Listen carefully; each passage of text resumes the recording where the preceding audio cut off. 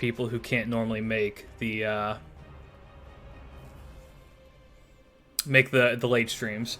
I have a quick question: if you had any servant to fight a Holy Grail war, which would you pick? Nursery Rhyme.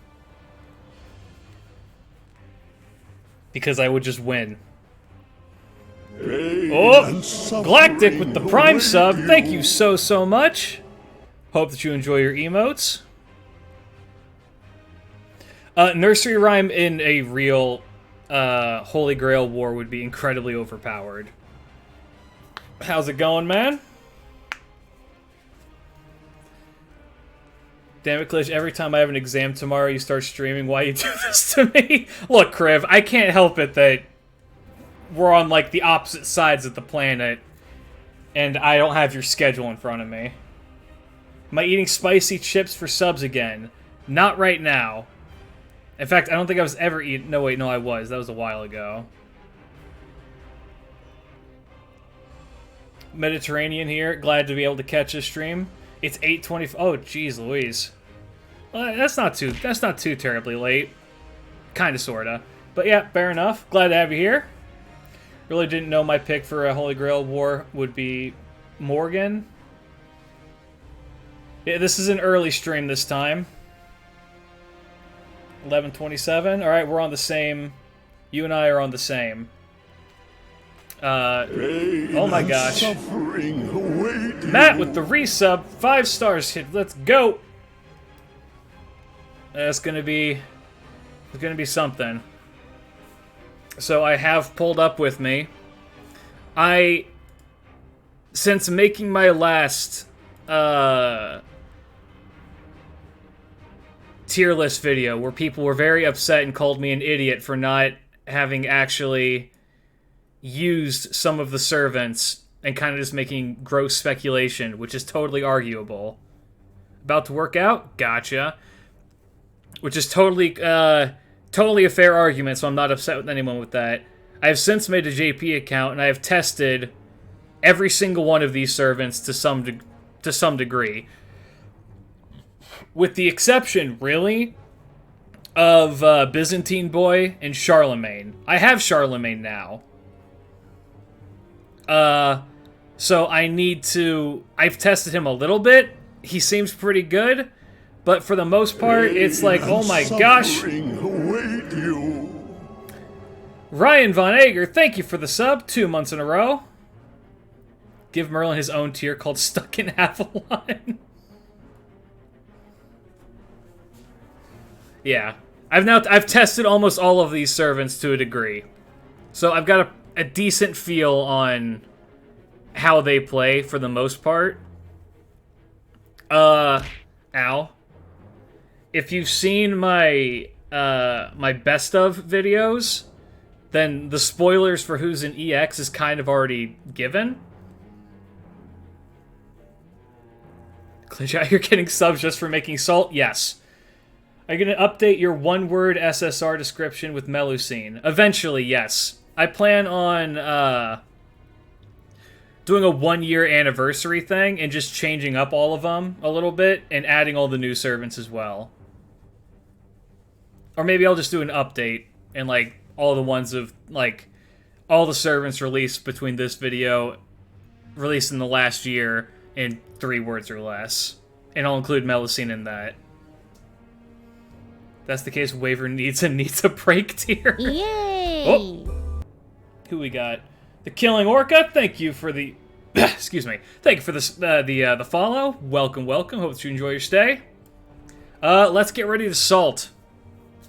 Alright. So, honestly, it's just that this is the first new stream of the month. Fair. What are the chances? High.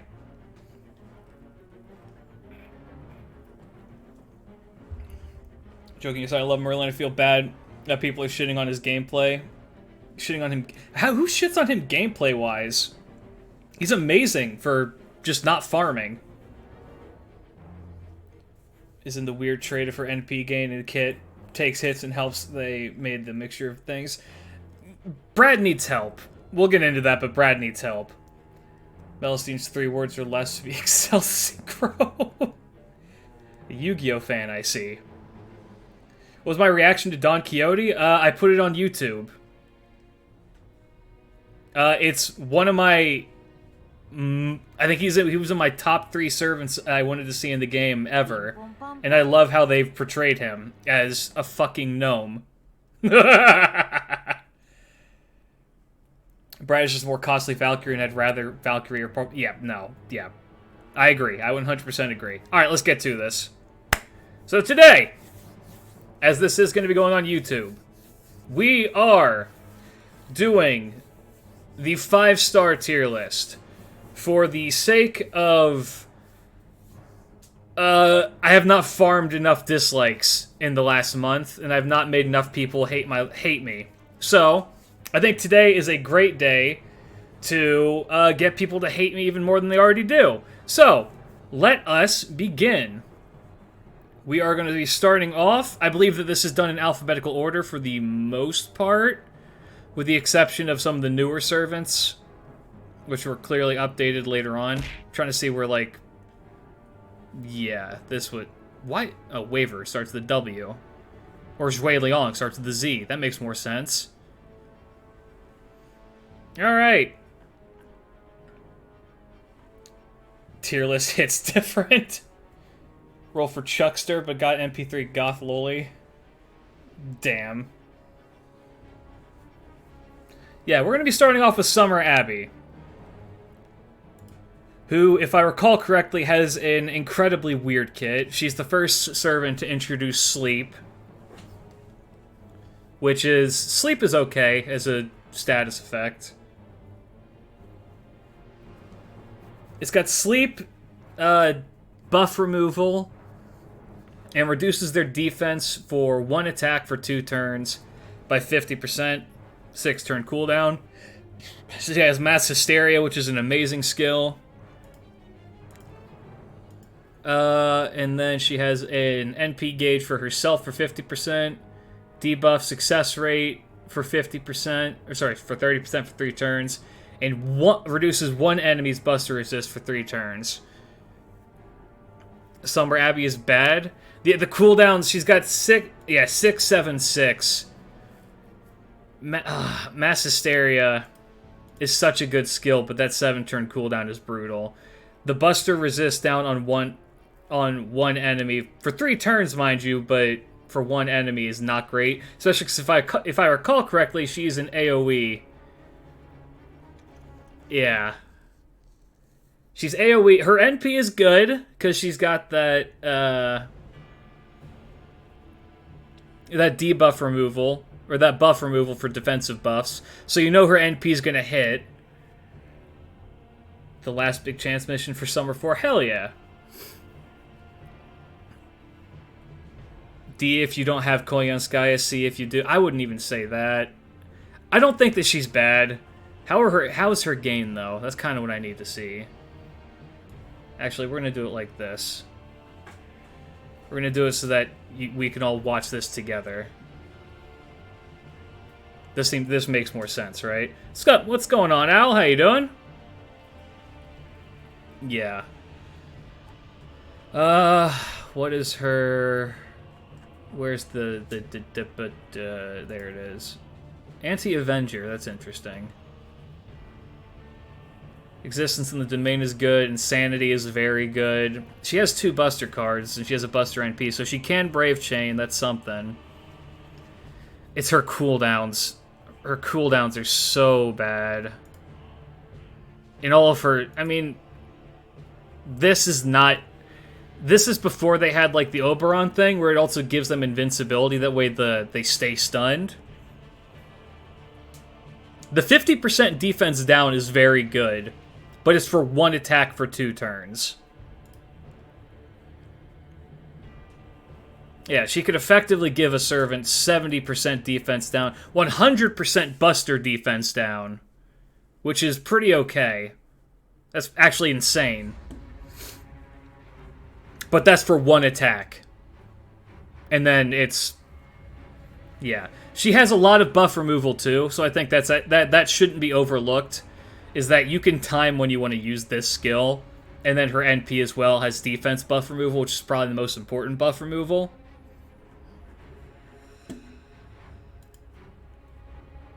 I'd say C. If her cooldowns were better, I would say that she would be higher, but because they're not, I'm going to have to say C.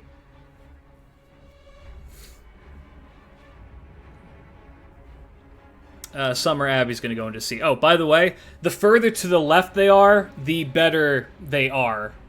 So the best are going to be the ones hugging the bar. Yay! Oh, Fate Fan 2016, thank you for the follow. Welcome, welcome. Hope you enjoy your stay. As usual, yeah. It's good to clarify that the way people don't be like, what the hell's going on?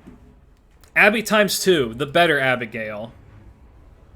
I actually have this version of Abby grailed to 100 because she is adorable. Very good daughter. Alright, she has her her first skill buffed. This skill is very good. 30% NP gain over 3 turns. The 30% party damage is very good, and then she gives herself that extra bump of 30% NP, which is great because her NP hits like a goddamn truck.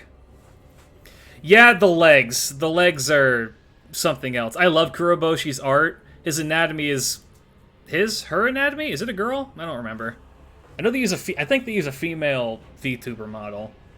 I love their art. They're probably they are one of my favorite Fate artists.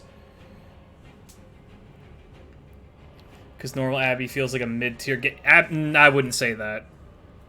She has Mass Hysteria as well. It's pretty much the same as the other Abbies. The 7-turn cooldown is brutal. And then this skill is bad. 7-turn cooldowns across the board. Which is not good. Not good at all. But she has long-lasting effects on all these, but then it's a 4-turn cooldown for it. Insanity B, Divinity, Anti-Berserker. That is amazing because that's what she wants. She also has the triple art stack and the 6 art hits. If she can crit with her art cards, she does pop off and get her NP pretty quick, and her NP is her main selling point. So between her NP and her first skill, she can fire, between her NP gain and her first skill, she can fire off her NP with decent regularity. It's pretty okay. The Anti-Buster Append is insane for her, because that's who you want to bring her against. Shouldn't have an upgraded NP. I thought she did. It's single target, hits like a goddamn truck, reduces crit damage, or crit chance by 30%, and then the big selling point is that it removes everybody's buffs. What's going on, Jesus? I wish to throw everything at your face. Do it, Ren. Do it. Debuff resistance, not removal. What?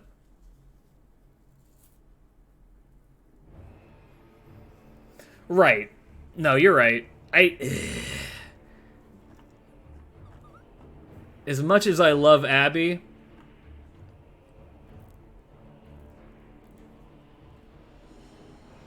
she is suffering from those long. If her cooldowns were on 6s, she would be insane. But because she is, because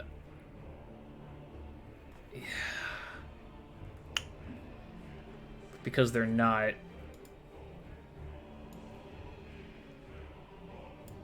I'd argue that she's better than Summer Abby, but not by much. I'd say they do the same thing.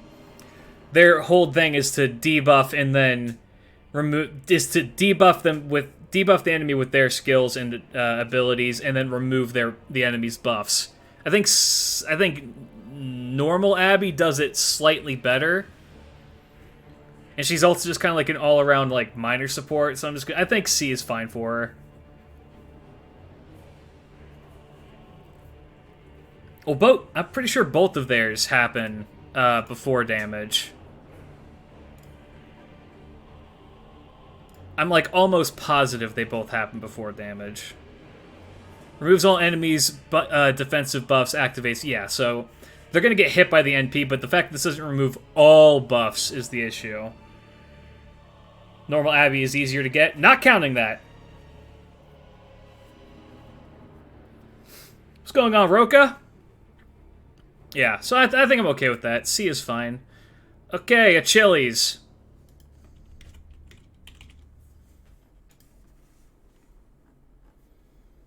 Everyone knows him. #1 target for a very good girl. Ugh. Increase quick performance for 3 turn, critical damage for 3 turn, both by 30%. With riding A+ as well. That's a pretty solid combination. That's 41% quick damage, which is pretty good. That's like a slightly worse mana burst for 3 turns. He's got his protection from arrows, kind of, in the form of this skill, which also buffs his defense by 20%, which is pretty good. 5-turn cooldown on that as well. And then his target up, NP gain, and NP gauge, 30%. Pretty solid. And then he's got his... Okay, this does activate first. Good. His AoE quick NP, which is pretty okay. It doesn't... I don't... Maybe it's just me, but I feel like he does not hit hard. Ugh. Achilles, you make my beer taste like blood. I say Achilles' is B really solid, but he could use a slight boost in damage from his NP. No, he does not hit. He does not hit very hard. His NP translates to Trojan Tragedy. I mean, I think that describes him pretty well. I think he's a B. His issue for me is that he hits like a wet noodle, and his NP gain naturally is not great. As much as I like Achilles, he's just kind of meh. That's not even true. I don't even really like Achilles. He also kind of struggles to loot. Yeah. Yeah, I don't know. I like this. I like this a lot. This is cool, but I don't know. He's just kind of meh all around. His skills are good. The cooldowns are good. He does put out okay damage, but yeah, he struggles to loop with Scotty. Yeah, I don't know. His NP gain is not good, which I think is, yeah, I think that's a big bad for him. If he had better NP gain, he'd be better. Achilles' main selling point in my eyes is the second skill. I mean, yeah, he is defensive. He's very defensive. I mean, yeah, this is just Ku alters protection from arrows, but with an invincibility, and it doesn't stay around forever. Which, I mean, trading in the fact that it doesn't stay around forever for the fact that it is invincibility is pretty good, but I don't know. I've never really liked Achilles too terribly much, so I think he's B. He's not bad by any means. All right, next up.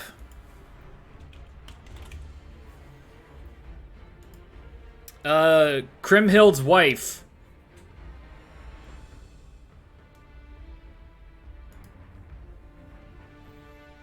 She just got buffed recently, didn't she?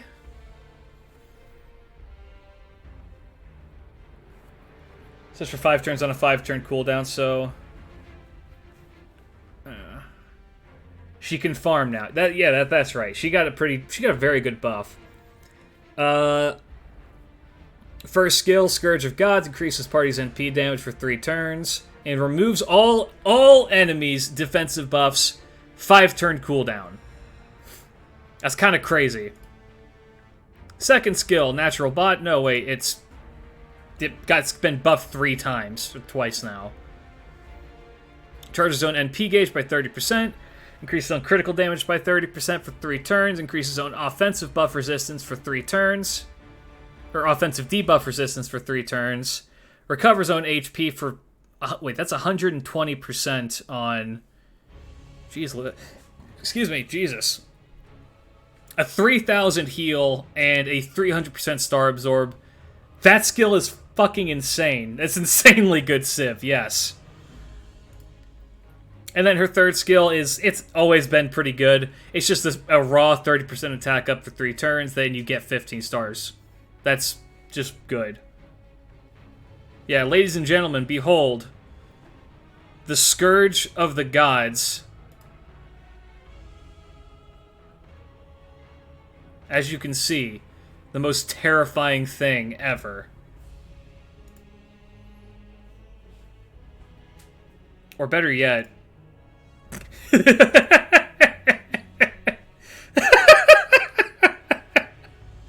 Oh, Altera. Oh, Altera. And then her NP is upgraded. It's pretty basic. It's just an AoE buster. Hits 1 time. And reduces defense for 3 turns. So it's okay.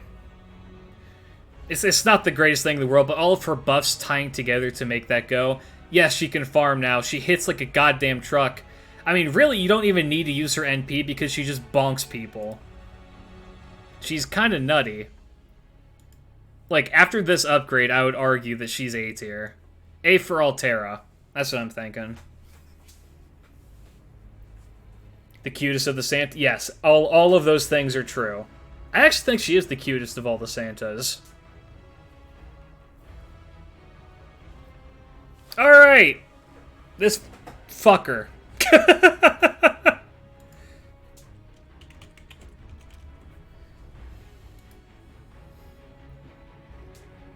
She has the ASMR sheep. Yeah, she rides on top of, what's his name? Constantine. Yeah, time for Christianity. I hate this guy. I don't like him. I don't think he's very good. I don't like him at all. Actually, I can't say I don't think he's very good, because I know he's actually pretty decent.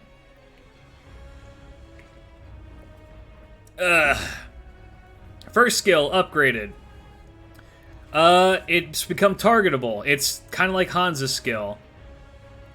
In fact, I'm pretty sure it's exactly like Hansa's skill. No, it's not, because it gives them NP generation rate, not direct NP, which is arguably better in certain contexts. Yes, she is riding... No, she's not riding on Doomazid. She's riding on, Wait, is she? She might just be riding on a sheep. The way how Fate draws sheep is hilarious, and I love it. Yeah, 6-turn cooldown, a 20-30 star bomb and a 30% NP generation that's targetable is very good. Grail of Fire. Reduces one enemy's NP gauge by 1, reduce all enemies' buster resistance for 5 turns. That's actually crazy, Jesus. For 20%, charges own NP gauge by 20%, charges own NP gauge every turn for 5 turns for 20% on an 8-turn cooldown. Which means this skill is very, very strong for 5 turns, which is a pretty impressive thing to have a skill that's strong for a full 5 turns. 5 turns of Buster Resist down is crazy. 5 turns of almost pretty much guaranteeing getting your NP is also crazy. Mercury Star, thank you for the follow. Hope that you enjoy your stay. Yeah, this skill after the buff is wild. And this one, chance to bind one enemy servant for 1 turn. It's similar to stun, but ignores stun resistance success rate. Okay, whatever. And then increases his own buster performance for 3 turns, 6-turn cooldown. So he's guaranteed to bind someone with his... this is Amakusa Shiro. Guaranteed to bind someone with it at max level. Oh, by the way, I'm judging all these as if they're on their... as if they're all 10, 10, 10, NP1. By the way. I guess I should have prefaced that. But even then, you know, yeah, that's pretty good. What's his append? Anti-ruler. All right, that makes sense. And then his NP is he removes all enemies' buffs, which is always good.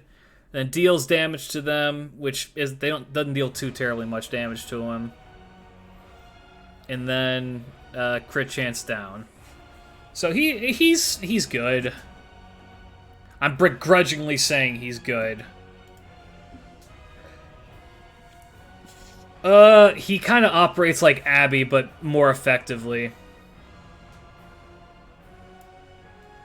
If his second skill wasn't buffed, I'd say that he's worse.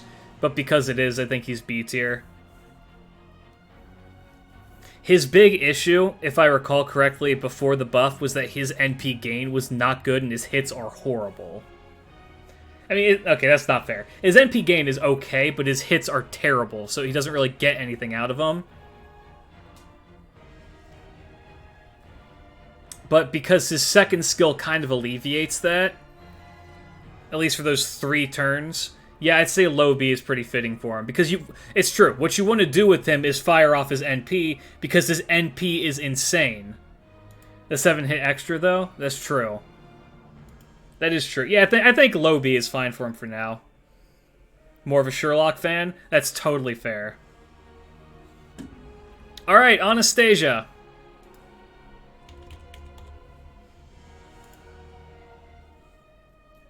The Ice Queen herself. If I remember right, she's very, very good. Let's see. Ignores Invincible for 1 turn. Increase her first skill. Ignore Invincible 1 turn. Increase own arts performance for 50% for 1 turn. Reduces one enemy's debuff resist for 1 turn by 100%. 5 turn cooldown. It's a pretty solid skill. Also, she has Territory Creation EX, so that gives her an extra 12%. It's pretty good. Freezing Charisma increases party's attack for 3 turns, reduces all enemies' attack for 3 turns. Both by 20% for on a 5-turn cooldown. That's a very, very good Charisma-like skill.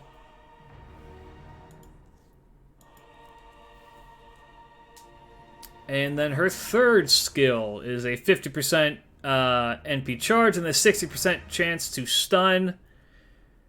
Which, if you combine it with her first skill, is it her first skill?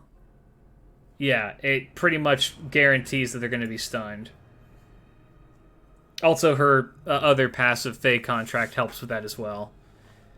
7-turn cooldown's pretty rough for an NP gauge skill like this, and she has pretty good NP. No, she doesn't. What the hell? I thought that she had better NP game. I guess I was wrong. The 3 arts cards and the arts NP help her a lot with getting that up.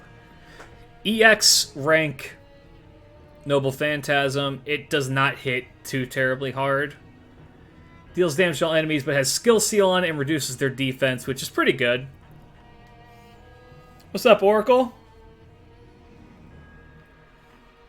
Mist's Gotcha Stalker. I mean, if you're going to have a stalker, let it be this one, I suppose. It's better than Kiyohime. Yeah. She's okay. Anastasia is okay.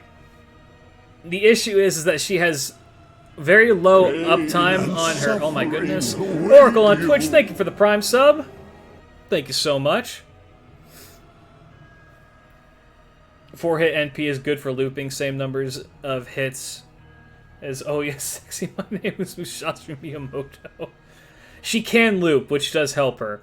Her issue is that her buffs are 1-turn buffs except for her charisma.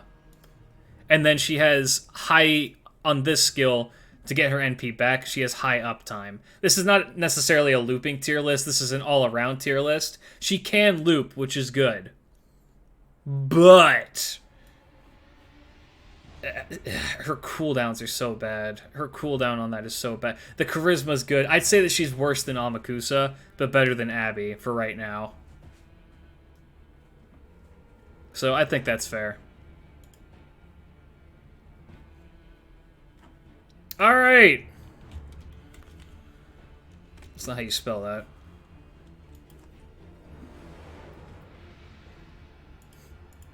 God, I love this costume. God, I love this costume. Alright, we're talking about the Catboy. The bastard himself, Arjuna Alter.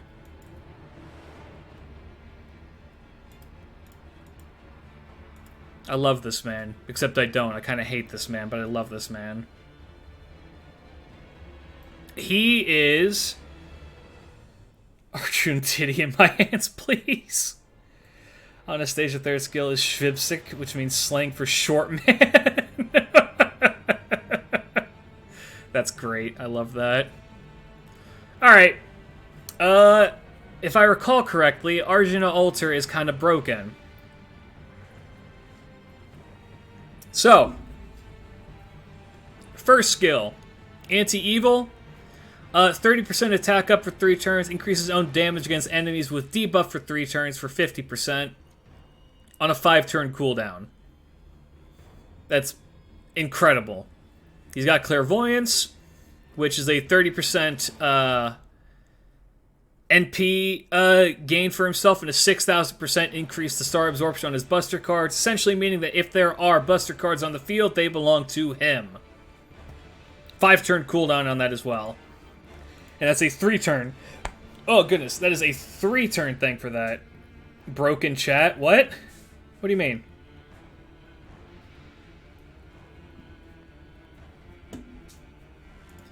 And then his third skill, he's got his Guts for 2,000 HP for 3 turns, and recovers own HP every turn for 3 turns for 2,000 health again. Madness Enhancement EX for 12% extra buster damage. Divinity EX for just a raw 250. What is this? Anti-Archer. Interesting. Anti-Archer critical chance resistance. Getting the chance resistance is incredible for Berserkers. I'm surprised that's not Lancer, but what have you. And then his NP debuffs the enemies, if I recall correctly. Yes, it reduces their buster damage first for 3 turns, which then ties in perfectly to his first skill, making his attack up 80%, plus the minus 20%, so he has 100% attack up with his NP if his first skill is active. At minimum, it can be up to 60%.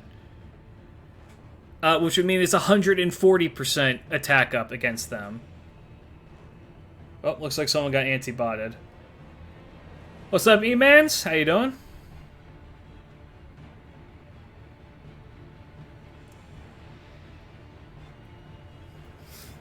Is Arjuna's third depend all thanks? It's either for Tell or because it's anti-normal Arjuna. That'd be my guess. Yeah, he's insane. I don't think I need to really make an argument to say he's an EX tier. His kit flows perfectly within itself, and he puts out insane amounts of damage and has solid survivability in the form of that Guts. Outside of that, though, I mean, if he can get targeted down pretty easily if you don't play, like, I don't know, like a Mosh or a George with him.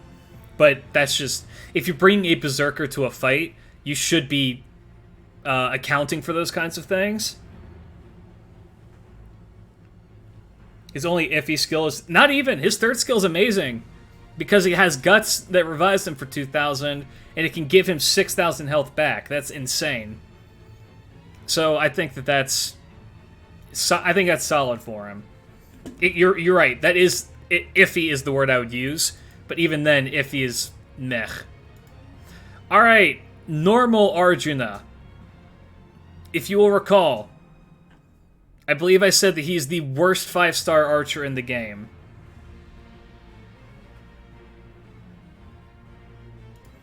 And I think I still stand by that. Is that right? Did I say he was the worst 5-star? I'm pretty sure I did. Worst 5-star archer.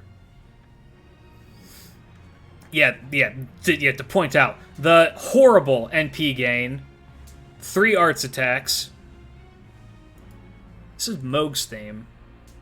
I just realized I'm listening to Moog's theme. Yeah.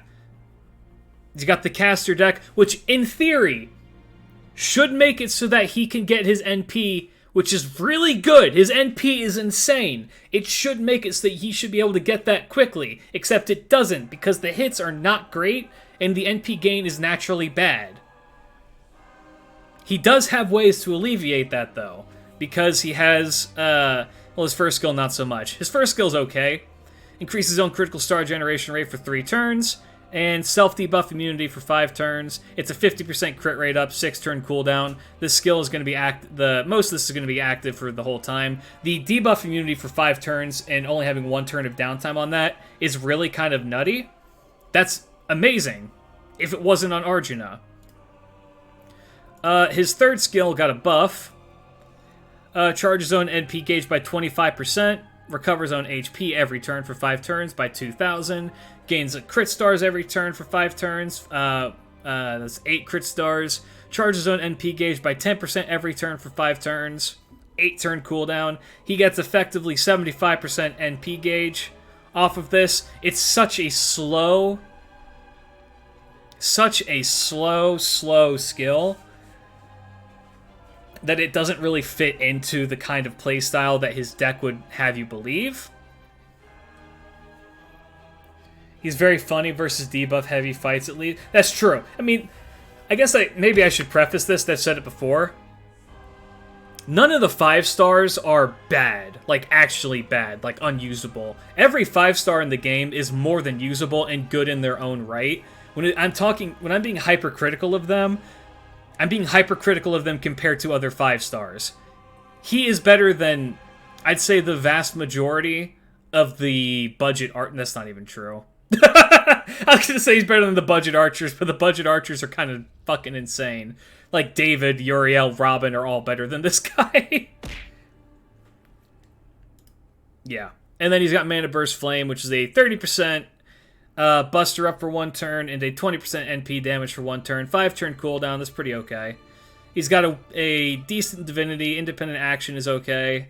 Magic Resist Seeds is fine. Is this anti-Berserker? Oh, okay, so that does pair kind of well with the other Arjuna. And there's the meme. Instant kill. AoE 1-hit Buster, which means that his Clairvoyance is really wasted on him because the idea of giving star generation to a servant that has effectively 3 cards that can really make stars okay, and one of which is tied to his NP, which he has trouble getting, is tragic. And then, of course, instant kill, which doesn't proc. As bonus instant kill on divine enemies, that's 130% bonus damage, or bonus instant kill on divine enemies. Don't use it, it's bad. Arjuna, F tier. Bad unit. I have him on my NA account. I've not leveled him, nor do I really... I mean, I plan to level him because he has a lot of interludes and buffs. Don't get me wrong. I think Arjuna as a character is very interesting. There's a lot that they do with him.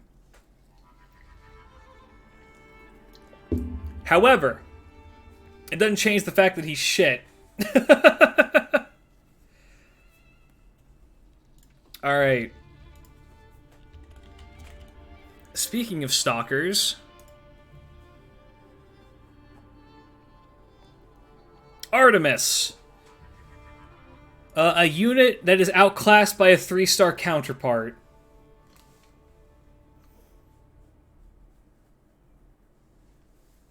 This unit needs a buff. She needs help. I don't remember. Did I say that she is worse than Arjuna? Who? Artemis. Everyone's favorite. Possibly pregnant woman.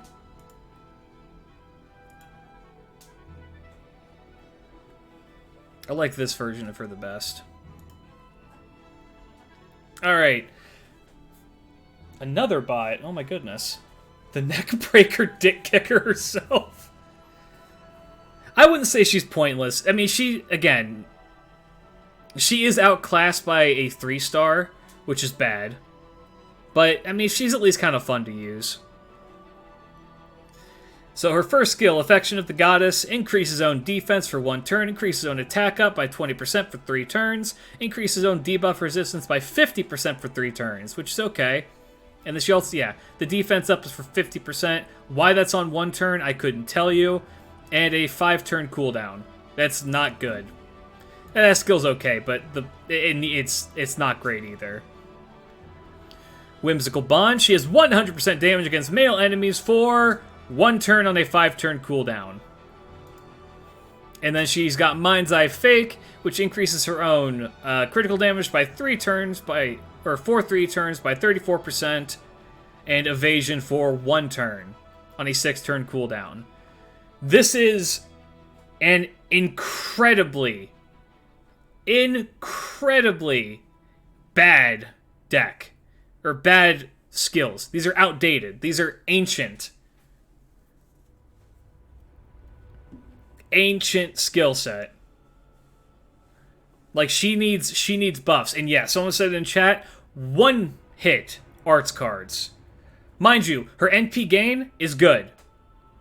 Her NP gain is not bad. So she does actually make a decent amount out of those. And she does get pretty okay NP gain off of her quick cards as well. And then her NP is reduces the enemy's attack by 20%. Its single target arts attack by 20% for 3 turns. Their NP gauged by 1. It hits like a goddamn truck and deals damage to only 1 enemy. And then further reduces their critical attack chance by 3 turns, 20%. Paired with her anti-mail skill, this is an absolute nuke.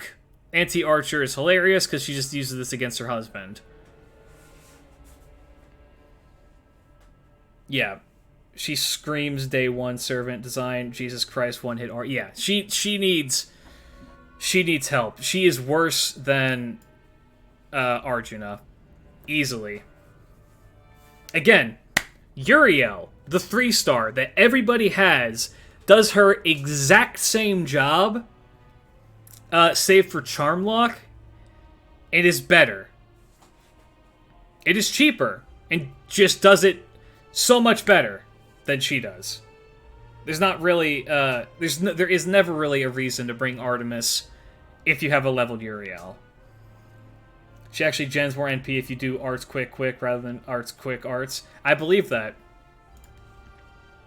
Alright.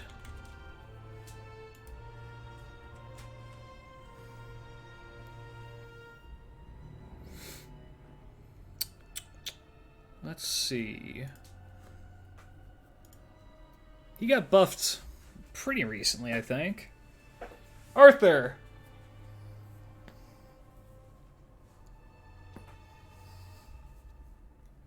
Skills 1 and 3 are at least always useful on par with higher end 3-star skills.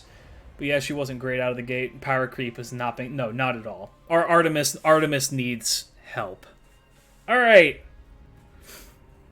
Arthur Pendragon. Or Arthur Prototype. Proto-Arthur. Whatever you want to call him. First skill has been buffed. It's a mana burst that now also gives him 30% NP generation.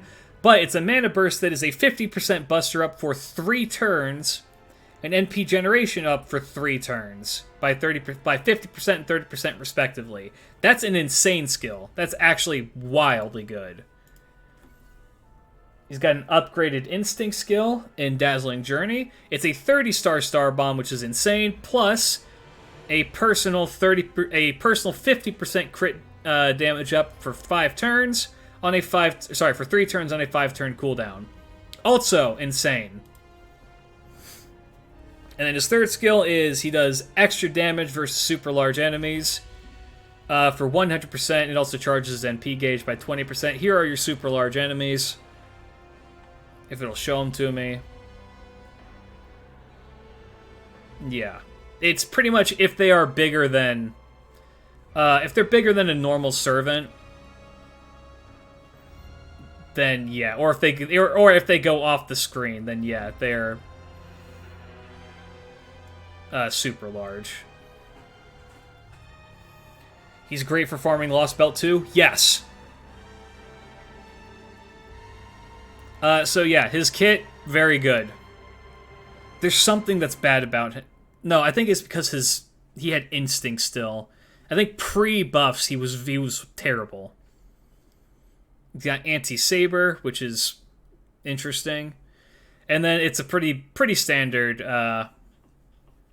NP, 300% damage, AoE, increases his own NP gauge by 10%. It's okay, it's not great. If I remember, his raw damage is not great. No, that's fine. It's fine. Yeah, he's good. He's a Buster Beatstick servant with an anti-large gimmick.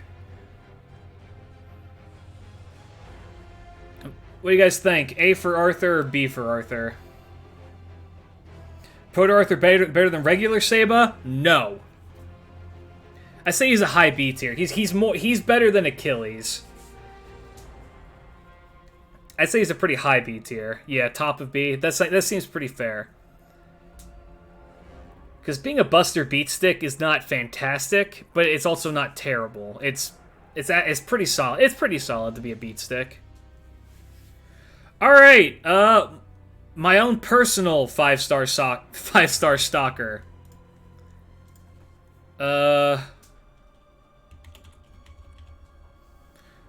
Artoria, Pendragon, Archer, Squirtoria. I only put her on the right costume. There we go.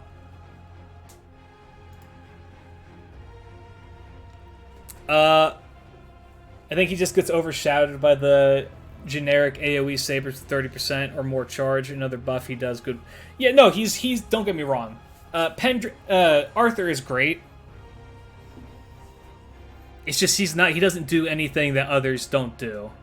It's pronounced Altria. Look. This says Artoria. There's Altoria, there's Altria, there's Arthur, there's Seba. They wanted to fuck with the names. I ain't gonna. They wanted to fuck with the names. I ain't gonna get into anything with that. Alright, her first skill.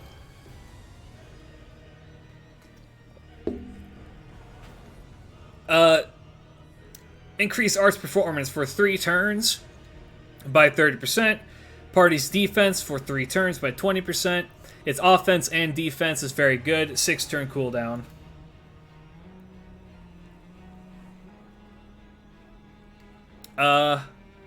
She has a personal heal for 5,000, 4-turn cooldown. It reduces her NP gauge by 10%, which is irrelevant. I'll explain why here in a bit. And then her third skill is, that is a really weird number. Beach Flower B. It is an 18% charisma. When it gives males a star generation rate of 38% for 5 turns. She has Territory Creation A, which is a 10% buff to her arts cards. Independent action, so bonus crit damage, and then magic resist, which is good. What is this? Anti-Rider, because she hates Mordred Rider. That has to be why that's anti-Rider. And then a 10-hit single target arts NP that has a 70% chance to reduce the enemy's NP gauge and hits like a goddamn truck and refunds her own NP naturally after the insane amount of arts damage that she does with her first skill. Not to mention that her NP generation rate naturally isn't that good. This is one of my very first 5-star servants, and I still use her because she can loop on her own without any help.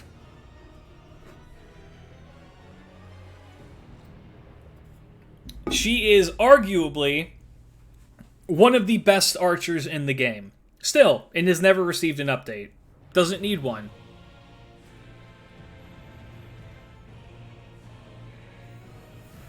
I will not be putting her in EX because she has nothing in the way of defense. but she is the very, very top of A. If she had an Evade or a Guts, she would be an EX tier servant. How many single target arts archers are there? There's a lot, if I recall correctly.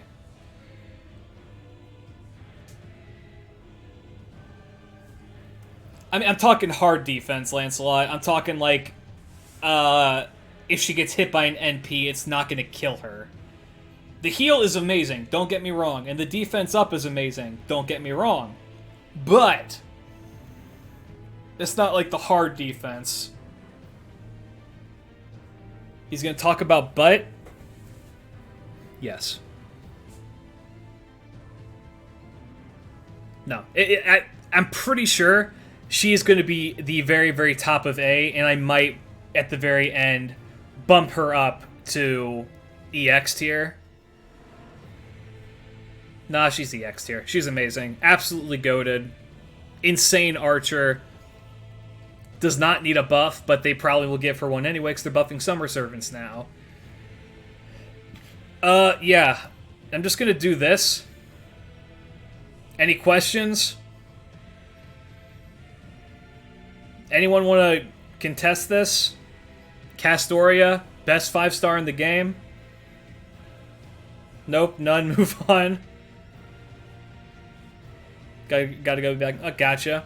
Nope, nah. Alright, for the sake of the video, we're just gonna go run through this real quick.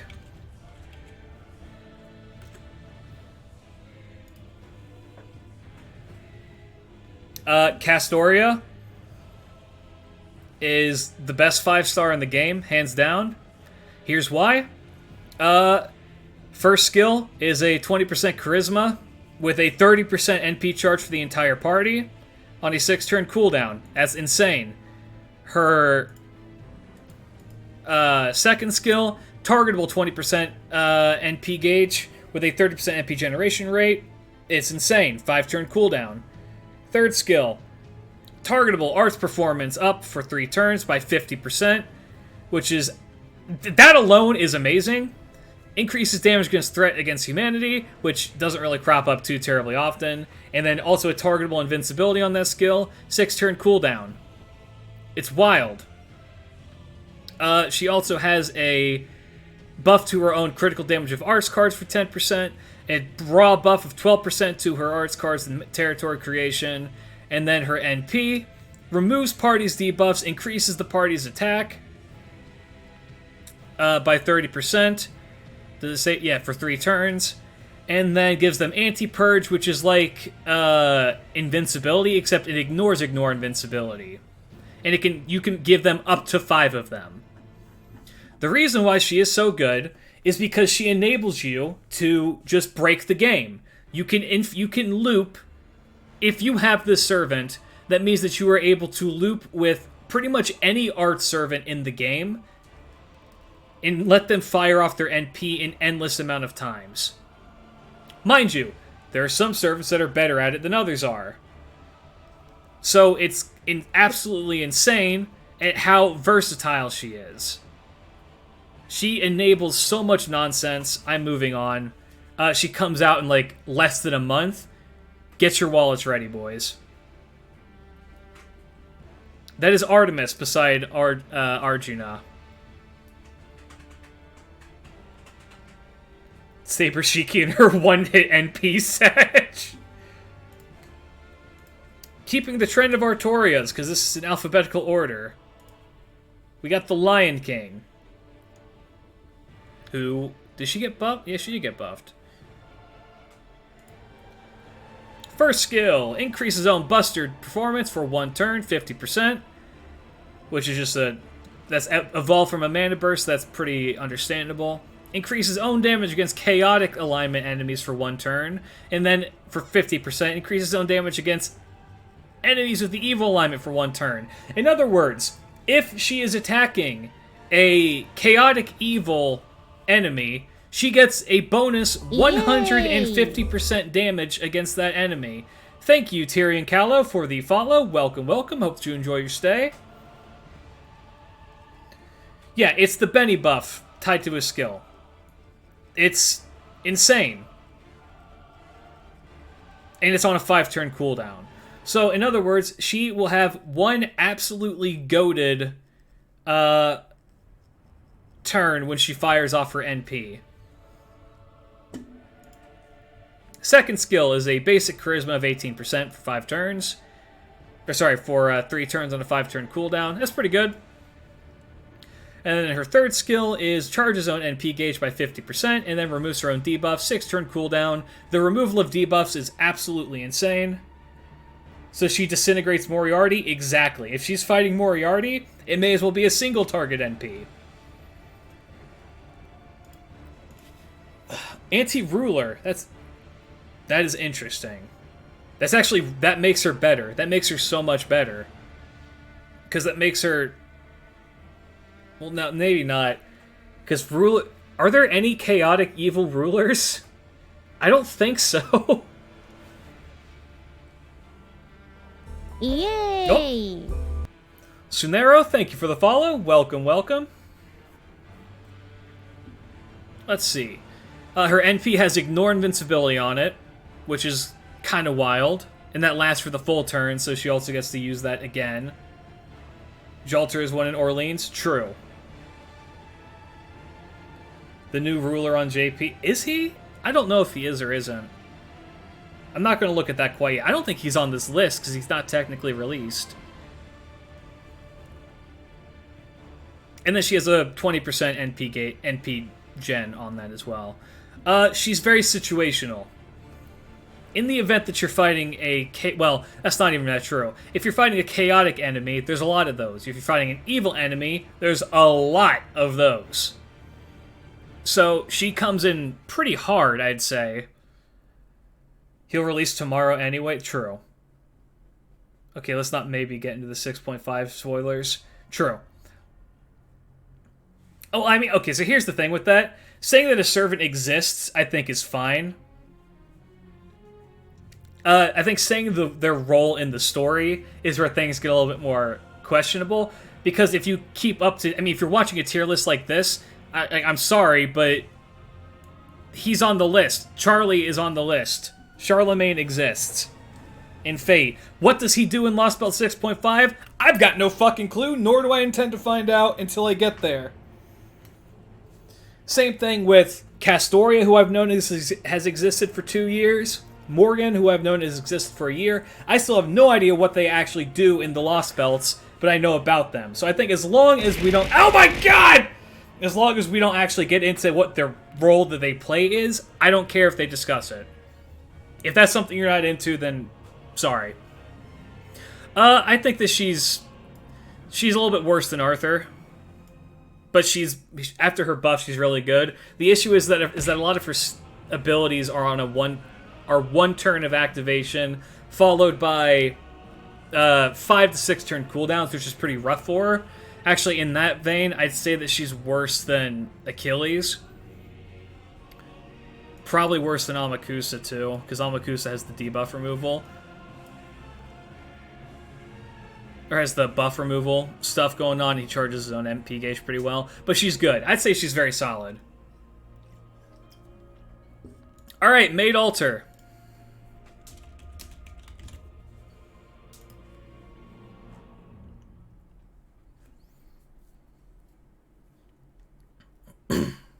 Archer, James, and Malay can make people evil. They can make... Now, do they make your allies evil, or do they make...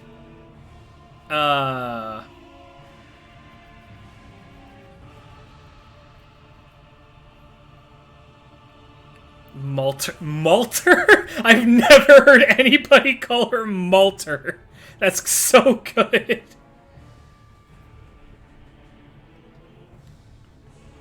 Alright.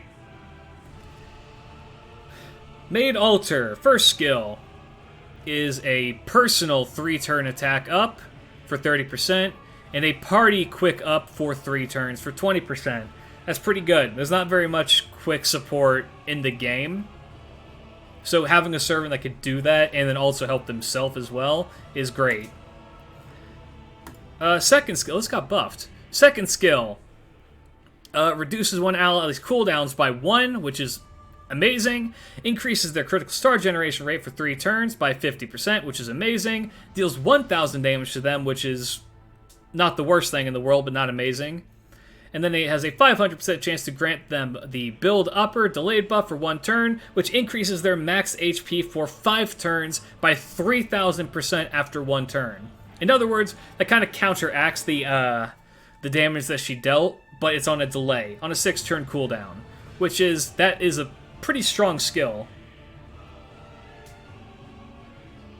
There is no lore, only boober.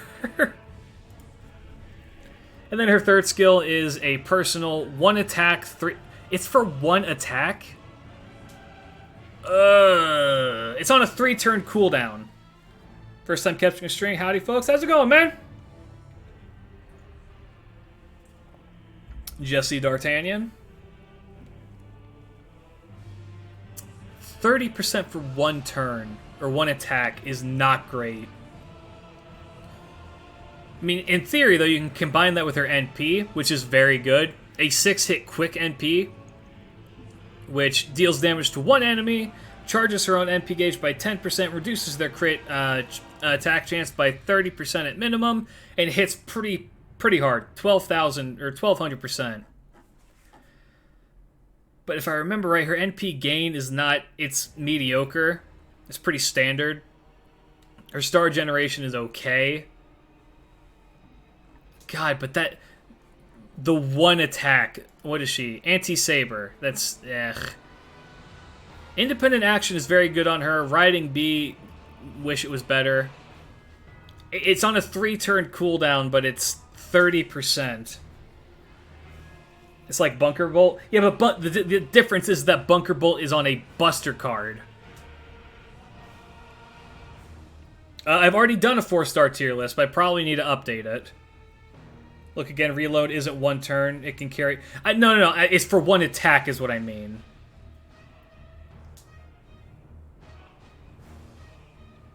You know, Caligula does 50% for 1 turn on a 3-turn cooldown. They could have done more. Yeah. Made alter... I'd say it's somewhere like this.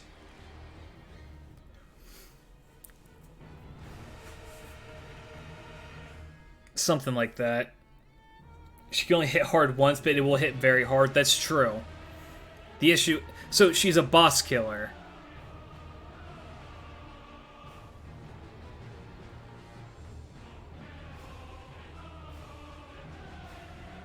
Both similar, both that. Gotcha.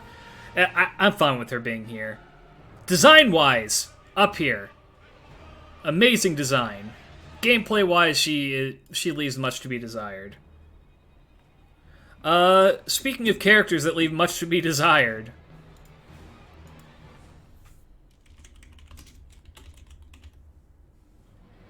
Okay, it didn't know what to do with that one. Got it. Damn it. Let's just go to the Artoria disambiguation. There we go.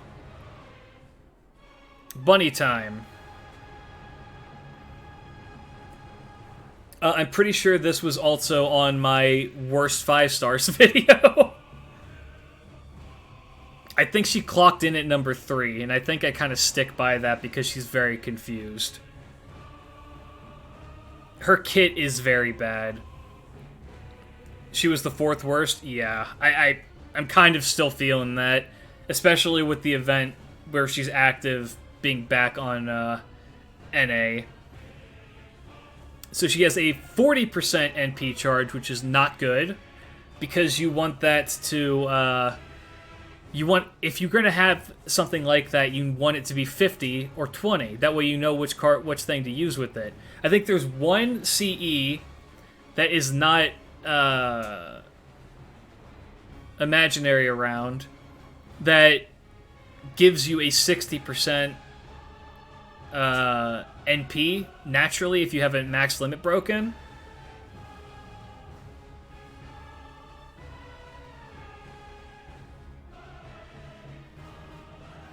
Yeah. Grant self evasion for 1 turn, which is okay. Actually, that's really good. So having evasion is good. And then grants the Royal Bunny Jump, which is a delayed buff for 30% attack up for 1 turn. Not worth it. Because then, the issue I have with this skill is like, okay, I want to charge my NP, and let's say I can get my NP this turn by doing this. Well, I have to now wait a turn to do it, and God knows what the fuck's going to happen after that. The evasion kind of helps her survive in the event that, so that she can actually use that NP that she just got, but a lot of times you're like, I want to get my attack buff now. And people may argue, well, isn't this kind of like Ishtar's third skill, where you have to wait a turn to get it? I think that skill is a mana burst for 50% attack up, and it's a 3-turn cooldown, not a 6-turn cooldown, and it doesn't charge your NP gauge. And you can time that one much better, because you're like, okay, I know I'm going to have cleared this wave by now, so I should be able to do this. And I'm also not having to tie my one defensive skill to this as well. So this skill is just like weird and awkward to use. This is her best skill.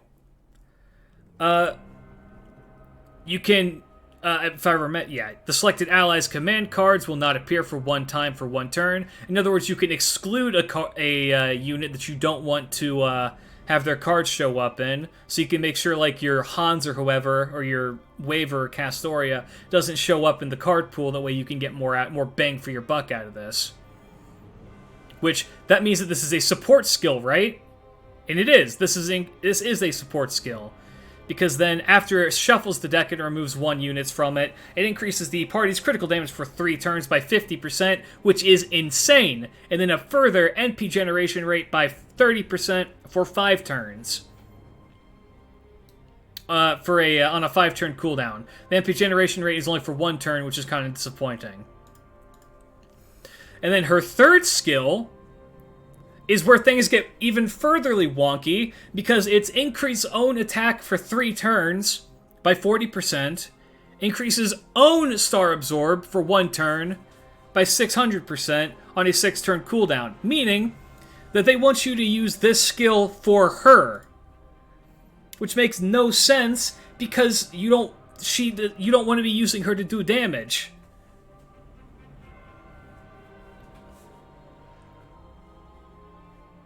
Yeah, okay, she works well for that. The issue is that there's so many better units to do the same thing with, even in a farming context.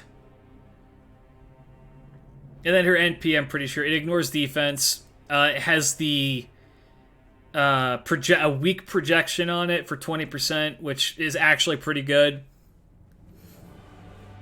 But the damage is so bad, and she has no class advantage against anybody except for, is it Moon Cancers that they're good against? And Berserkers. And the ignore defense is fine.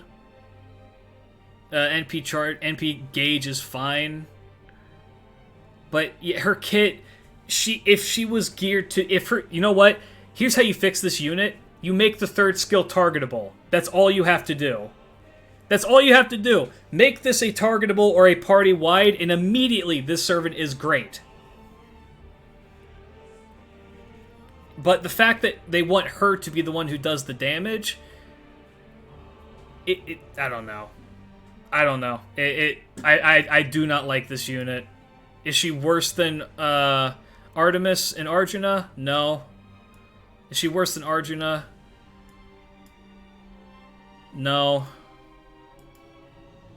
Is she F tier? I think she's D tier. Maybe she's F tier. We'll come back to it.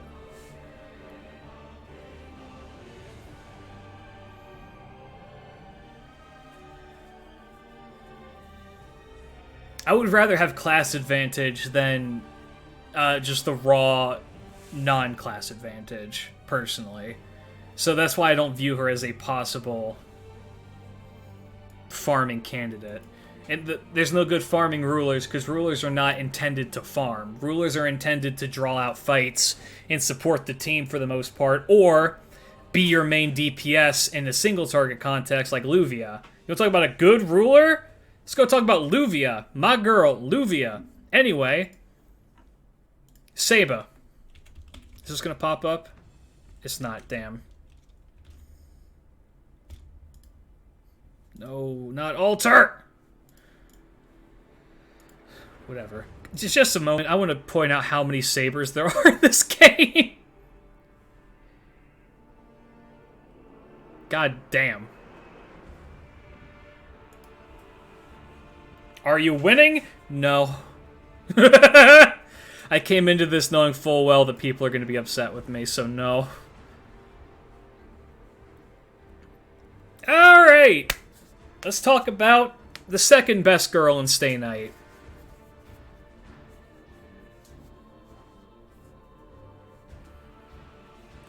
Okay, she has a standard charisma for 18%, 5 turns. Honestly, that's fine. That is still totally fine. I could absolutely see this skill getting buffed in the future, because they love buffing charismas.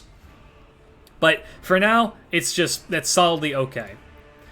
Second skill. This skill got buffed recently, and it's absolutely insane. This is why people were telling me that she is one of the best sabers in the game. Because she can turn all of her cards into Buster cards for 1 turn.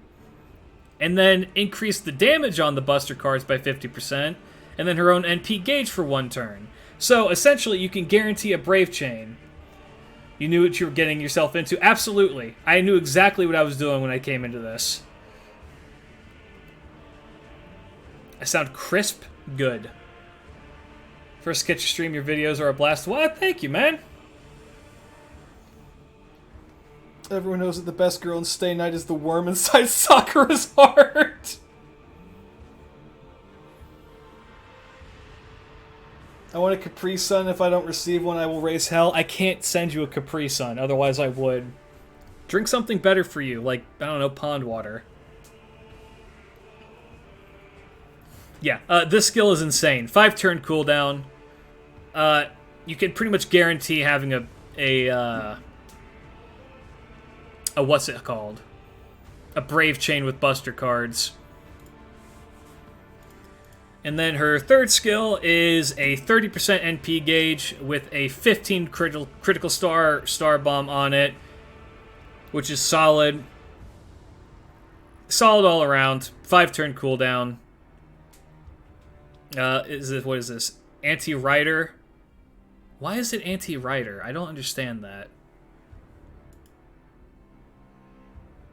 Interesting. I still don't know why that is. I honestly would have expected Anti-Saber. Medusa? I guess? Iskander or Medusa? I suppose. Oh well. I thought it doesn't matter. That's an interesting one for her to have. And then her NP is a 1-hit Buster NP. Pretty simple. It refunds NP back to her for 20%. Hits pretty hard. It doesn't hit that hard. No, it hits pretty hard because of her skills. She's good. This skill is insane. My one gripe with it is that it is active for 1 turn, and then is on a 5-turn cooldown, so it has a pretty low uptime. But I would say it's still fairly good. Yeah, it would make more sense if she was an anti-saber, if we're going to go off of lore. Make Shinji Chernobog or Loki. If we get a Shinji servant and I pull him, I'm going to burn him. Anti-Rider because Virgin. No, she isn't. You've never played Fate Stay Night, or the Fate and Light novels, have you? Anyway. She's a beat stick. She's either B or A. I think she's B.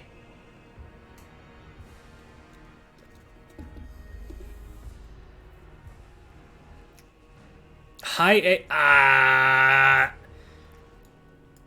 I'd put her here. I don't think she's better than Altera. I think Altera is just one of the best servants in the game right now.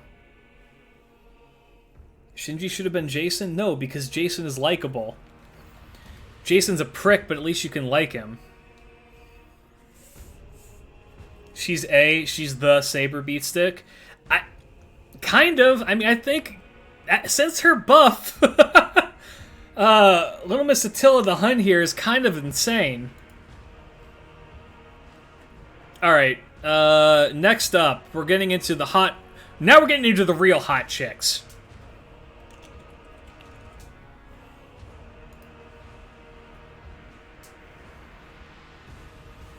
This unit is terrible, if I remember correctly. EX! Hell yeah! Get your monster energy and your bean plushies ready, because we're getting... It's Pride Month! Sailor Paladin. I love Astolfo. It's not a secret. Question, if Kirei became a servant, would you pull for him? Yes. Because Kirei is also a massive dickhead, but he's likable. There's a way to balance whether a character is just a piece of shit or like a piece of shit or an entertaining piece of shit. Like, there's at least good scenes that involve Kirei. There is no such thing for Shinji. Shinji is just a dickhead. I hate him. Like Gilgamesh, I do not like Archer Gilgamesh at all. I don't think he's likable in the slightest. I think Archer Gilgamesh is just a fucking prick.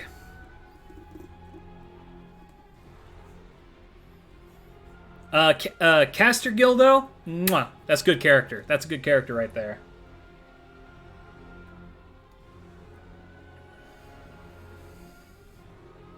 Kid Gil is likable. Kid Gil's okay. He's not my favorite.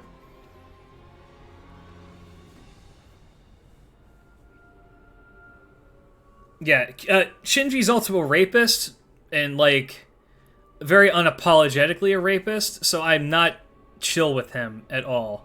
So he can go fucking die in fire. I'm sure his voice actor's a great person, though. So nothing against them. They do good work. Okay, on to Saber Astolfo. First skill, I'm not going to attempt to pronounce this because it's French. It's Destruction Declaration Strong. It has a personal NP gauge for 20%, charges own NP gauge every turn for 20% for 3 turns, which is really good. That's a total of 80%. Removes own debuffs, which is amazing, and then gains crit stars for 20. It's a 20-star star bomb. 5-turn cooldown. That skill is wild. That's 80% NP over the course of 5 turns. With a debuff removal on it, which is solid all around. It's a little bit slow, though. But it helps him because his NP gain is not good. Because he has... Yeah. He's got La Black Luna for his second skill, which inflicts terror, which is very good.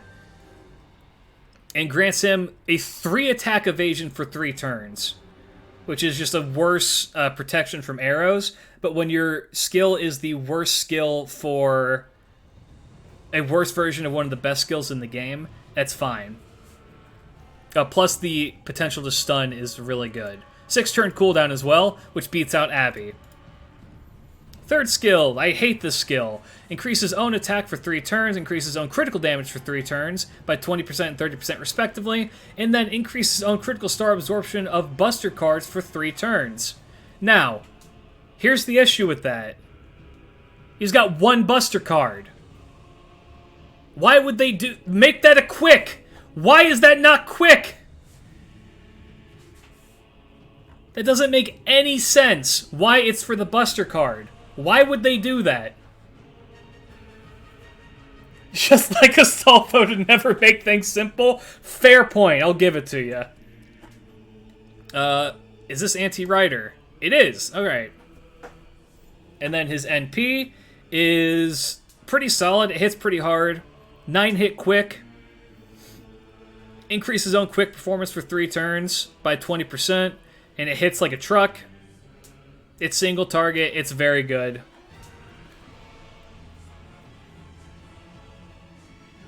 I think Astolfo He's got one major issue. I think his damage is bad, if I recall correctly. Yeah, his raw damage is not phenomenal. It looks like it's on the weaker side. Mind you, he has a lot of things in his kit to kind of alleviate that. Well, not really. He has one thing in his kit to alleviate that, and then a bonus to his quick performance. I thought that his S3. I love him. I adore him. Very good. Very good boy. Hold on. I just want to find something. Don't worry about this. Where is it? I'm trying to read the Japanese. There it is. That's all I wanted to do. Alright, next. Astolfo is... Ugh. I think he's better than Achilles. Someone is going to kill me for saying that. I think he's better than Achilles as a saber. He's not A because his damage is so bad. He's my first SSR and he's pretty underwhelming. Fair enough. His kit has no cohesion. It doesn't. I'm gonna say not Achilles. Achilles is better because Achilles' kit does have cohesion. I think that's fair. It's pretty close. I think Achilles is better all around. Plus he's AoE, which kind of helps him. Achilles is a writer. Okay, next we have... Hey, what's up, Benicio? Time for Big Booba. We have one of the really good servants. One of the most unique servants in the game.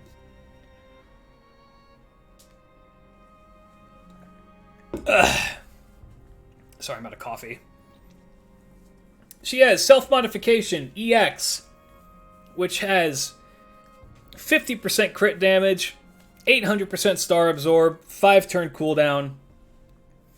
This skill alone pretty much alleviates her lack of class advantage because she just crits and hits like a goddamn monster. Her second skill increases her NP gauge by 50%, heals herself for 30%, increases own buster card performance for 20% for 3 turns, increases own NP damage for 3 turns by 50%, and then it has evasion for 1 attack for 3 turns. 7-turn cooldown because this skill does like 80 different things. Say, can we have Miami Heat's Quad City DJs when you're reviewing Summer PT? No. My first SSR was Francis Drake, never used her because I had better 4 stars. My first, I believe, was either Da Vinci or Coup Alter. I think it was Da Vinci. Way back when Camelot first released. That's when I started playing the game. And then her third skill, the one that she is most well known for, Faceless Moon.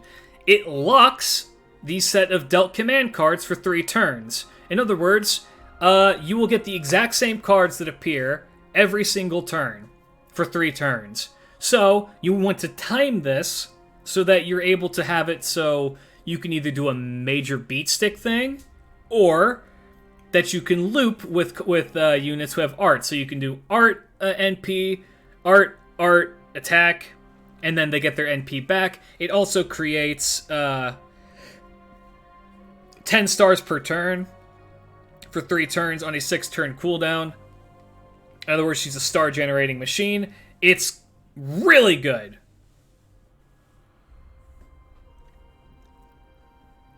And then she has a million passives. Territory Creation A for that 10% increase on art cards.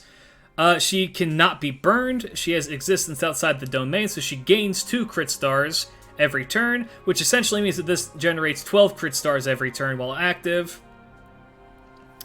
And then she does bonus damage, and it has major debuff resists, which is really good. And Anti-Foreigner, which is very rare and very good for her.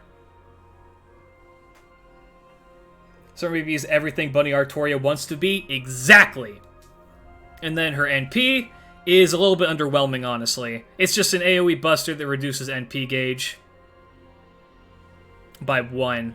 But it has the potential to reduce it further by 10% at minimum level, so it's not really a big player. She's got quick art buster and a buster NP. She is A tier. I'd say she's better than Altera. My first SSR was Nightingale, followed by Kiara and Shuten. That's a really strong lineup. Yang shaking in her boots. She's crazy. She's versatile. You can bring her into most situations. You can use her as a DPS. You can use her as a support. You can use her as both in the same fight, depending on the fight. She's wild. I highly recommend that you have her. You level her.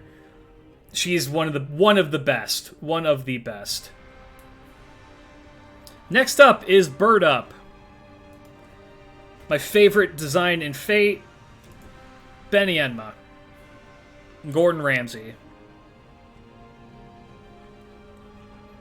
She is a very, very simple servant. And I love her dearly. So, her first skill, Mind's Eye Fake A, which is a 1 turn of evade with 40% critical damage for 3 turns on a 6-turn cooldown. That's really good. Second skill, reduces all enemies' defense for 3 turns, reduces their critical attack chance for 3 turns by 20% and 30% effectively, or respectively, seals their NP for 1 turn, and then recovers their HP by 1,000, which is pretty much a non-factor for the most part. I would love to give this bird a hug. She deserves it. Then her third skill is it's probably the best charisma in the game. It increases her party's attack by 20%, gives them 100% buff removal resist.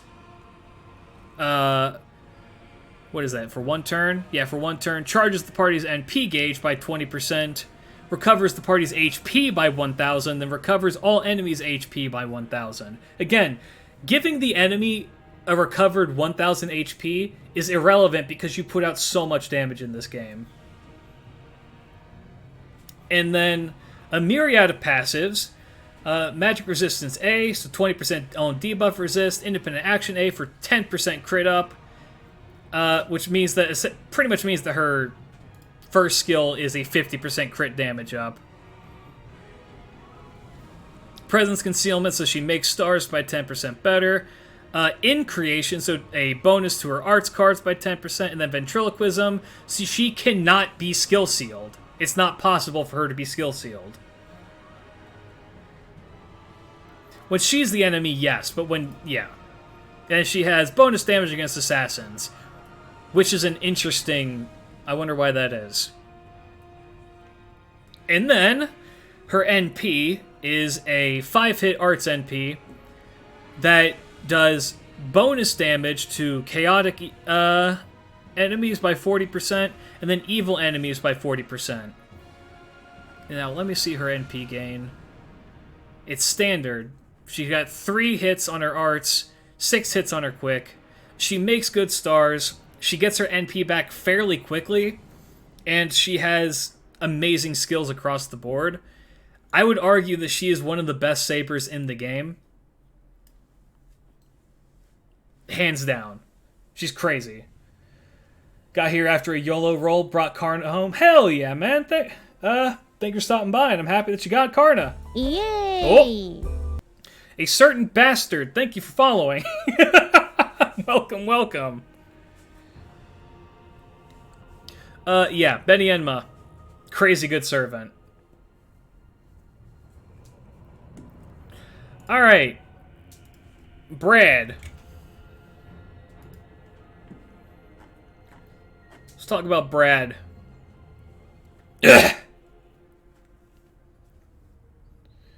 What the fuck is...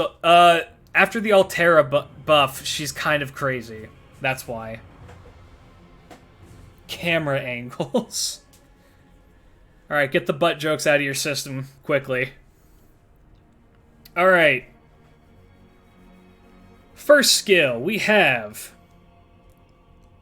a 30% increase to quick cards, a 30% increase to arts cards for 5 turns, 3 turns, for 5 turn cooldown, 3 turns each.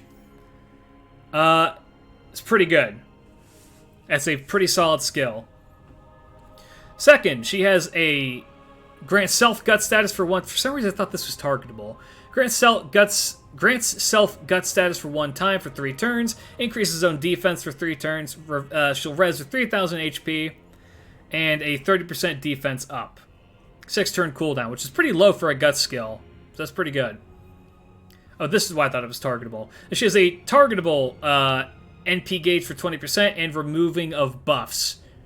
So she's got targeted buff removal with an NP gain for 5 turn cooldown. Which is good. Anti-rider so she can bully Astolfo. Makes sense. Unless we get Rogerio at some point in time and he's a rider. That would also make sense. And then her NP is a 5-hit quick card. Deals damage to all enemies. 60% chance to stun them. Reduce their critical attack chance by 20% for 3 turns. Increases own NP damage for 1 turn. Raging Wolf, thank you for the sub. Welcome, welcome. Excuse me. Yeah. She's okay. We were talking, and then her issue is right here. Her skills are fine. In fact, I'd even go as far as to say her skills are good. Her skills are very good. She's built to be a DPS-ish servant.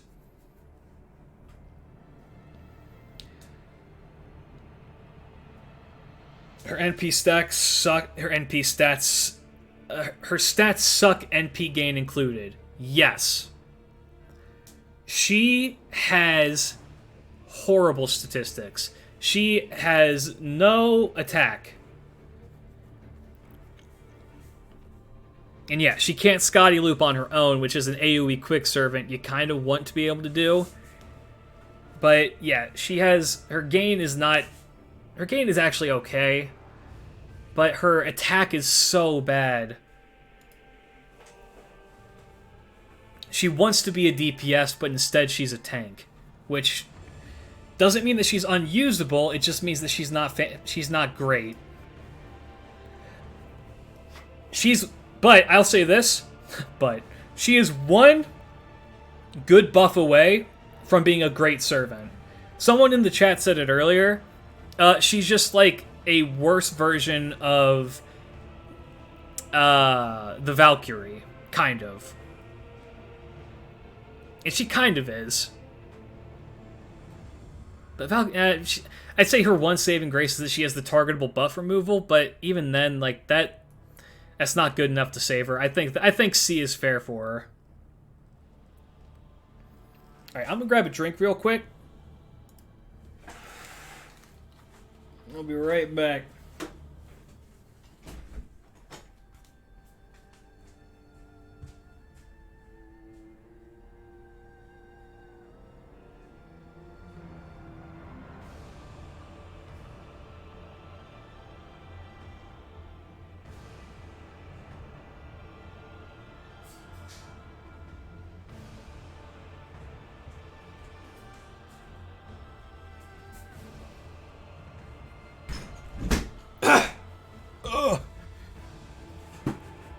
Yay! Kaled Alter 11, thank you for the follow. Welcome, welcome. Hope you enjoy your stay. Was that Archer Arjuna at the bottom of F tier? Yes, it was. Wake me up when he comes back. It's time to wake up.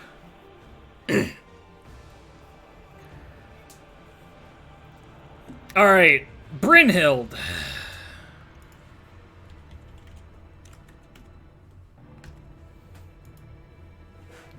Five-star Brynhild. Also has pretty low attack. Oy, Volt, look at those fucking hits. 1, 2, and 3. That's not good.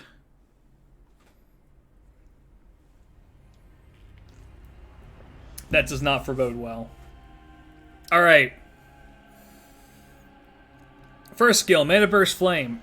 Increases own Buster performance for 1 turn. Increases own NP damage for 1 turn. 25% and 15% respectively on a 5-turn cooldown. Yeah, that's okay. I'm pretty sure that's what Karna has as well. Means her NP is going to hit pretty hard. 40% up on that's pretty good. Primeval Ruin. Why did they... Okay. Oh, it has an NP charge on it now. For 30% for, reduces one enemy's critical attack chance for 3 turns by 50%, which is pretty good. And reduces their NP damage for 1 turn by 30% on a 6-turn cooldown. The NP gauge is the best part about that. It's pretty good. And then Hero's Bridesmaid, I believe it's called something else in the English translation. Is it Hero Create? No, not Hero Creation. Yeah, it doesn't matter. Increases one ally's critical star absorption for 3 turns by 3,000%. That's some Berserker level... Neo Space Waffles is down bad in the chat. Crit down is always good. Crit down is one of the better debuffs that you can get. Increases one ally's... Yeah, she gives someone Berserker skill level crit star absorption, which is great. And then increases their crit damage for 3 turns by 40%, which is also good. And then recovers their HP by 3,000 on a 5-turn cooldown. That's third skill is absolutely wild. Absolutely insane. And then her passives are okay. Magic Resist B is fine. Riding A is fine. Yeah, Riding A is actually okay because it's got the most hits for 10% each. And then very, very low Divinity. Please tell me that this is Anti-Saber. Anti-Lancer. Interesting. That's very interesting, actually. And then her NP is a single target, if I recall correctly. Yep. Increases party's critical damage, or critical star generation by 50% for 3 turns, which is pretty good. Deals extra damage to the Brynhild's beloved enemies, which I believe is most... It's most of the male enemies and Ushi. A Lancer would never get Anti-Saber. You'd be surprised.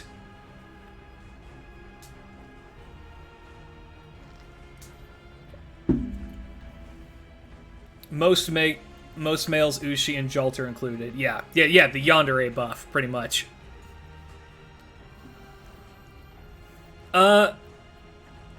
She's good.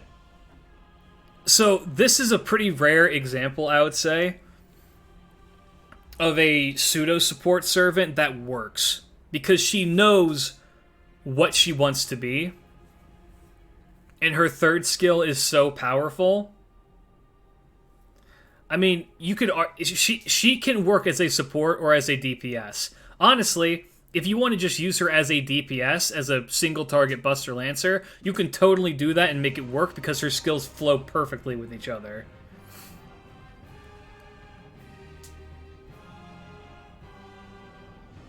So, I think she's B tier. She's better than Anastasia. I like her better than Amakusa.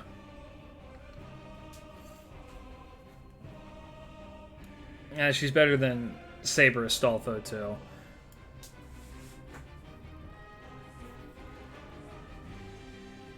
If she was her bi awakening or female MC, depends. Okay. Another one of my... Another servant that I use a lot but never really talk about. Cleopatra. Cleopatra is kind of nutty as an AoE assassin. The issue is I mean, that's not an issue. There's not she's good. She's good. She is very good. This skill needs buffed. because Imperial Privilege needs help.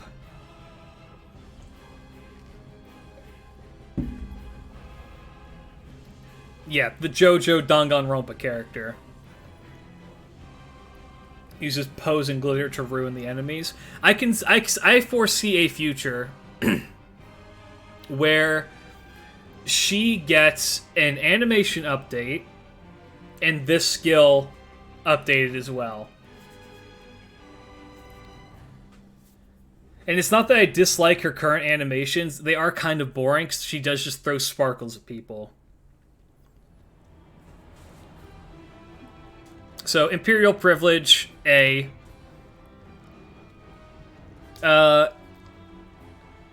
60% chance to increase own attack for 3 turns, 60% chance to increase own defense for 3 turns, and recovers HP. The attack and defense buffs are 40%, both are 40% into 3,000 heal, which is good. If nothing else, the heal is good. This skill is insane. Percy is here. Thank you for the follow. Welcome, welcome. This skill is insane. It gives her a 40% NP generation rate for 3 turns, increases her NP gauge by 10% every turn for 3 turns, and then also recovers her HP by 1,000 for 3 turns on a 6-turn cooldown. In other words, she could fire off her NP, hit with 2 arts cards, I believe she has. No, 1 art card, 1 quick card, or just both quick cards. Make insane amounts of stars because her star generation is amazing. And then it offsets the demerit on her NP, which we'll get to, and she pops off hard. And then she also just has a 20-star Star Bomb, removing own debuffs, and an invincibility for 1 turn. She is a very, very well-rounded servant. Anti-Saber, because she wants to kill her husband. And then... Wait, when did this get updated? Oh well. AoE at Buster NP. Inflicts buff block status for 1 time for 3 turns to all enemies. Deals 1,000 damage to herself, which she just offsets with her kit. And increases her own Buster performance by 30% at minimum before damage. Now, the raw damage on this is not phenomenal, but it's not the worst because she has so many buffs to her own attack. This is, I believe, one of the first 5 stars I got when I was first playing the game. I got her at her very first raid up on NA, and I still use her as my go-to AoE assassin. Because her attack stat is low-ish, but she's able to fire off her NP so many times, and also make an absurd amount of stars. And she has insane NP gain back as well. In Arts Quick, if those crit, she has her NP back. I believe she can actually go from 0 to full with I think just critting on 1 Arts, 1 Quick. She can do that. Don't quote me on that. I've not tested that in like a hot minute. But she's very good. Cleopatra not having a battery hampers her AoE potential as a farmer. To Gray Shuten. The Shuten... I didn't think Shuten had a... I didn't think that she had an NP battery, unless she got an update that I just don't remember. Yeah, no, I think Cleopatra is great. Her issue is that there's so many other AoE assassins that are better than her. But I think she's better than Achilles. Shooting got a 30% battery. Gotcha. 89% she could get it from her NP regen. Yeah, she's crazy.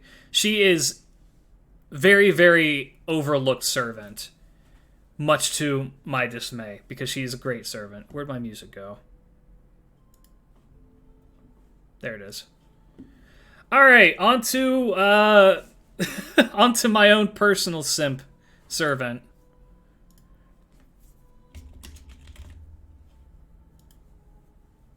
This guy will benefit from a buff, but this is either my first or second 5-star And I would argue he is one of the best 5 stars in the game. Shoots in his A for ASMR.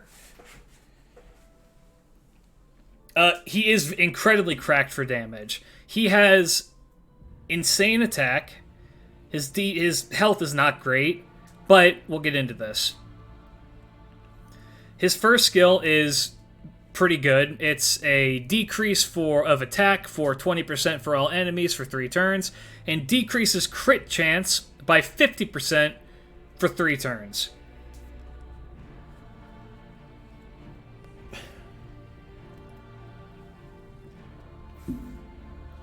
Return of the Walking.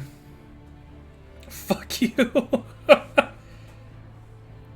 Oh yeah, he carried me incredibly hard through everything. First skill, incredible. Second skill, protection from arrows. Grants self-evasion for 2 attacks. Increases own defense for 3 turns by 40%. 5-turn cooldown. This skill is insane. For a berserker to have potentially infinite evade, if he just doesn't get hit in the party, it's wild. Especially because this guy puts out insane damage. Third skill is a guts. It's just a raw guts. Excuse me. And I could see this skill getting buffed in the future. My GF and I both rolled on his banner. I wanted him, but got his teacher instead, while my GF kept getting spooked by him repeatedly when she was getting for the teacher. It looks like he had to trade accounts. I didn't say the evade was stackable. If he doesn't get hit, this doesn't go away, is what I'm saying.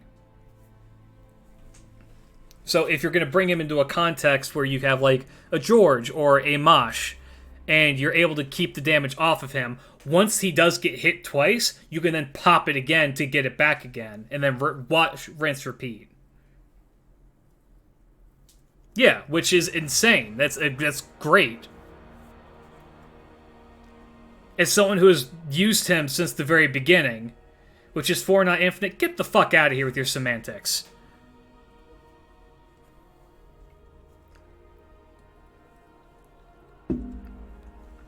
I'll put Kets in F tier just to fuck with you. Watch me do it. Yeah, I can see the skill getting buffed in the future with something that's like a Star Absorb on it as well. Something along those lines. It's good. Even it just being this is good. If you want to know what like really makes him go above and beyond, it's not even his NP, which is really good. It's this, which is yeah, it gives him the guts, increases his NP damage by 30%, and it makes him even harder to kill. And that's good, because if you use that with his NP, which hits insanely hard, single target, it removes one enemy's defensive buffs before it does damage. And it hits 12 times, so it actually makes a decent amount of stars if you can put like a star generation thing on him. But even then, if you don't, it hits a lot of times. And it gives him an attack and defense buff of 30%. At minimum. Up to 70% if you have a 500% charge on him. He hits like a goddamn truck, and he's hard to kill. I wouldn't use the Guts CE on Q Alter because he already has Guts on his kit. I would rather give him a damage CE like Honey Lake. I use that on him because I fucking destroy people.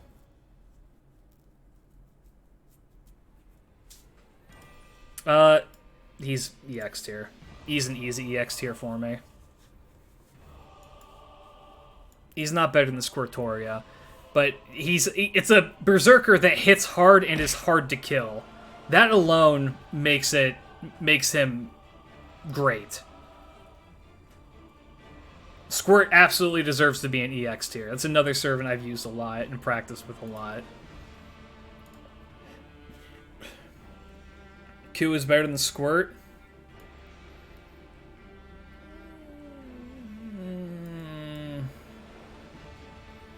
that will face when you're at work in Klidge's stream. I'm sorry, Moogle. Yeah. You can bring Ku to more scenarios than Squirtoria. What's up, Goomba?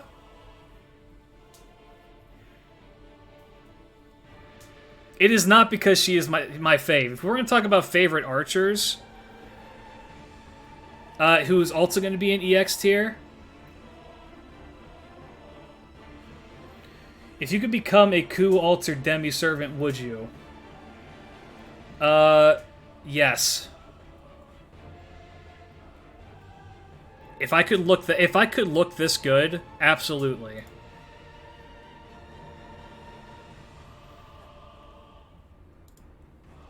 All right. That is Ryder Da Vinci.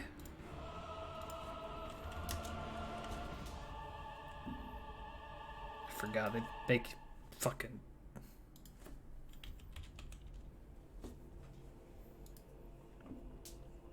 Is that who that is? No, it's not. What the fuck? Why does she... Oh, that's her costume. Okay, I see.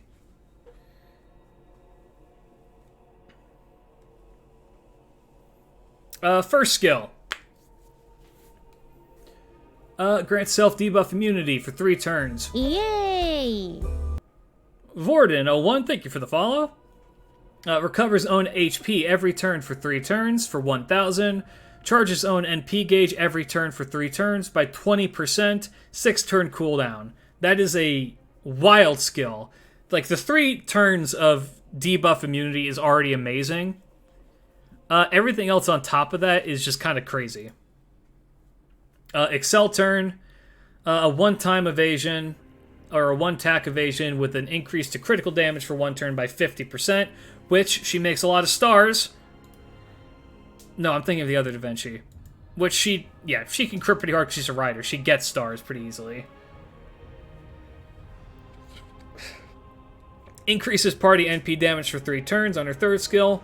Charges party's NP gauge by 10%. And overcharge the party's NP by 1 stage for 1 turn. Which isn't necessarily unique because there's a couple of servants that do that, but that doesn't mean that's not an amazing thing. And the NP damage is for 30%. It stays on her for 3 turns on a 5-turn cooldown, and I'll explain why that's really good here in just a minute. She's got Riding B, which is pretty okay. Territory Creation C, so it's a buff to her arts cards for 6%. And Overhaul E, which increases own debuff resist by 20% and own critical star generation rate by 20%. And is an anti-alter ego. That's interesting. Yeah, that's unique. That's pretty good. Maybe not so much on a rider, though, because alter egos have advantage against riders. And then her Noble Phantasm is only 3 hits, deals damage to all enemies, charges the party's NP gauge by 20%, and then increases her own arts performance by 1 turn for 20%, activates first, or if you're going to be using her 3rd skill when you do this, which you absolutely will, it'll be 25% at minimum, which is amazing. Now, she is the best arts looper, one of the best arts loopers in the game. B tier, poo-poo, stinky, wet noodle, and nope. Overcharge already gives her better synergy with Castoria than like 90% of all servants. I said that she's A. Her attack is bad, which needs to be brought up. Her attack is not good. But she can easily loop even without Castoria, if I recall correctly. If you use Paracelsus to Mamo and like a waiver, she can loop. So I'm not going to put her into EX because even though she has spammable NP, I don't think it doesn't hit hard enough to warrant being an EX. But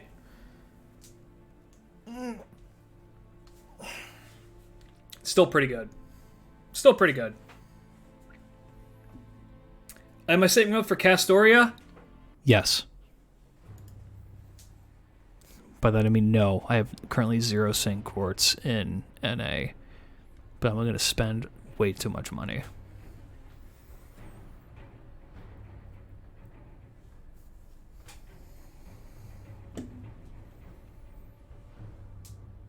Well, yeah, but then again, yeah, but the thing with that is, can she clear bosses? No, that's fine. That's not her job. Her job is not to be a boss clearer. Like every servant is built for a certain scenario in the game, usually, unless you're Phantom, in which case you shouldn't exist. But it's like I wouldn't bring 100 faces for farming. Know what I mean? That makes sense. I'm sure it could be done, but I ain't gonna do it.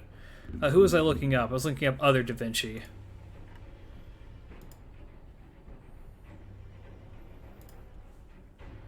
Oh, my first 5-star. Also has bad attack. She is very good, if I recall correctly. I have 1,600 Saint Course and 35 tickets now for Jesus Christ, Goomba. Da Vinci? Yep. Natural Born Genius is her first skill, which gives her a Guts for 1 time for 3 turns. That reses her with 3,000 HP. And 85%, this is bad, an 85% chance to increase own NP damage for 1 turn by 30%, 85% chance to increase own defense for 3 turns by 30% on a 5-turn cooldown. Second skill is the Mona Lisa, which grants self-debuff immunity for 2 turns, increases own HP every turn for 3 turns by... Wait, what? Oh, that says recover, not... Man, I can't read. Recovers own HP every turn for 3 turns by 1,000. Charges own NP gauge by 10% every turn for 3 turns. Increases party's arts performance for 3 turns by 20%. 6-turn cooldown. That's a really good skill. Da Vinci loops fine, but her damage is low. She might not kill the wave. Yeah. Funny to think Da Vinci was the first anti-servant where, when you look at one of the ones coming out now, right? And then her third skill, Pioneer of the Stars, has a star bump for 10 stars, ignore invincibility for 3 turns, which is insane, and then a 50% charge to NP gauge. Territory Creation A increases her arts performance by 10%, and then a debuff success rate by 10% on there as well. This is going to be Anti-Alter Ego as well. Again, that's interesting. And then her NP deals damage that ignores defense to all enemies. Reduces the critical attack chance by 30% for 3 turns. It's AoE, it hits 1 time, which makes it difficult for her to loop. So, what's up, Tig? Who is this servant that you were talking about? We're talking about normal Da Vinci. Nightgo67, thank you for the follow. Welcome, welcome. Hope you enjoy your stay. Yeah, she's good. She spams out her NP fairly well. Who's Da Vinci? Oh, you know, the one with the hole in her chest. She is very good. She hits pretty hard with her NP. The thing that's hanging me up right now is that these are chance-based. Mind you, there's a lot of ways to get around chance-based stuff in this game today. However, it's still not very good that you can whiff the increase on NP damage, which you really don't want to do on her. So, as much as I love her, and I do love Da Vinci. Yeah, it does need it. Yeah, it is only for 30%. It's not a phenomenal skill. Thankfully, the guts is guaranteed. But yeah, no, I have her at Bond 10. She's my first 5-star. I do love normal Da Vinci. She needs an animation update and a buff to that skill, honestly, or alternatively, make it so that this gives party-wide increased buff chance, or that this does more. Back when she came out, it didn't really matter if it hits or not. It was just nice if it happened. Exactly. Exactly. And, like, again, the characters like Ozzy help her out. Characters like, who else has buff success chance up? There's a couple of them. She's fine. As much as I love her, she's down here. I think she's better than Salter, but I think normal Abby is better. Landling is a good... Yes, Landling is a great choice for her. I don't think Caster Gill does. He might.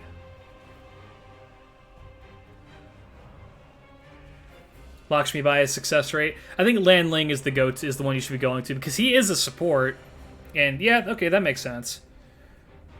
None use Ozzy for the buff of another buffer in the place of a dedicated support. I do, when I'm using Caesar, because those two actually pair very well together.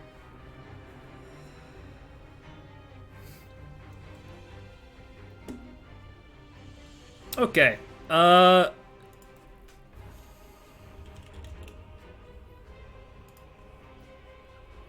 Dante's. So, this has to be mentioned. Dante's, to work properly, pretty much requires having Scotty. Does he? Okay, I'm going to look this up real quick. Whoops, did not mean to pull up a forum.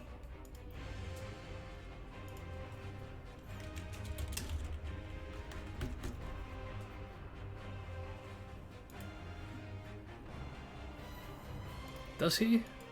Whoops. He does. Okay, yeah, he does, for 30%. Alright, yep, you guys are right. I don't use Caster Gill, so very often, so I didn't remember. Yep, you guys are right. A tier from me. Dante's Canopy spam alone in a solo. Yeah, alone in a solo, I suppose.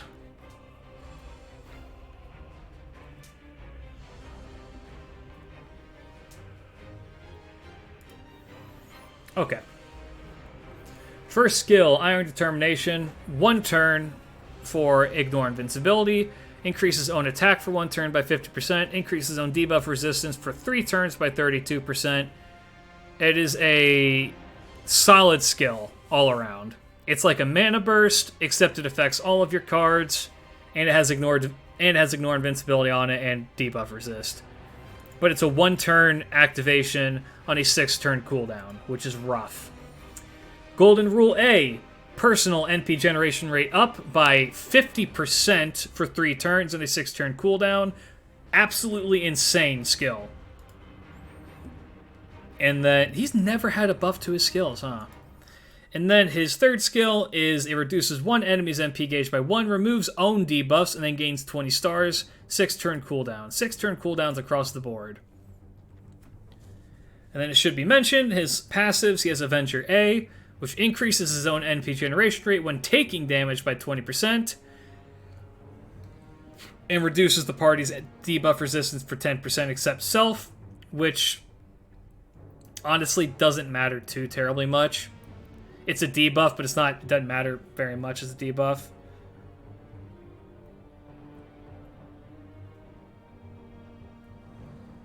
Klidge can't read? No, I cannot. I have minor dyslexia. You have any idea how hard it is to do research when you can't read? Let's see. And he's got self-replenishment magic. Charge his own NP gauge by 3% every single turn, which is good. That is an amazing skill for Avengers. And he's got anti-Avenger damage. That's unique and good. And then his NP buff deals damage to all enemies, inflicts evil curse status for 5 turns to them, increases curse damage on them by 100%, hits pretty hard, reduces their damage for 3 turns, inflicts curse for 5 turns to them. It's pretty good. Now, he works best in the context where he is able to loop, right? That's unquestionable. Yeah, he's really good.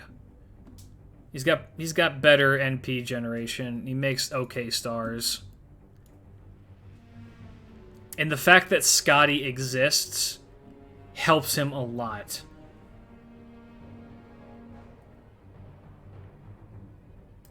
I'd say he's about here. He's an A tier. He's a good servant. Okay. Now we're going to talk about the 5-star that I said was the worst 5-star servant in the game.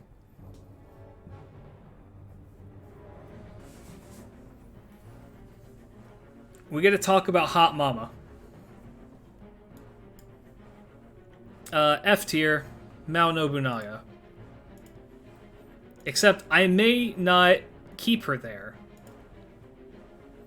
That is Nobu. That is Mao Nobu.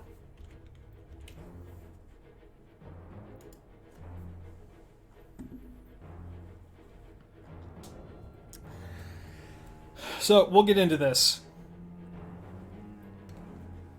She's Grand Avenger, Slayer of Lost Belt 5? Yes.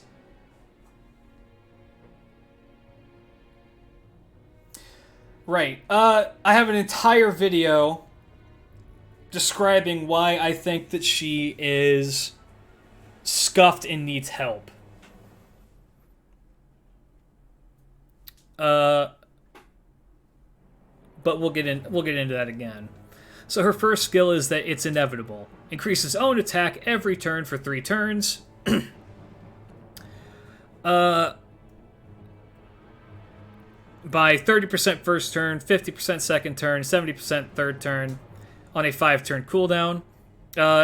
This is the one that sets the battlefield on fire, which is essential to her kit, and a 500% chance to inflict burn to herself with a 1,000 damage to self for 3 turns. Which I don't really find as a debuff, because all you have to do is just slap on a couple of cure command codes, and there's a lot of them. A lot of them that are not just the free-to-play gacha ones, too. So I don't really count that as a debuff. That's my waifu, baby. That's a good waifu to pick. Second skill. Grant self-invincibility for 1 turn. Increases own buff removal resistance for 1 turn, and increases own damage against enemies with the sky attribute if you're on a burning battlefield for 3 turns. Which is, you always want to have this first skill as active as possible. It is a 100% buff removal resist, and the burning versus sky damage is a 50% buff. An invincibility on a 6th turn is not bad, plus the extra stuff is good. Why does she have burning battlefield buff and couldn't use it at her release? Exactly. Yay! Real Unknown Spec, thank you for the follow. Welcome, welcome. Hope that you enjoy your stay. Her third skill. Gain critical stars every turn for 3 turns. Charges own NP gauge by 30%. Increases own buster performance on a burning battlefield for 3 turns by 30%. 5-turn cooldown. Pretty good skill. Now, she also has the Avenger Myriad stuff, which is good for her. What is this? Anti-Alter Ego is good. It's actually really interesting on her.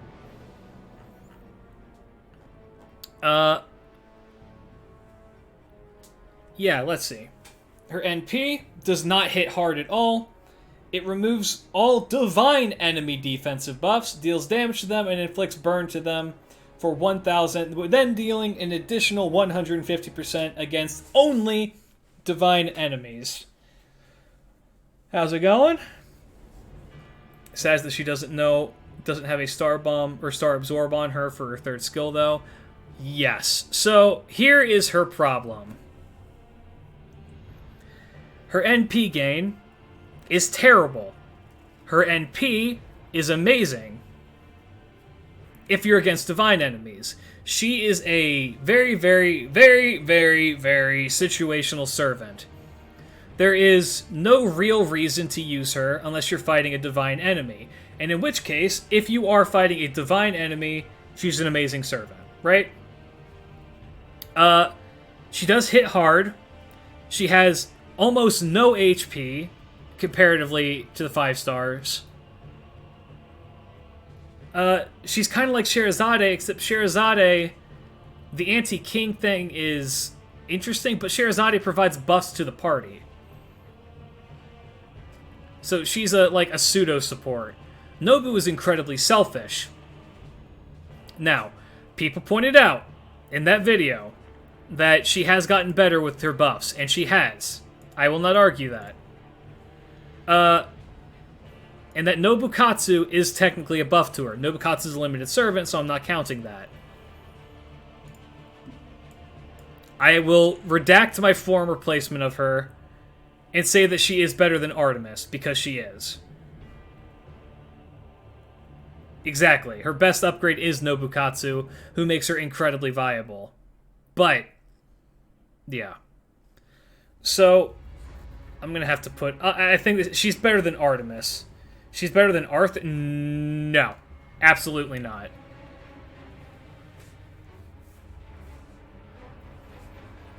She's better than Arjuna. I am... You know what? You're right. I am counting... No, this is a placement counting the fact that Nobukatsu exists. I have to ask the question, how often are you actually willing to bring Demon King Nobunaga to deal with people?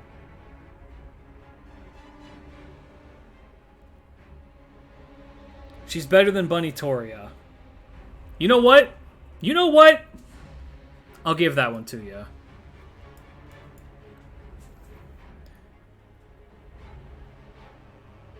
About as often as Dante. Dante's can loop. Dante's has a niche that pops up. The anti-divine thing is not necessarily few and far between, but is not nearly as often as...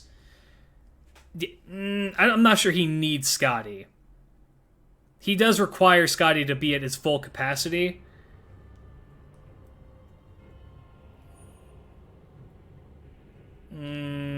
If I bring Mozart and she starts with a Buster Brave chain for the memes, then hell yeah.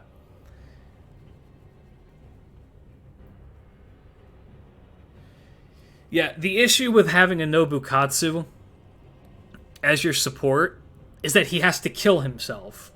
That's not true. He doesn't have to kill himself, but the best part about Nobukatsu comes out after he's dead. It's a one-time super good buff.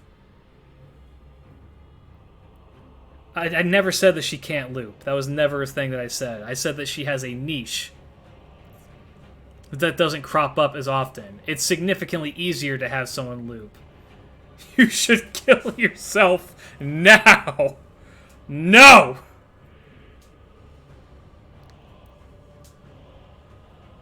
The further to the left, the better they are, is the order.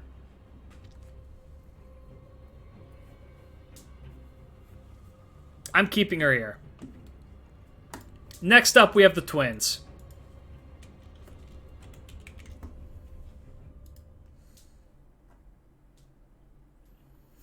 The twins are interesting.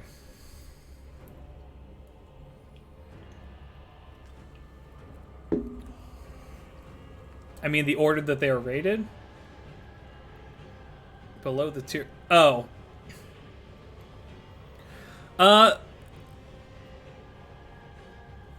I think that below they are ordered in alphabetical. Alright. The twins, first skill. Grants self on attack buff for 3 turns. Charges on NP gauge when attacking with a quick card. Grants self on attack activate buffer. And the other one is they get crit start. They get 10 crit starts if they hit with an arts card. In other words, and they have 2 of each. In other words, that's insane. Second skill. Increases party's NP damage for 1 turn. Increases party's attack for 1 turn. Grants party debuff immunity for 1 time for 3 turns. 15% on the other 2. 5 turn cooldown. Also insane. Mana Burst Lightning increases own quick performance for 3 turns, increases own arts performance for 3 turns, 20% each, grants self evasion for 1 turn, 6 turn cooldown.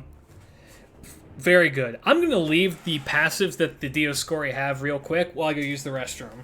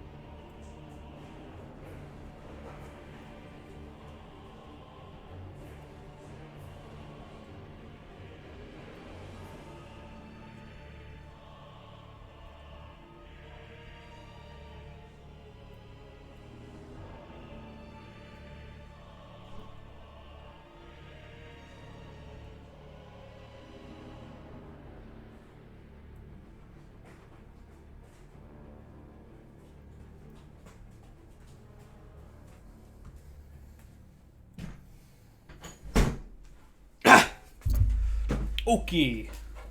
I return. Sorry.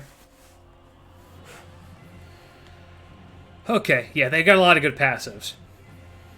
They have a lot of good passives.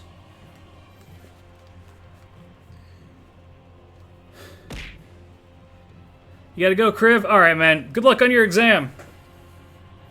Hope it goes well for you.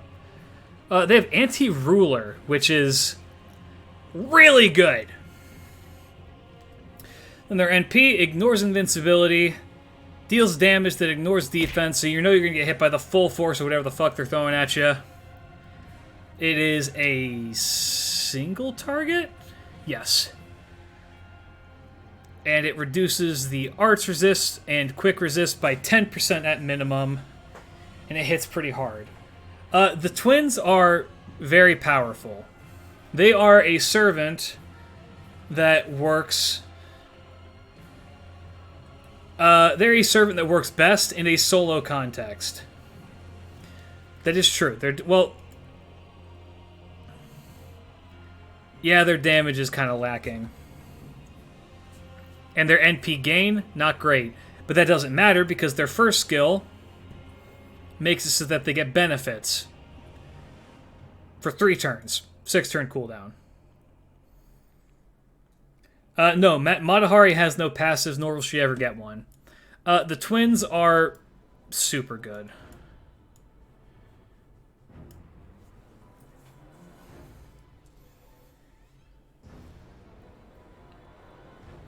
They're incredibly self-sufficient. Their one real downfall... No, they do have hard... They do have a hard defense. Never mind. Fuck me, then.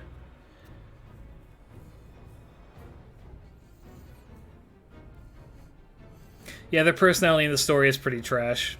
They're just kind of pricks. Okay. Next up...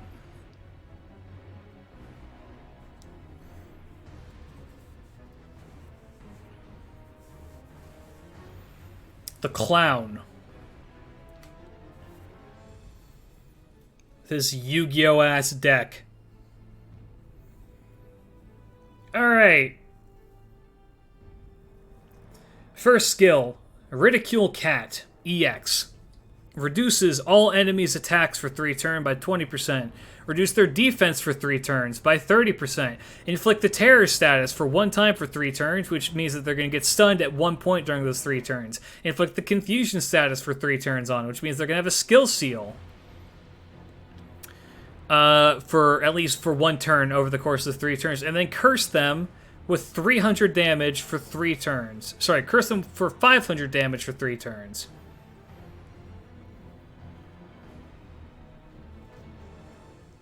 Oh, never mind. The Confusion one has the potential to activate multiple times,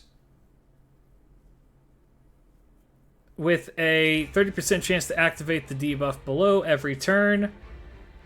So it has the potential to... It could skill seal for 3 turns in a row. Not likely, but it could. 6 turn cooldown on that. Second skill, Dark Karma. Grants self-gut status for 2 times for 5 turns, which alone is insane. But increases the critical damage of all allies with the evil alignment for 3 turns. Increases the critical damage of all allies with the chaotic alignment for 3 turns. In other words, give him 100% crit damage for 3 turns, 2 guts for 5 turns on a 7-turn cooldown. And then his third skill, also a 7-turn cooldown, 80% NP gauge. Increases the attack of all evil allies by 20%. Increases the attack of all chaotic allies by 20%, both for 3 turns. And then curses the enemy for 2,000 curse damage every turn for 5 turns. Again, 7-turn cooldown. He's hot, he's evil, he will crush your balls. It's Doman.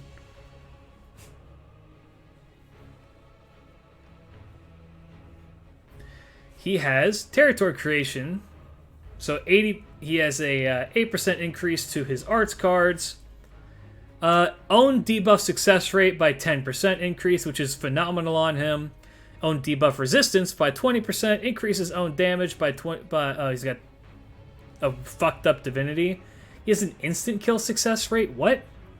Does his NP have the chance to instant kill? Oh. And then Hedonism, which is an amazing skill, which means that when he gets hit, he has an increase to his NP generation for when he gets hit. And his anti-alter ego, which makes sense. His NP is AoE, 5 damage or 5 hits, inflicts curse again, and has a 120% chance to instant kill them. Now, somebody correct me if I'm wrong here. Does the instant kill proc after damage? Because it doesn't say activates before damage. Let me look something up real quick.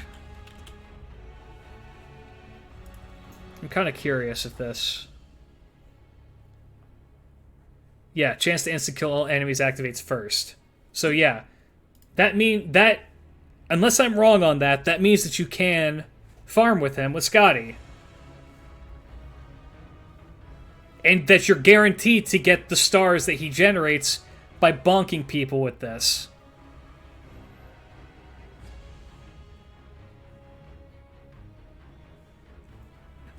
And then he also increases curse damage again. People were telling me that I had no idea what I was talking about when I said that the clown was good. Or that he was as good as I said he was. The clown is EX. The clown is absolutely goated. He does so much damage. And he helps out, he does good damage. He helps out the team if you build the team around him. He's insane. This video with him farming? Hell yeah. Yeah, he is the evil support. He's great. He's an amazing servant. Also, don't worry about Nightbot telling you not to post links. It doesn't do anything. I've tried to turn it off and it doesn't want to work. Yeah, Doman, good tier. Best tier. Drake.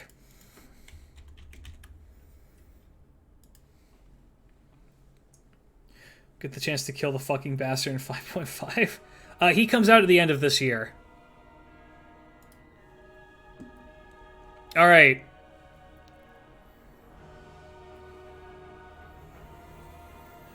First skill for Drake, dear sweet Drake. How much I love Drake.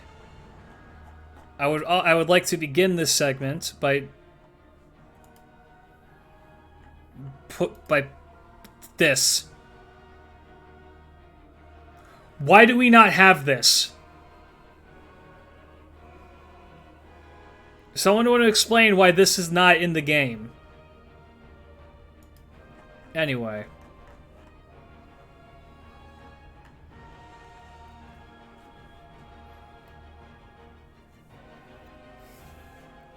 First skill is Voyager of the Storm, which is bad. It is a total of 34% attack up for your NP, 17% in NP damage, 17% on attack. This skill needs a buff because it is bad. It's one turn of okay. It's not even worth the damage. It's mediocre damage buff. I didn't realize the skill got buffed. Golden Rule of Running Through increases own NP generation rate by 45% for 3 turns, increases own Buster performance for 20% for 3 turns, and ignores defense. That's pretty good. Can I ask how it's mediocre? It is a one-time buff with lackluster damage. So having the 34% buff to your NP is okay. That's an okay thing. But then if you want to do a follow-up for Brave Change, you only get that minor buff, and it's 1 turn on a 5-turn cooldown. The damage buff is multiplicative. It may be, but it's still not phenomenal. It's 1 turn is my issue. Normally for a skill when it's like this, when it's 1 turn, you have skills like Mana Burst or Equivalence, which they just do more. I don't know. I've never been a fan of Voyager of the Storm. The second skill is amazing though. And then her third skill is her 50% NP gain, ignore invincibility for 3 turns, and a 10-star Star Bomb, 6-turn cooldown.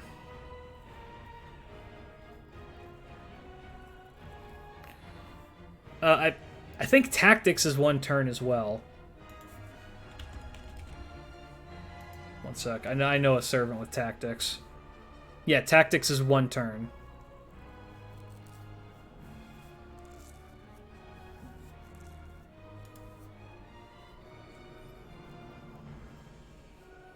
Yeah, Tactics is a terrible skill. For the same reason. Yeah, Tactics sucks. And then her third skill is very good. It's a NP gauge on a relatively short cooldown that adds 2 really good effects to it. Her passives are fine. Riding B is okay, except she has 1 quick card. It's a 6-hit quick card, but it's 1 quick card. No, we are not including Arcade. Anti-Archer. Why? Why is that? I don't understand that. Okay. She does have a buffed MP, which is good. It's just raw AoE and then get 20 stars. Drake is a very... Her attack is not great either. Her NP gain is bad, but she does have a skill to make up for it. Her star generation is pretty okay. She's chaotic evil? Interesting. That's very interesting. Drake is lacking, in my opinion.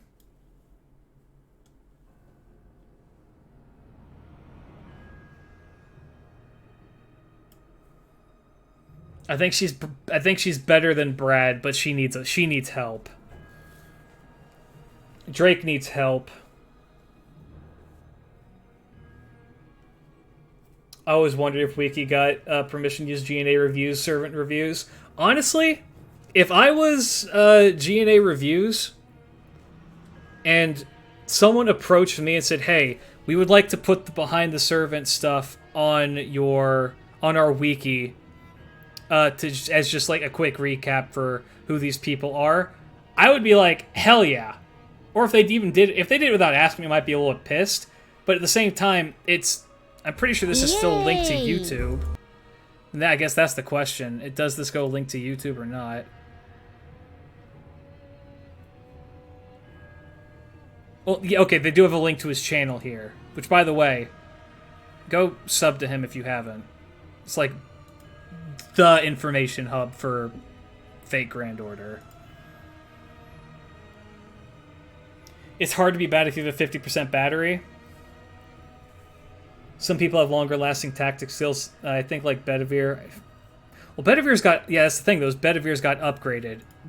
If they upgrade this skill... Honestly, you know how you make this skill better? Increase the cooldowns. Or sorry, increase the benefits from 17% to 20%. Increase it so it's 3 turns, and then give it a star gather rate. Which, this is a character that loves to make stars and use stars and crit hard. It doesn't even have to be a crit. I mean, or make it a crit damage buff on this as well.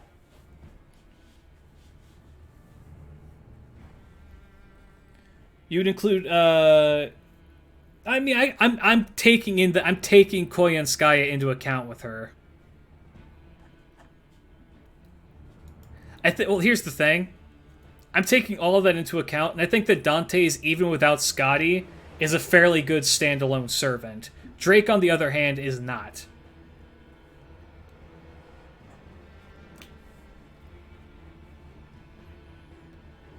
That's my issue, is that Drake is kind of...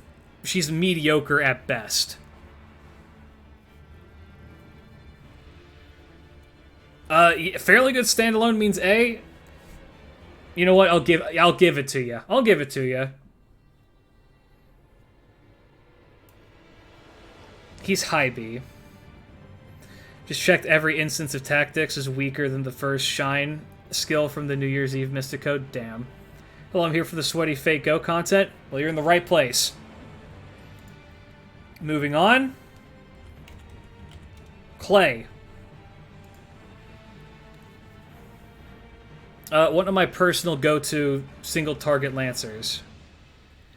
It is not gay if it's Clay.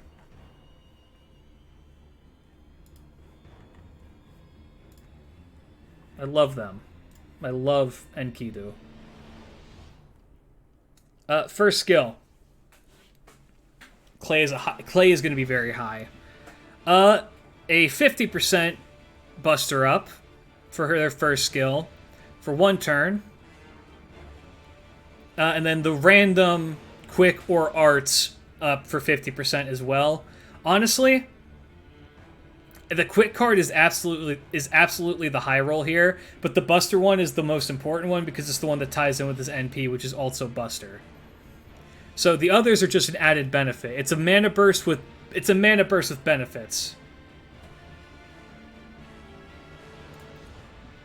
Presence detection removes an enemy's evasion buff, reduces one enemy's critical attack chance for 3 turns by 50%, which is amazing, and then a self-evasion for 1 turn.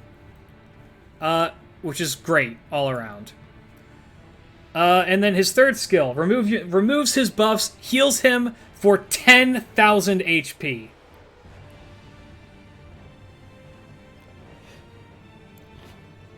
Do I think we get Shamhat as a servant at some point in an event? I mean, it's likely. I think it could happen. Mind you, this is on a 10-turn cooldown, but...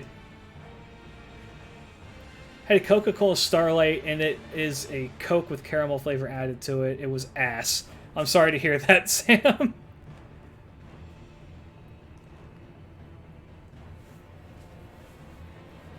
I don't think he's supposed to be a tank. I think he's supposed to be a servant that can outlast. Because tanks have a lot of defensive skills and a taunt. I would not say he's a tank. He's just very, very hard to kill. Yeah. And then his NP. I'm just going to take a shot in the dark. This is either going to be anti-archer or anti-caster.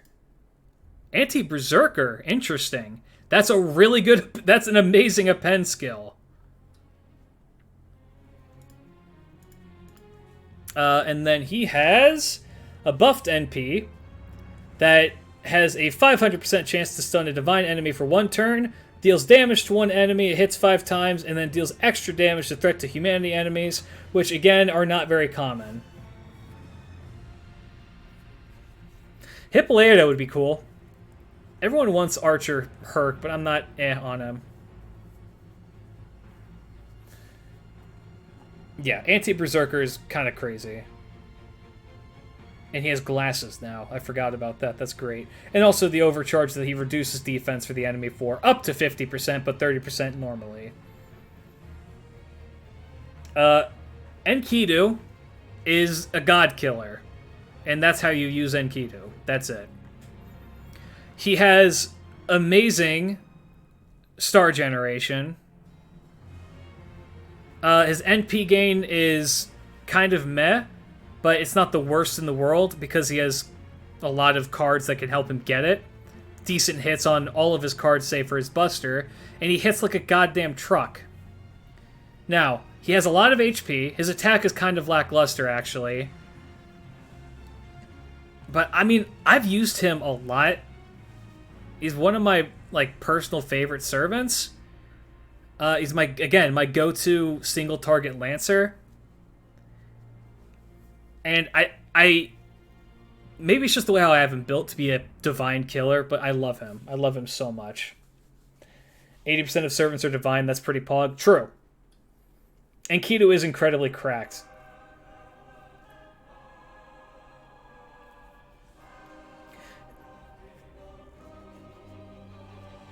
As long as the god isn't a saber, he's B tier. Yeah. His kit is very, very simple, and it is true that he is kind of weird to use. You know what? Let's do who has threat to humanity? So these are your threat to humanity servants. There's 23 units that are threats to humanity. Both the Mecha... Really? The Mecha Ellie-chans are? The Abbeys, BB Summer, Oberon. Couple of units. The Trees, Van Gogh. Yangui Fei Gorgon.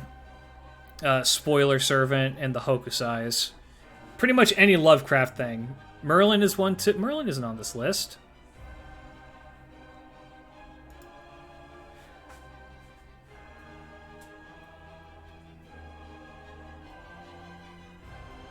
His deck does not suck. 3 quick cards fits him pretty well.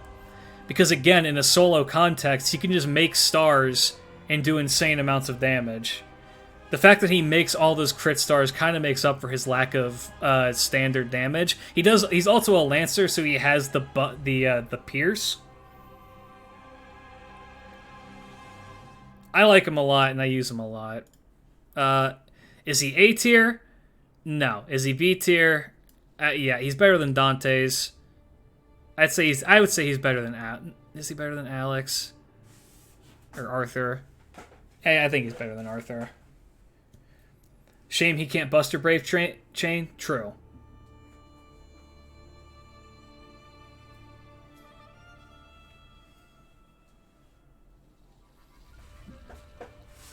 On to a waifu.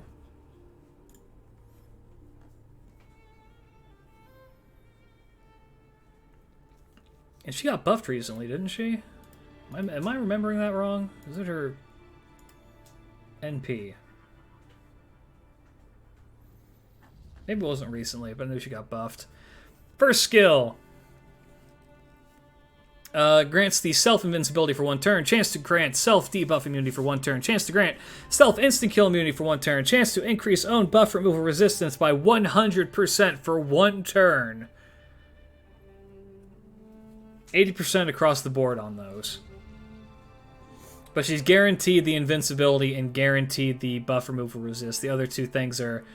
I mean, the debuff immunity is the really good one. The instant kill one is kind of meh. Mana Burst Cage is an amazing Mana Burst skill, 50% buster damage with the 50% battery. It's kind of confusing to use, but it's not bad at all.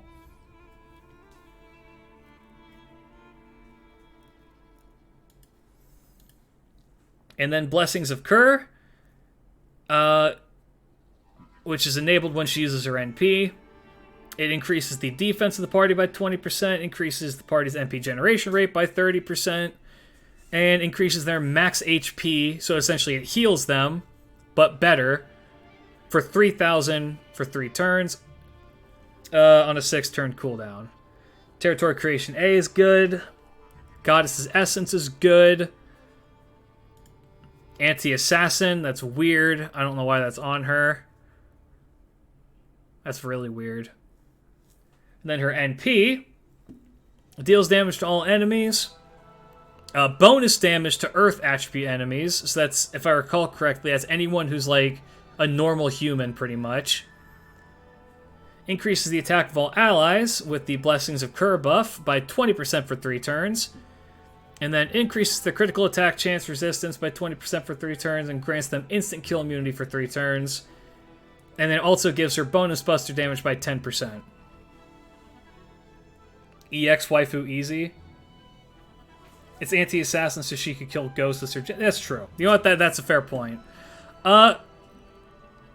She also has very, very bad attack, which is her biggest issue. I would not say that she's broken, no.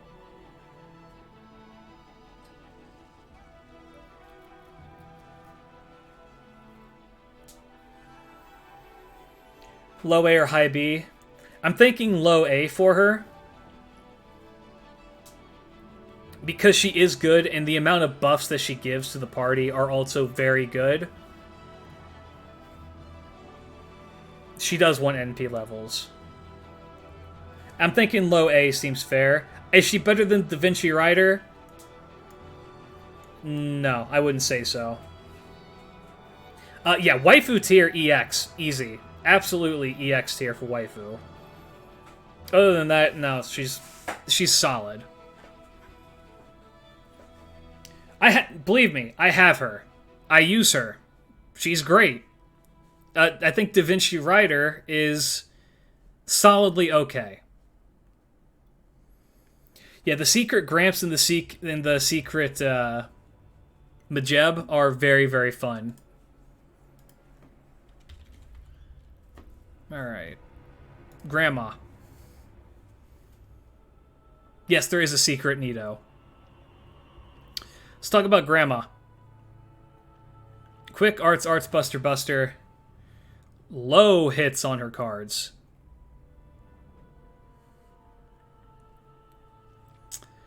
Okay. She has a Protection of Arrows skill that is also... That's an invincibility on a 6-turn cooldown. That's incredible. With a 100% debuff immunity. Or debuff resistance on it as well for 3 turns. Oh, sorry, for 3 times. That's really good.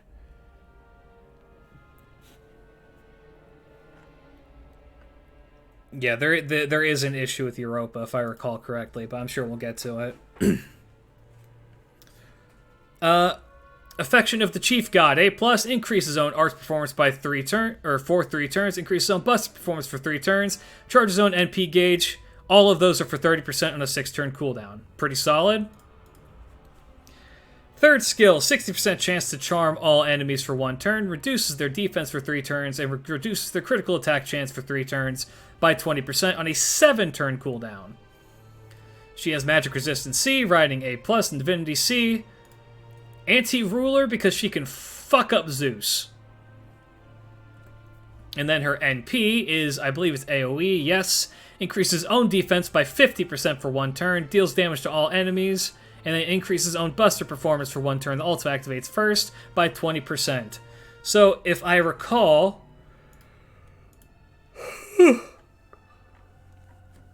So, we're going to play a game called Spot What's Wrong With Her.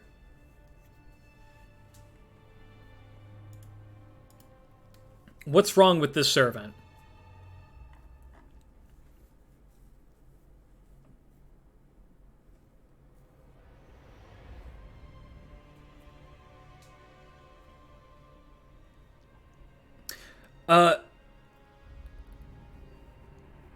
Her kit.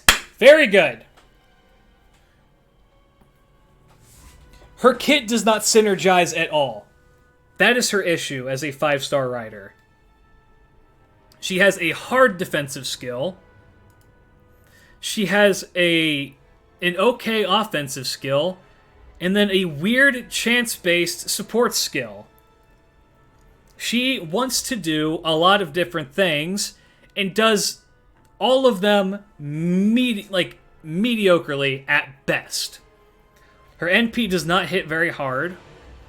Her attack stat is low. Her HP stat is low compared to other servants like this. Like Enkidu, for example, has a low attack but insane HP.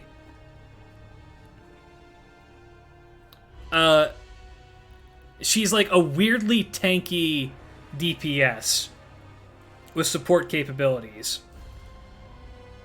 No, don't get me wrong. All of her skills individually are fine. All of her skills individually work pretty well. That's not the issue. The issue is that there's no synergy between them. She doesn't know what she wants to do. It's like, this makes her seem like a tank, this makes her seem like a support, and this makes her seem like she's offensive. She's used to farm, that's it. And even then, I don't think that she's not going to be that great for farming because she has low hits on her cards here. I mean, yeah, you can Koya and Skya farm with her, but there's way better choices for that. Yeah, I would agree. I think that Drake is much better than her. I would not say that she's top of that. I'd say she's down here with Brad. Brad, at the very least, has some synergy in that she can give debuff removal and is a Lancer. Yeah, well, again, Drake has some form of synergy because she knows that she wants to do crit stuff. She just isn't very good at it. I don't think she's better than Brad, personally. But we can disagree on that. Alright, next up. This bastard.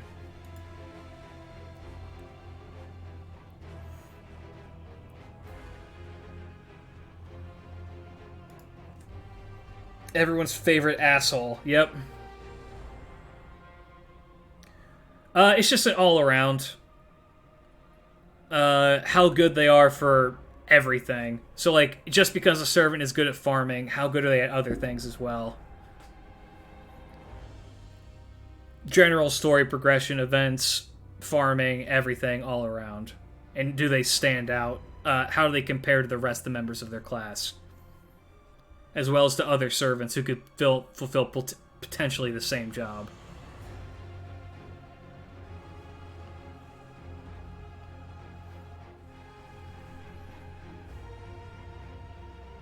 Alright, what does Gil do? He has Charisma A+, 5-turn cooldown, 3 turns active, 21% attack up. Solidly fine. Golden Rule A 50% NP generation rate for 3 turns, 6-turn cooldown, also pretty good. Second skill is a Star Absorb for 600% for 3 turns, and a 30% NP gain on a 5-turn cooldown, also very good. Independent action A+, increases his crit damage. Magic resist is good, divinity is good for him. Anti-Rider as well. He has a buffed NP, which increases his own NP damage by 30% for 1 turn. Activates first, deals damage to all enemies. Deals extra damage to all servants with the... He just does better servant damage except for servants that have Enuma Elish Nullification. What? Some servants actually have that? Altera the Santa has that? What on earth? What is the logic behind that?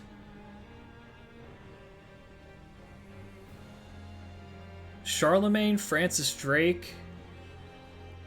the MHXs, Melusine. I am trying to figure out what the connection is here. What was my favorite route in Tsukihime? I've never played Tsukihime. Because I am a fake Type Moon fan. His anti-servant is definitely amazing, but he doesn't have much besides that. He's an archer buster beatstick. That's his whole gimmick, is that he's a beatstick. And he's a good beatstick.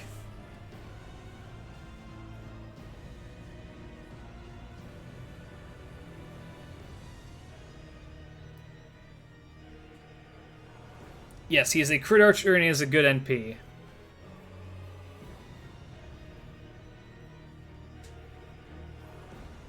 Yeah, he is... What's his attack stat again? His attack is good. I'd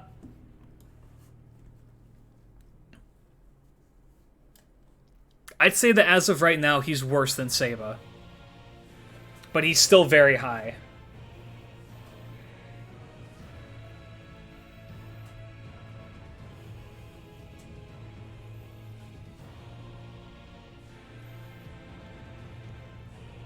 I think that's fair. Not next to Artoria, please. He probably won't stick around there for too long. Alright. Let's get some Shinsen Gumi action here. My man. Holy hit counts, those suck. Those suck! But he has amazing NP gain. Oh my gosh.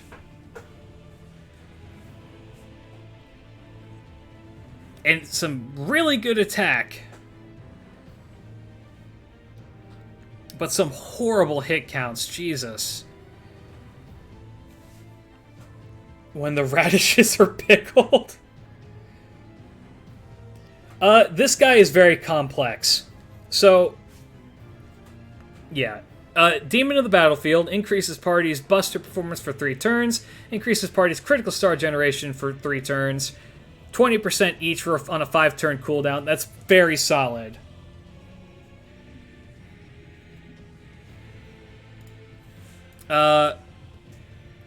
He has I didn't realize that his second skill was buffed. Damn.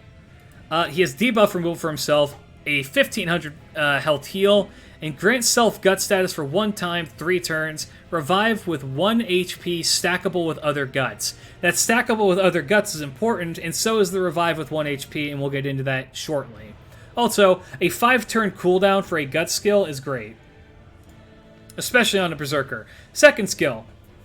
Increases own critical star absorption for 3 turns, increases own critical damage based on own remaining HP for 3 turns. With the formula being 20% plus 80% times 1 minus current HP, divided by max HP. Essentially, the lower his HP is, the harder he's going to crit.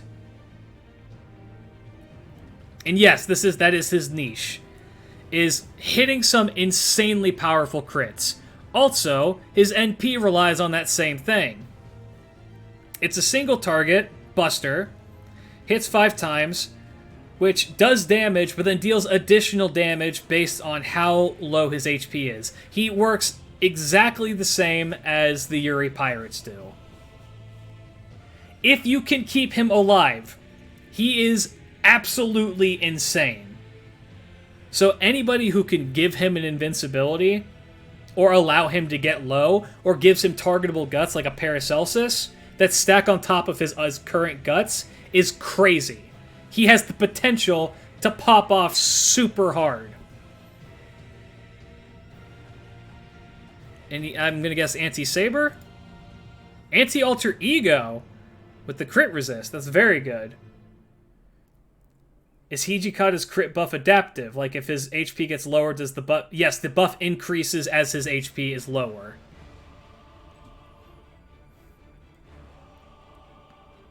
Targetable guts and buster support? Yeah, actually, Ketz is actually not a great pair for him because Ketz is a rider, and will take his stars away. But he does have the Star Absorb, which does kind of prevent that, so yes. And he's Lawful Evil, so he does actually pair well with the Clown. Santa Nightingale's another good one, yeah. He is an incredible servant who doesn't get talked about a lot. He really doesn't get talked about a lot because he's weird. He's hard to use. And he's limited as well. But he is insanely strong. Yeah, it's all about how you build him to know how for me, he's a B tier. Because he's very much a glass cannon, but when he pops off as a glass cannon, he absolutely pops off. So I'm going to say he's better than Dante's. Yeah, they do have very tough competition, the Berserkers. Which team do you recommend for him? You're going to want people who can help keep him alive. Honestly, anyone that has like a targetable evade, targetable guts as well, works really well for him. Party-wide guts is cool for him. So Asclepius works pretty good for that. Just to help keep him alive. Chen Gong is actually amazing for him because of the guts. You can just pop his skill, throw Chen Gong at him, pair Chen Gong with like a 20-30 or something, give him the massive amount of buffs, and he'll just pop the fuck off. Neurocaster is also good for that, yep. Asclepius does have to be careful with the heals, yes. But yeah, Chen Gong is an amazing pair for him. Actually, Chen Gong is built to be used with this guy, or this guy is built to be used with Chen Gong.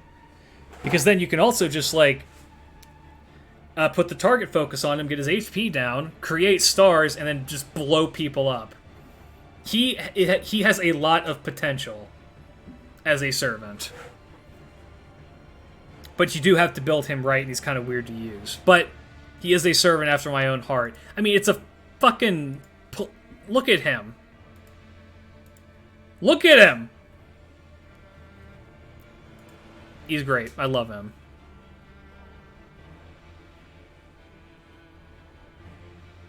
Yes, he is. Yes. But he works especially well with Chen Gong because Chen Gong can kill him. Get him to his wanted 1 HP, and then his third skill and his NP fire off so hard.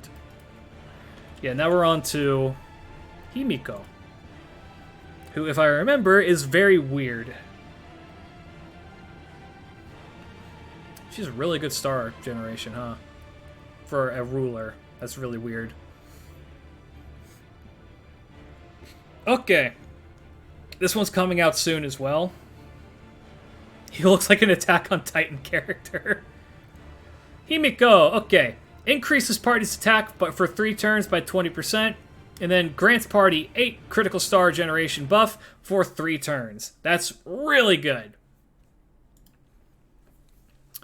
Second skill, increases own buster performance for 3 turns by 30%, increases own damage against demonic enemies for 3 turns for 50%, and then grants invincibility to herself for 1 turn on a 6-turn cooldown.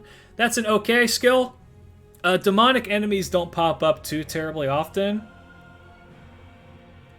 How is she weird? I'm trying to remember. There was something about her that made me think that she was weird. No, she's not weird. She's pretty straightforward, actually. And then her third skill, charges own NP gauge by 50%, increases own critical star absorption of buster cards for 1 turn, increases own critical damage of buster cards for 1 turn by 100%. So she makes stars, and then she utilizes those stars to deal crazy damage. Also, she cannot... She has a... grant self... debuff immunity, poison, and curse debuff immunity. So she can't be poisoned or cursed, which is just a really, really good... Wait, actually convenient time for me to watch your stream. She's like Holmes while Buster.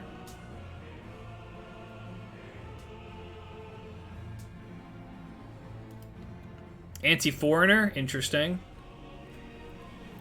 And then her NP increases the party's buster performance by 30% at NP1, overcharges the party's NP by 2 stages for 1 time for 3 turns, which is really, really good, and then increases party's critical damage for 3 turns by 50%. So, yeah, she is a very, very straightforward servant. Don't know why I thought she was weird. What the hell? I don't think I've ever, looked at her second ascension. Her third ascension's fun. She's very cute. I like her a lot.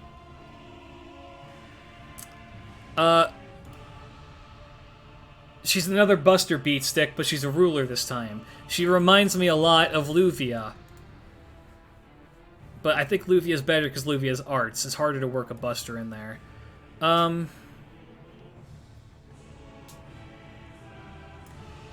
say about here. No. I'd say about here.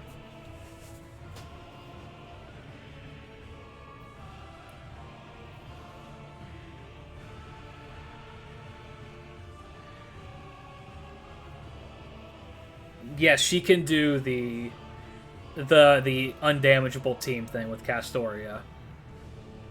Actually, yeah, her effect is so good.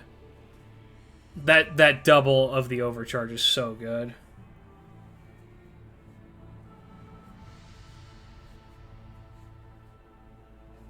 How is Drake C tier? Because Drake doesn't do anything. Drake is a mediocre servant at best. She needs a buff. Voyager of the Storm is a bad skill. That's why.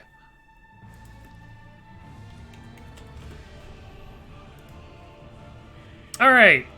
One of my favorite servants. Who I actually have a figure of. Right here. Right next to my desk. Let me pull that out.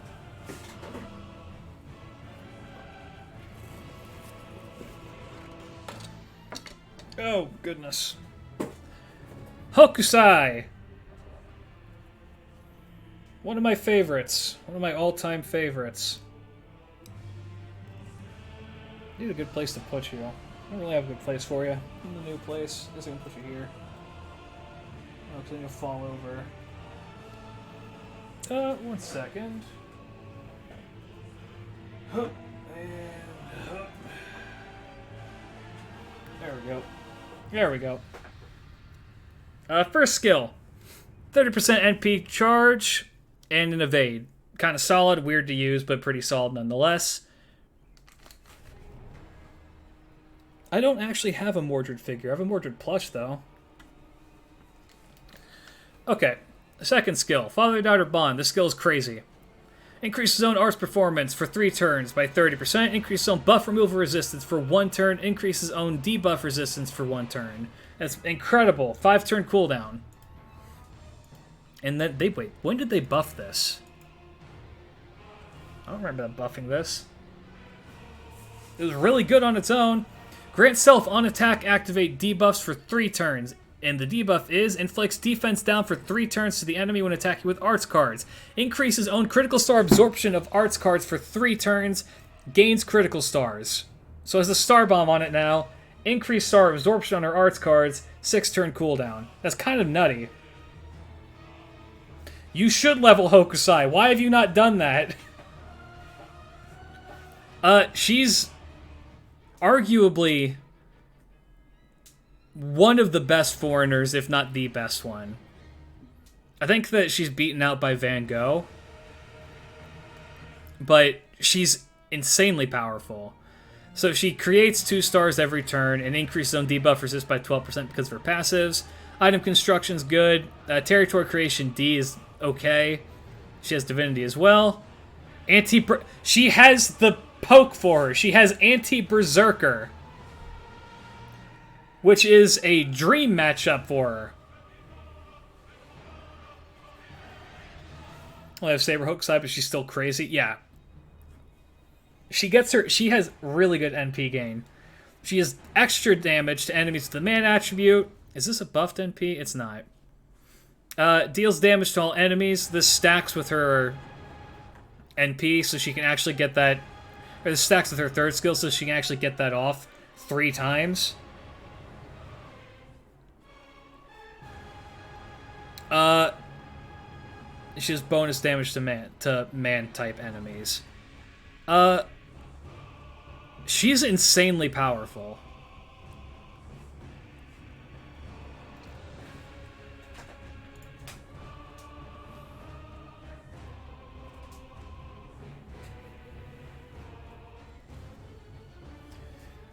Sounds it like a God of War OST. Wait, what?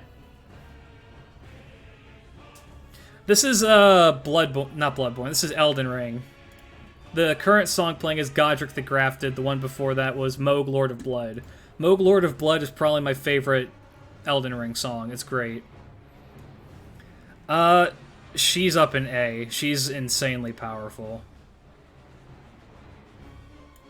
I'd say she's better than Altera.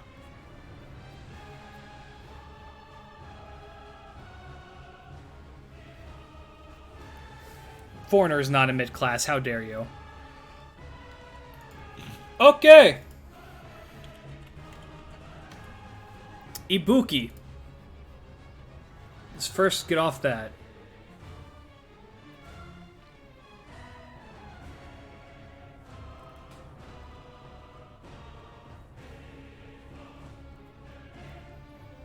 Godskin Apostle has no reason to have the second best OST in the game. The Elden Ring OST pops off, man. I love it. Alright. Ibuki. One of the better sabers in the game. First skill. Increases own attack 3 times for 3 turns. Charges own NP gauge 40% and 50% respectively. 6 turn cooldown. That's really good. 8 channel surging waves. Second skill. Increases buster performance for 3 turns. Increases own defense for 3 turns, both by 30%. And then gains 20 critical stars on a 5 turn cooldown. Also very good. Especially considering she has a Berserker deck of 3 buster cards. That's really, really good. And then Defiled Fingertips A. Seals 1 enemy's NP for 1 turn. Increases own critical damage for 3 turns by 50%. And increases own damage against undead enemies for 3 turns by 50%. So she's all about stacking her damage. Oh, she's got some unique passives. Magic Resistance A is good. Riding B plus is good. Dragonkind EX increases own buster performance by 12% and reduces own damage taken by 200 passively, which is really good. And Snake God's Essence, which increases own damage by 250, increases own buff removal resistance by 20%. So she's got a lot of good stuff going for her. Anti-Ruler as well. That's interesting. And then her NP ignores defense, ignores invincibility, activates first. AoE, 300% damage. Buster, so you're very likely to chain it with her stuff. And she has a lot of buffs to it. So her gimmick is that she has insanely high damage. Let me check to see what her raw damage is. Her raw damage is just good. That's very good. But then she buffs it, and then she buffs it, and then she buffs it. Yeah, fuck the Godskin Apostles as well. I just beat the, on my second playthrough, I just beat the Godskin Apostle duo yesterday. Yeah, she's A tier. She's good. I'd say that she contends. She's better. I'd say she's about here. Foreigners, or how can my Lovecraftian servant possibly be this cute? Alright, I think that was a good spot for her. Okay. Ilya. A single target caster.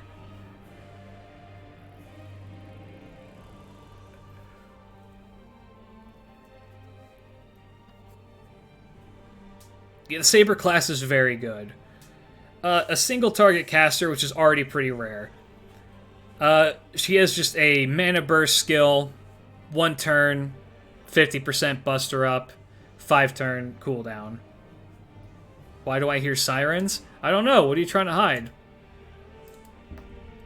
Her second skill grants self-invincibility for 1 turn, increases own NP generation rate for 3 turns, and charges her own NP gauge by 50%, which makes her so much better because she didn't have that battery before.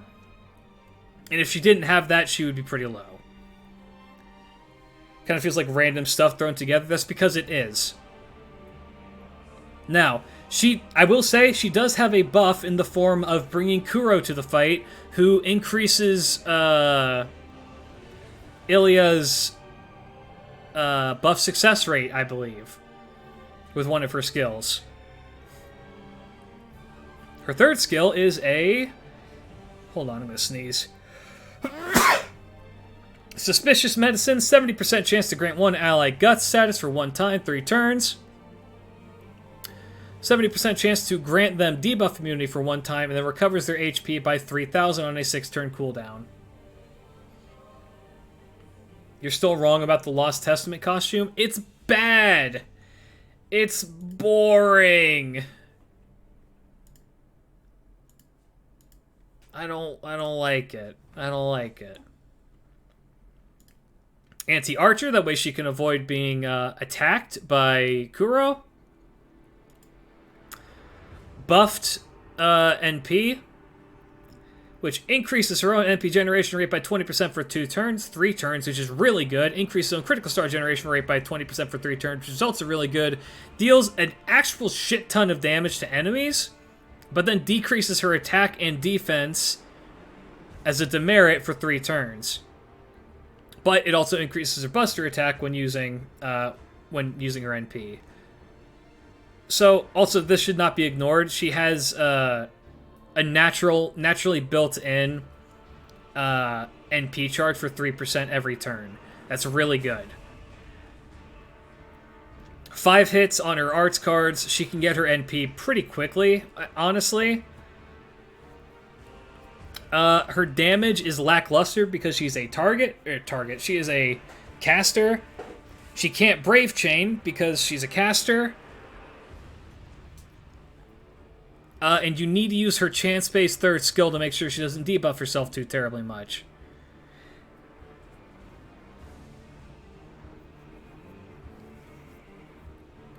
Her damage is not lacking, no. She's fine. Being a single-target caster, in my opinion, puts her up here.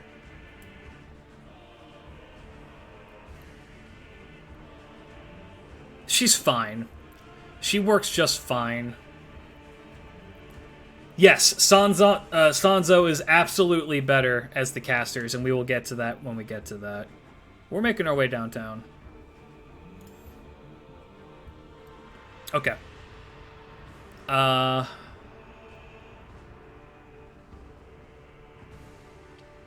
Who was next? I forgot. I didn't even look. Space Ishtar. This one is pretty easy. I don't think that she's an A. The fact that she has a chance-based... her third skill is chance-based really hampers her.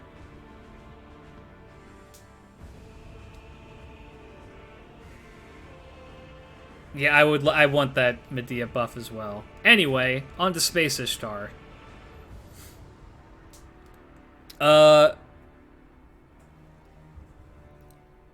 Let me switch it to the good one. There we go. Anyway. Charisma. She increases her own attack by 20% for 3 turns. Increases the party's attack, except for herself, by 30% for 3 turns. Grants the party Charm Resist for 3 turns, except for herself. This is a ridiculously powerful skill. Whoops.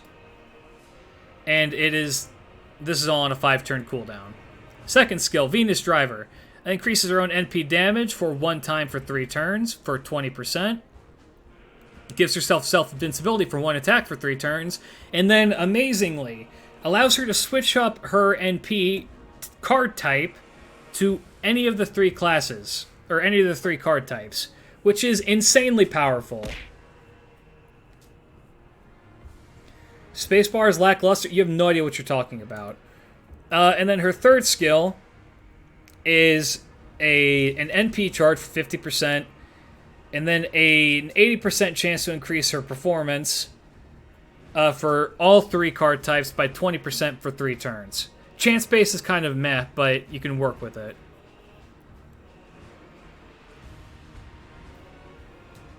And then she has a million passives. Magic resistance, C. Independent action, C. Goddess's essence, so she has better attack and debuff resist. Avenger, EX, which is amazing. Oblivion correction, B, so bonus crit damage. And it charges her own NP gauge by 3.5% every single turn. Anti-archer, because she doesn't want to fight her normal self. And then these all have individual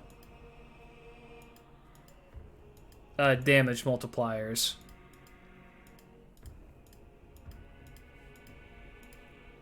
And it looks like they do it to compensate for the damage, so none of them are insanely overpowered. Quick seems to put out the most amount of damage, but is naturally lower. Buster, yeah, it looks like they are attempting to compensate for the multipliers, so you do pretty consistent damage across the board. And then her overcharge, that she increases her own NP damage by 20%.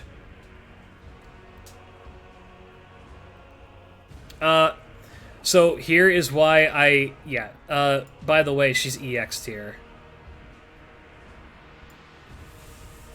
Here's why. You can loop with her with just Tamamo and Paracelsus.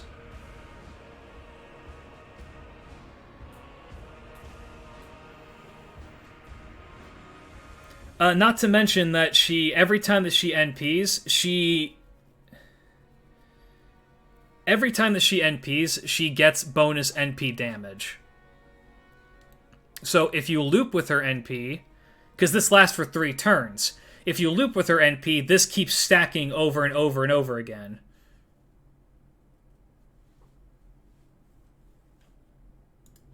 So she's like the premier farming servant in FGO. And I'm pretty sure I brought her to clear out boss waves in Olympus and Atlantis. She's just kind of cracked. She's really, really good. So I'm fine with her being, I think she's better than Doman. She better than Ku? No. Alright, next up, Standard Ishtar.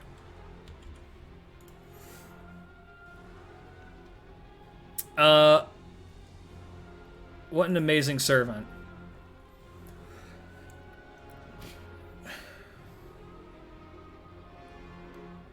I love how they had the buff Nero Bride because Skinny Pharmacist was a better support than it, right? Yeah. Alright, so Standard Ishtar, first skill. 20% attack and crit up for 3 turns, 5-turn cooldown. That's solid across the board. Oh, I love Ishtar. I love Ishtar. Second skill. 50% NP charge, 80% chance to grant self-invincibility, 80% chance to ignore invincibility for 1 turn each. It's pretty good. The only offensive servant where Golden Sumo is at least helpful for damage? Yes. And then Mana Burst Gem. A delayed 50% attack damage for her on a 3-turn cooldown. Magic Resist A for passives. Independent Action A, so bonus crit damage. Then Goddess's Essence, so increased damage altogether. Anti-Ruler. Buffed NP, which is AoE, deals damage to all enemies, and gains 20 crit stars, increases Buster card performance for 1 turn. As her overcharge effect, activates first.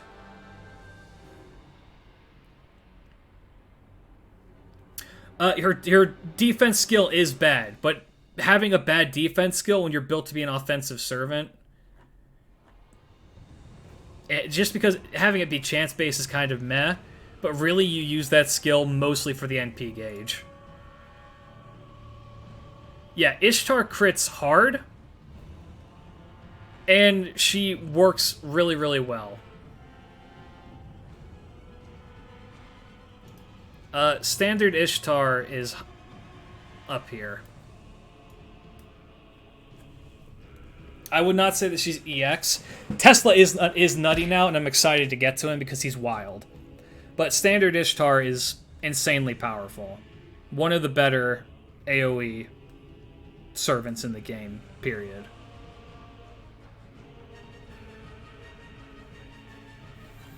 Alright. Yay! Oh.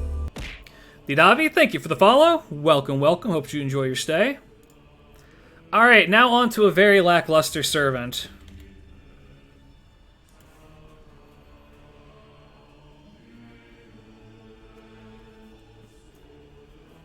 Unless he got buffed recently, but I don't think he did. I don't think he did. He does have a buffed NP. Okay, yeah, we'll get to this. First skill is a standard charisma for 20% for the party, 3 turns active, and 5 turn cooldown. Second skill is a buffed tactics skill, which is better. We're getting there. This is what Drake needs, right? This is exactly what Drake needs right here.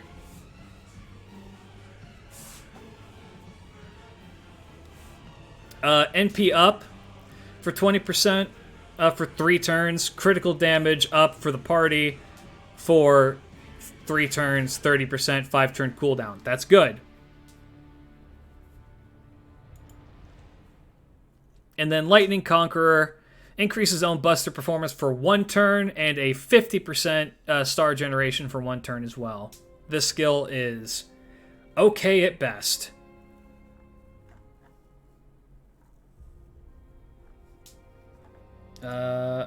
Anti-Lancer, interesting. And then his NP is an AoE Buster Beatstick. Reduces critical attack chance for 3 turns and reduces defense for 3 turns. Both for 10%. And then year 1 low hit cards. A lot of hits on the extra card, which is kind of nice. Mediocre attack. That's okay attack, actually. Star Absorb is pretty high because he's a rider. Don't know why there's an addendum here for his generation. He has low hits, so it doesn't really matter. He's better than Drake.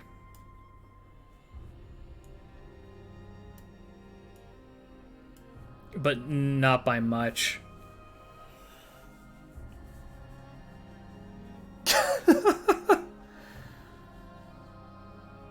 Drake is not broken. Her kit is not stupid good. Drake needs a buff. Her damage is lacking. She relies on crit stars, which she can make, and getting her NP to fire off pretty constantly, but she can't really do that effectively. I mean, it can be done, but there's better servants for that job. Hey, yo! Congrats, man! How is he better than Drake when she has a 50% battery?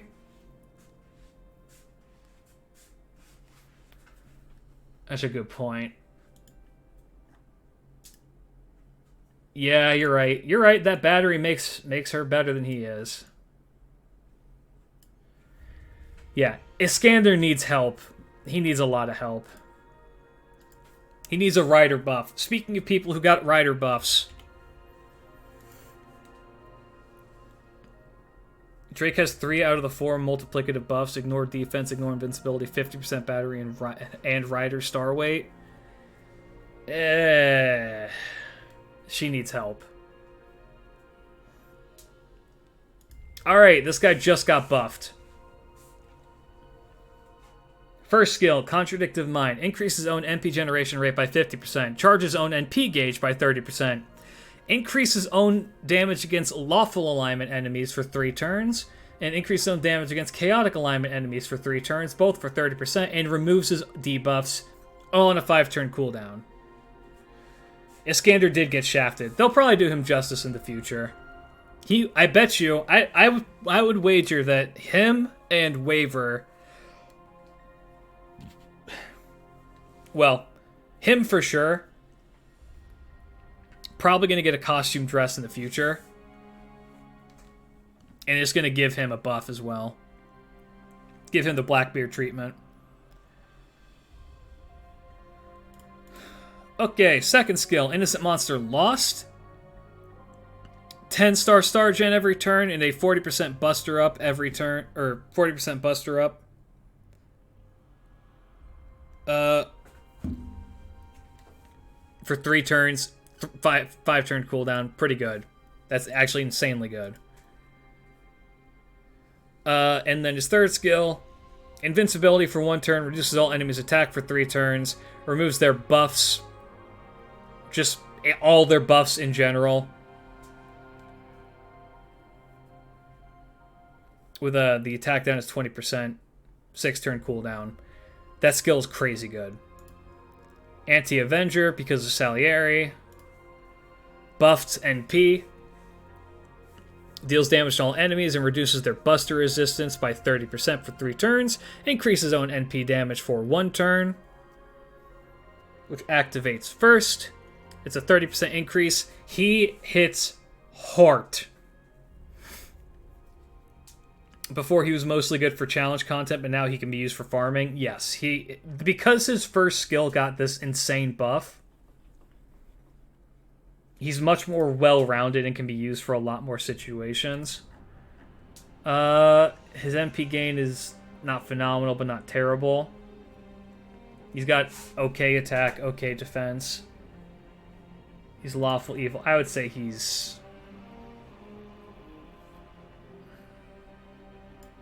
about here.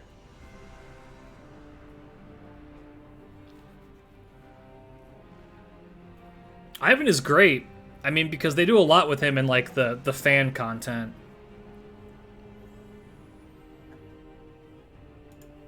Okay, who's next? Jack.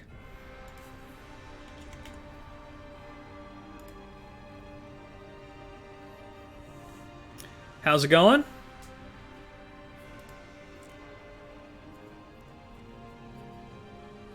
He can snowball with a decent hand.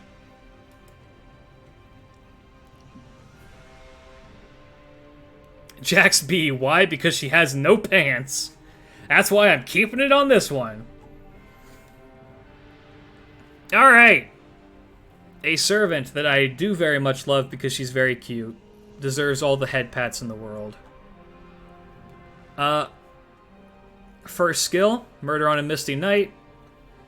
1 turn evasion, increases own quick performance for 1 turn by 50%. Really good. Information Erasure is an insanely powerful skill where it removes 1 enemy's buffs and then reduces their attack chance for 3 turns by 30%. That skill is cracked.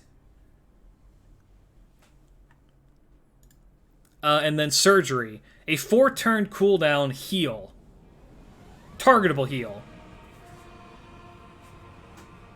And actually, yeah, she needs the arcade costume where they put her in like a business suit. If she was summoned to your home, would you take care of her like your own daughter? Yes. And she has present concealment A+ because she needs to make more stars. Anti-archer, so that way she can kill Atalanta. And then a buffed NP that hits like a goddamn truck. Bonus damage to females. 4 hits. Ignores defense. 50% extra damage to female servants. Or just to females in general. Has insane NP gain. Insane star generation. Oh! Her attack is kind of on the lower side because she's an assassin, but she makes infinite stars. Her star gen role is no longer as important, yes. But I'd say she's still one of the premier single target assassins. Is Summer Ushi good? Summer Ushi is decent. She is an amazing star generator as well. But she needs a buff. Yeah. Honestly, her star absorb is unimportant because she makes insane amounts of stars anyway. I'd say she's about right here.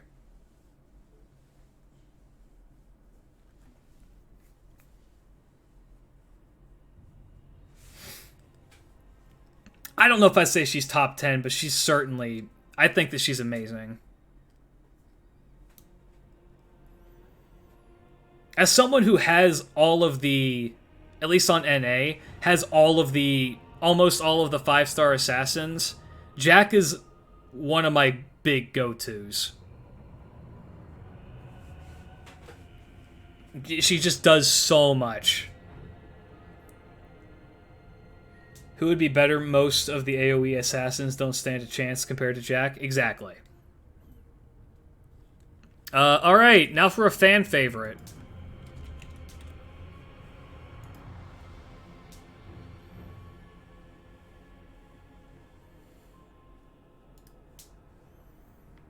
Bim bom bom bom.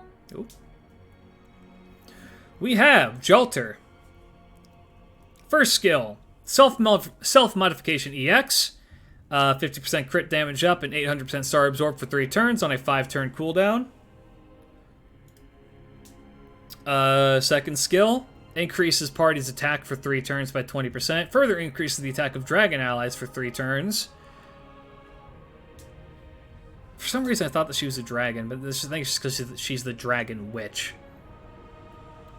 That won't pop up as often, but it can be nice when it does. 20% attack up for the party for 3 turns is good regardless.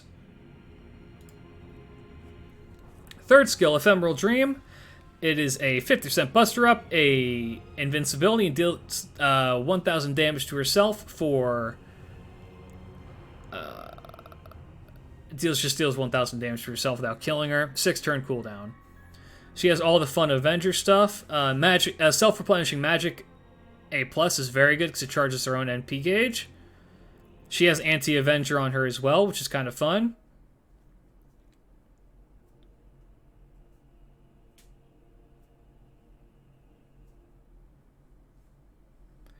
I saw someone say Jolter is overrated.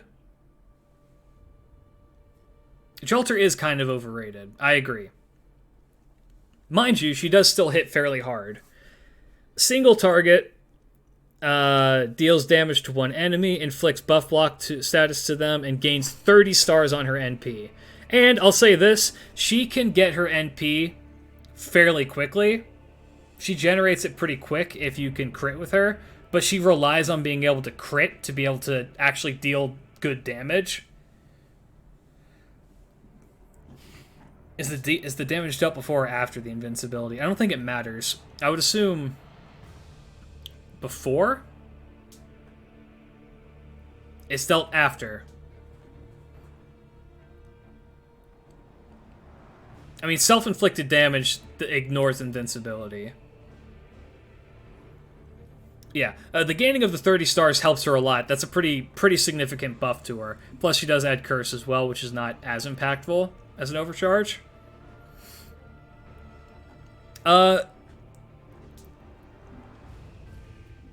She's got a lot of hits on her extra attack. Her NP gain is good. Her damage is very good.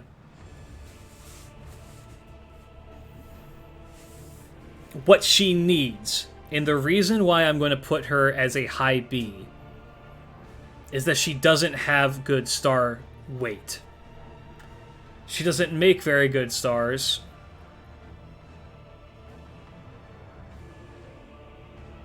Outside of her NP. But she can NP decently often.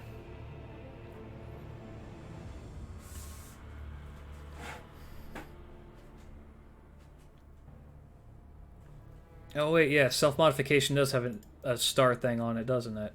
No, you're right, I'm stupid. She's A tier. I think she's better than Diascari. She's probably better than Gil. I favor her over Gil.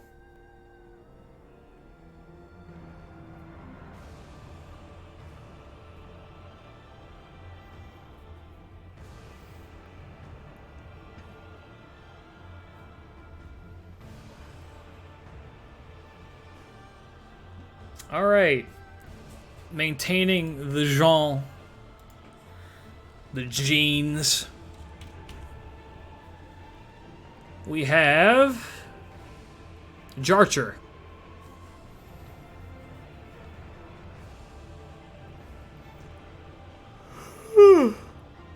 One of the premier Archer Looper EX move on. We have to be fair.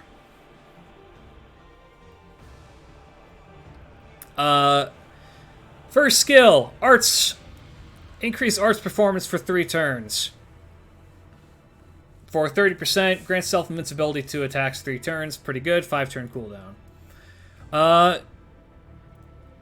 Charges own NP gauge, increases own NP damage for 3 turns, increases own critical damage on waterside battlefields. And that's 40%, 20%, and 50%. Being on a waterside battlefield is not very common. So that's not going to be active very much. I think the new 3-star changes up battlefield types. And then her third skill is a 20% charisma that increases good allies, good alignment allies, attack for 20% as well. So 40% if you are a good ally. Anti-Berserker is an amazing append skill because she needs to beat up her summer version, or her summer sister.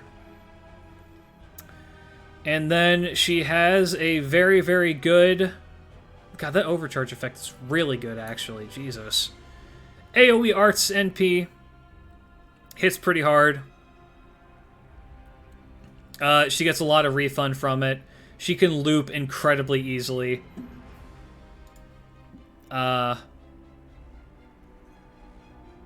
Johnny French Girl. I'm thinking that she is going to be a low A.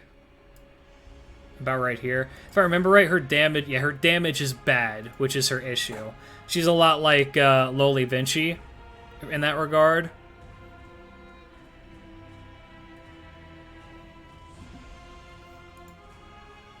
It hits pretty hard because she buffs her damage.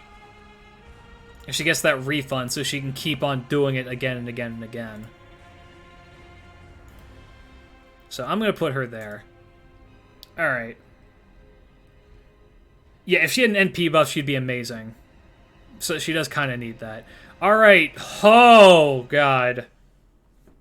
This is a servant I know has gotten a lot better as time has gone on. However, look at those hit counts. 2, 2, and 1 with a caster deck. That's rough, buddy.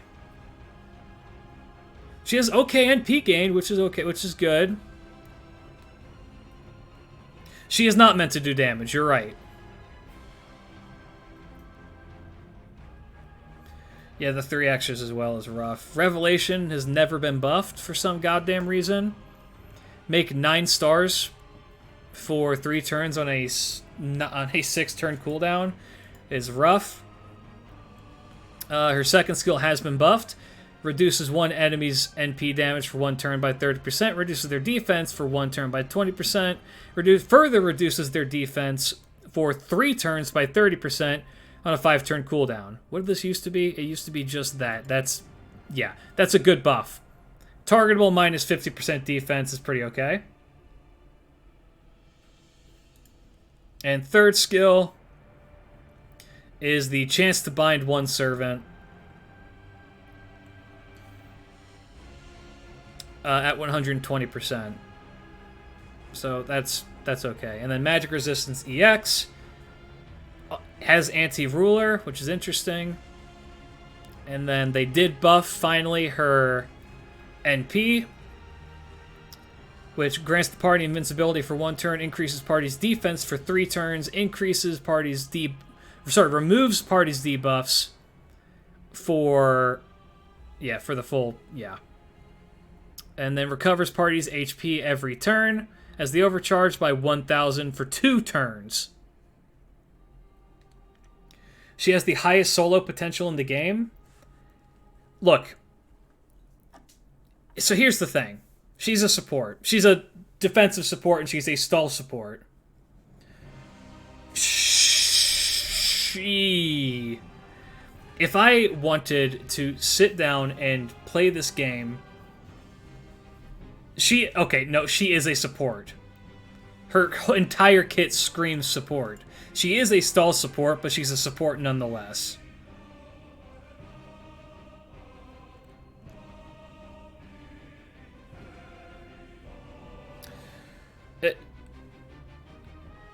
She's not horrible. She's definitely D tier. She is incredibly situational. That's her issue. This is not a servant that you're just like, oh yeah, I can just bring them. Like, no, you bring Jean,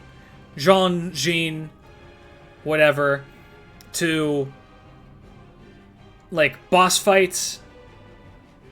She is a stall, not a support. She literally stalls significant boss fights, such as Ivan has said. She supports you doing that. There is no difference between a stall support and a standard support. They're a support. It's like saying MASH isn't a support. MASH is a support. I disagree. I do not think that she's... Yeah, she has... There are significantly better options to her. I'm not budging on this. The highest I will go is up here.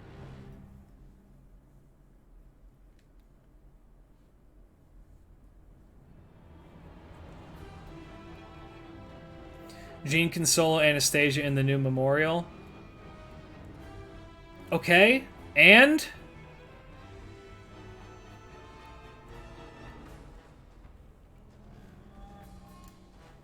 Anyway. What's this girl's name? Genico, that's right.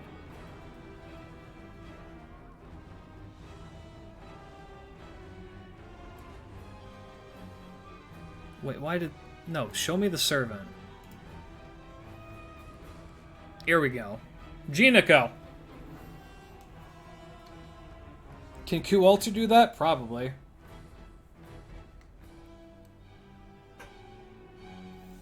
A unit's ability to solo content under specific conditions is not a judgment of their own. Exactly. It's like, yeah, Matahari can solo Consort U. And I still don't think that she's, like, the best servant ever.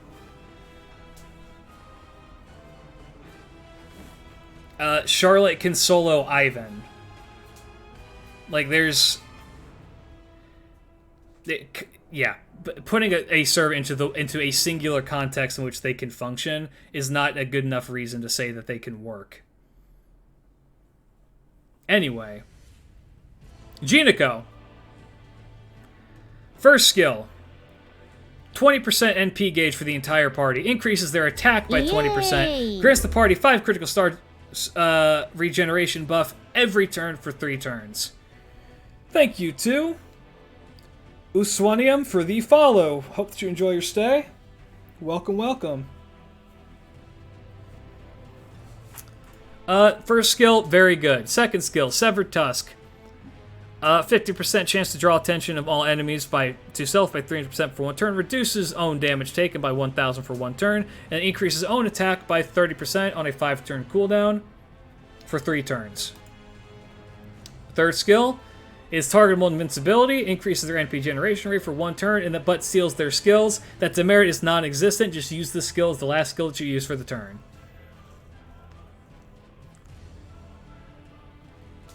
She has Magic Resistance A, Riding A, and Divinity B. All of which are pretty okay. Anti-Lancer, because her husband is a Lancer.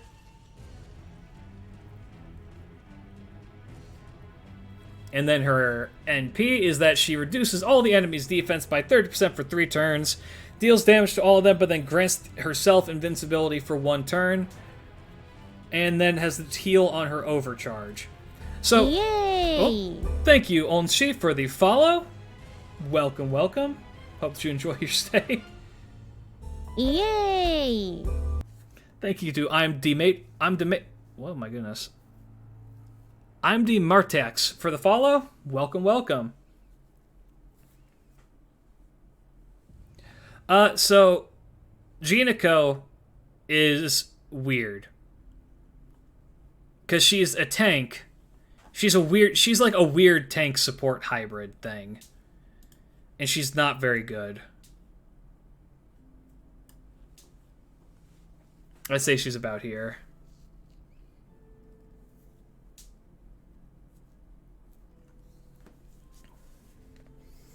She has her uses and she has her places where she can shine. But, I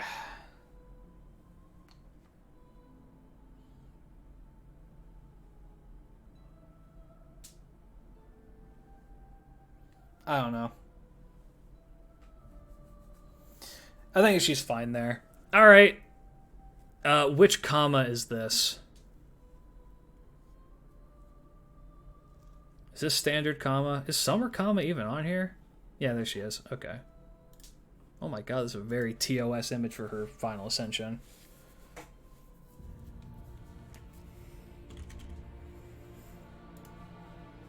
Alright, let me get off the nugget. Oh my god. Boobies.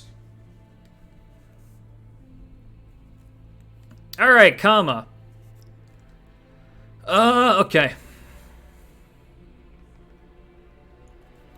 First skill. Reduces one ally's max HP by 1,000 permanently. Overcharges their NP by one stage for one time. By one stage, one time for 3 turns. And recovers own HP by 4,000.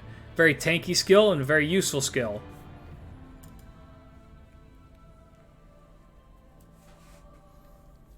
Second skill.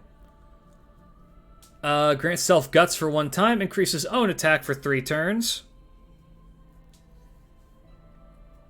It's pretty good. 6 turn cooldown, 30% on the attack buff, pretty good. And then her third skill, she has the anti-alter ego damage, which is something that not a lot of servants actually have. For 3 turns, deals 2 times damage to them, nice. Increases her own critical damage by 20% for 3 turns. Reduces all enemies charm debuff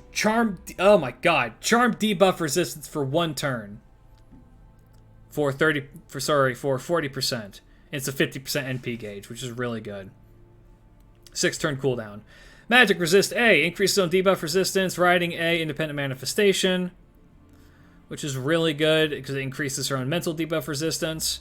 Love Goddess's Essence means that she cannot be charmed. She's like Gramps. She says no to thoughts because she is the thought. So is Gramps.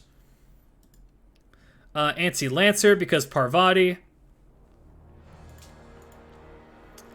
10 hits on her NP. Single target quick. Hits like a goddamn truck. 80% chance to charm them. And it boosts her quick attack damage when you use it. Comma is cracked. She has decent attack. Pretty good NP generation. NP gain rate. Star generation is great. Yeah, comma is like up here. Comma's insane. Oh, goodness.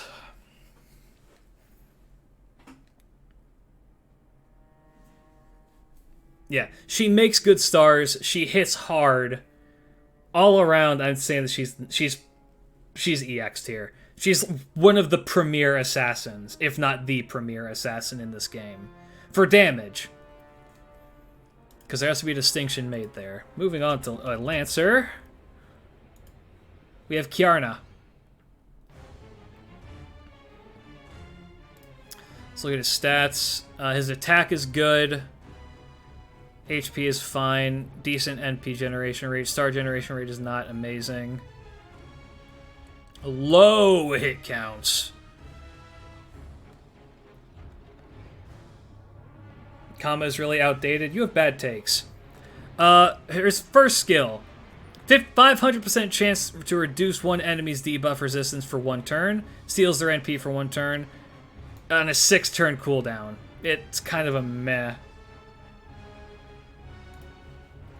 Mana Burst Flame increases own buster performance for 1 turn, increases own NP damage for 1 turn, 30% on the buster, 20% on the NP, 5 turn cooldown. And then his third skill, charges own NP gauge by 25%, increases own critical star generation rate for 3 turns by 50%, increases own, oh my goodness, increases own critical crit damage for 3 turns by 40% on a 6 turn cooldown. Magic Resist C, Riding A, Divinity A, pretty good. Anti-Archer, Anti-Rider. And then he has the buffed NP that deals damage to all enemies. It reduces their buster resistance by 20% for 3 turns, which is pretty good. And then bonus damage to divine enemies. So, Karna is very mediocre.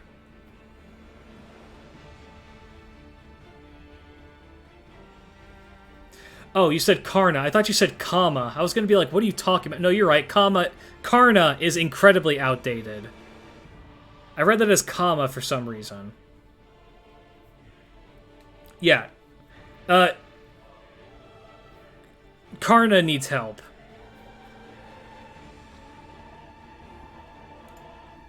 Specifically on this skill right here. This skill needs a buff, because I cannot in good conscience put Karna in the B tier. Karna is in the C tier somewhere. And even then, Drake is better because she pairs better with Kolyanskaya. Yeah, he's like here. He's mediocre at best. And even then, I wouldn't even say that. Yeah, Karna needs help. Karna needs a lot of help, because I like him as a character a lot. But, yeah, he is very much lacking. He's a cool guy, don't get me wrong. Alright, this is Summer Kiara.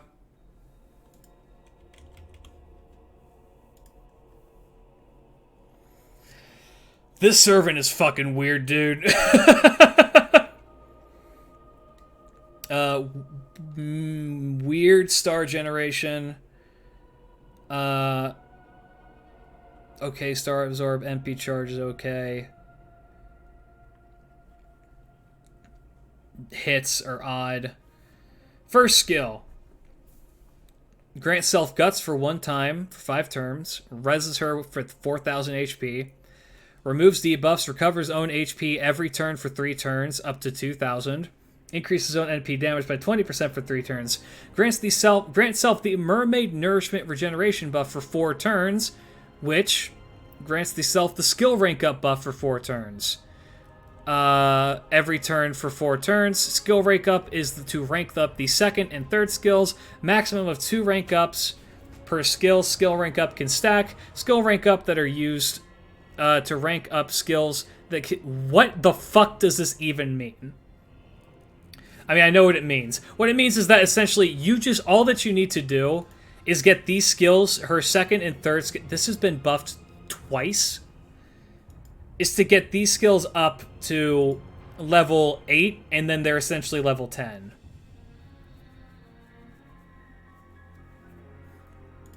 Second skill. Supernatural Power Inc. Charges own NP gauge by 50%, gains critical stars, 30 of them, and has a 500% chance to remove 2 stacks of her own skill rank up buff. So if you use this, the skill rank up only applies for the next 2 times you use those skills, I think, or something. It's fucking weird. Third skill also has been buffed twice. What the fuck? Oh, I see. So you can choose to use those stacks for... Okay, I see. It's each rank of it. No, you're right. I see what you guys are saying.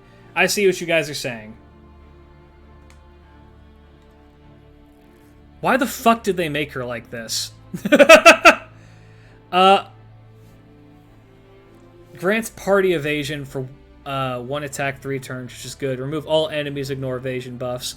Inflicts 3 stacks of bewitchment.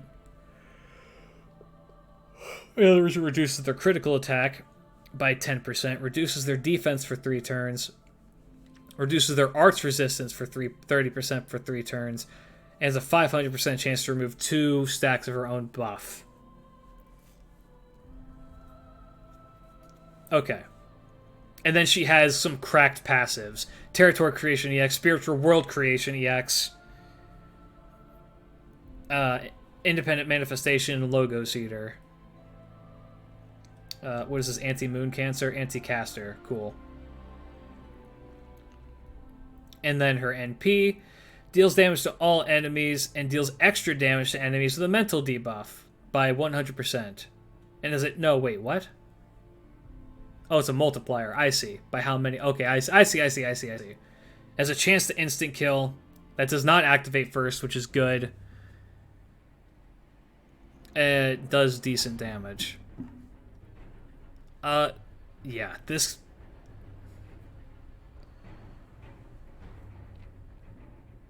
You're confused? Yeah, this... Is she a support? No. She's a DPS.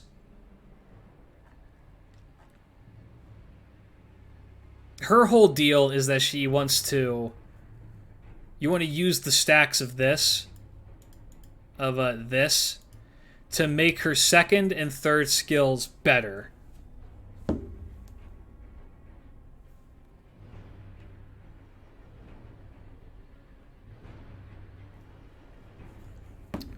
And she does so pretty effectively. And her cooldowns are not bad at all. But she's a moon cancer, which is kind of interesting.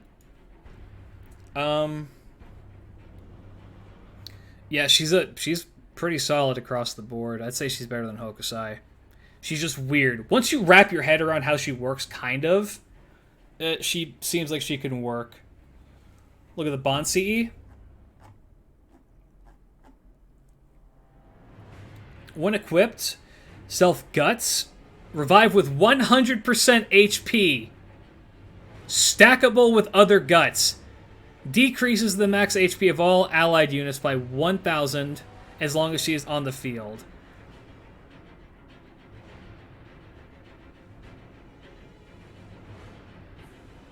That's kind of insane. Okay.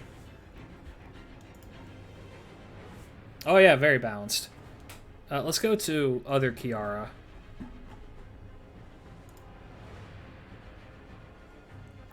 Alright, time for the sexy nun that makes just a little bit more sense. Yeah, 100% guts is really interesting. That's totally fair and balanced. Okay. Let's see. Clairvoyance Beast reduces one enemy's debuff resistance for 1 turn, increases their arts resistance for 1 turn, or sorry, reduces their arts resistance for 1 turn, and charges own NP gauge by 50%. It's a 100% debuff resist and a 30% arts debuff, which is amazing. Set effects, that's good for your whole party because they can get better NP off of that unit that she did that to. 6 turn cooldown. Reduces second skill, reduce all enemies' MP gauge by 1, removes their buffs, reduces their defense for 3 turns by 30%, 6 turn cooldown. That's kind of insane too. And then Goddess Metamorphosis grants self invincibility, increases own critical damage, NP generation rate, debuff resist, and own healing received. All of those by 50%, but she does 3,000 damage to herself without killing, which doesn't really matter. So I'm pretty sure she heals off of her... Yeah, she heals that back off of her... Yeah, her NP, which is fucking cracked. And she has really good skills, or passives. Passive 8% crit damage. Independent Manifestation, again, Logos Eater. And bonus damage against the ruler class. Which doubles up with the bonus damage against the ruler class on this, on her append skill.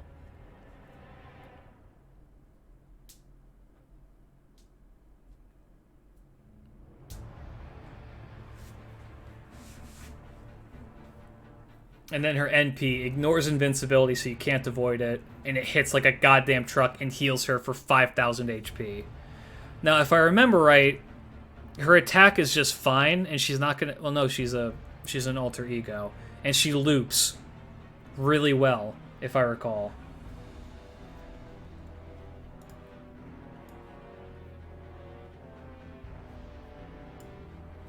I'm gonna put the Kiaras next to each other.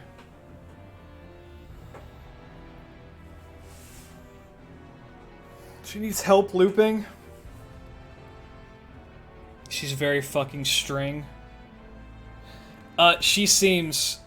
Yeah, she seems kind of cracked. So I'm okay with putting her there.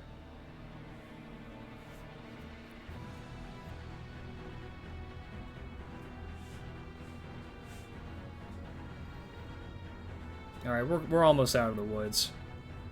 Not really. I think we're halfway done. Alright, next up.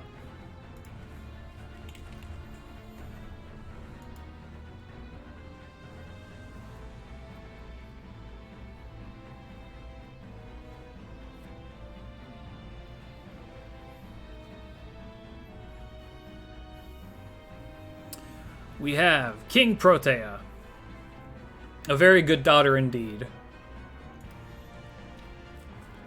First skill is Huge Scale, which gives her the buff that she keeps on stacking her HP. It keeps going up by 4,000 every turn. Wait, what? Yeah, permanently increases her max HP by 4,000 every turn. Increases her own NP damage resistance by 8% permanently, and it stacks up to 8 times, both of those. 10 turn cooldown. Big, indeed. Second skill, reduces own skill cooldown by 1, and charges her own NP gauge per growth stack. 500% chance to remove it, though. So that this negates the effects of the first skill, but gives her NP. She's kind of crazy. And then Monster Strength EX. Increases own attack for 3 turns. 40%. 5 turn cooldown. She's like the mega tank. Madness Enhancement A+, Independent Action B, Territory Creation EX, Goddess's Essence, and she's the High Servant. Anti-Ruler. And then her NP. Fun fact in the Fate lore, she doesn't have an NP, she's just so big that she crushes people with the strength of 1. If the growth buff is present, further increase own buster performance by 20% for 1 turn, and then deals damage to all enemies, and then increases her buster again by 20%. So, this King Protea is weird. She's a servant that requires you to be patient. Yeah, she gets the buff. Yeah, she gets the buff this year. I think when Seraph becomes like a purchasable chapter or whatever. Yes, both of the buster ups are before damage. She is very good.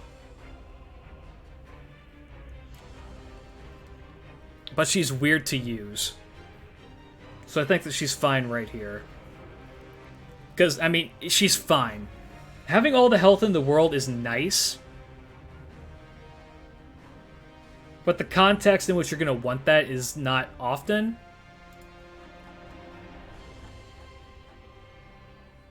She has good attack. Thinking feels redundant in FGO is what I'd say. Yeah. She's a very fun unit to use, but I would not say that she's a good unit, like an excellent unit by any stretch of the imagination.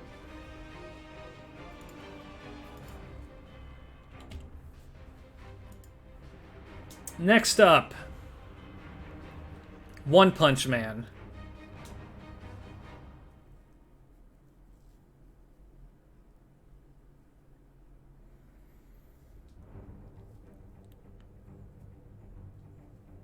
First skill is Bajie.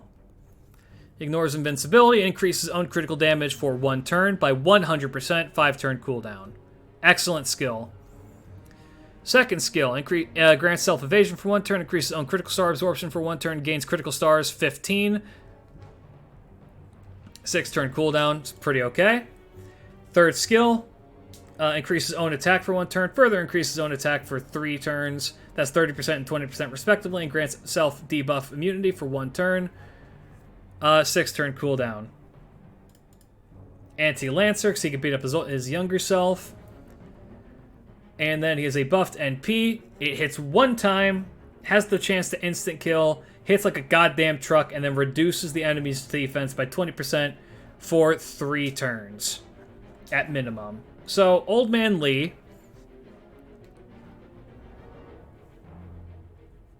If only he lived up to that nickname damage-wise.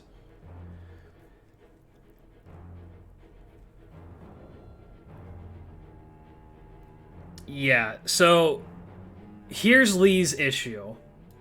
Because Lee, I think, is B tier. I think it's about right here. And I'm going to try and speed this up, that way we're not here till 8 p.m. I'm going to put him there, because he does hit hard.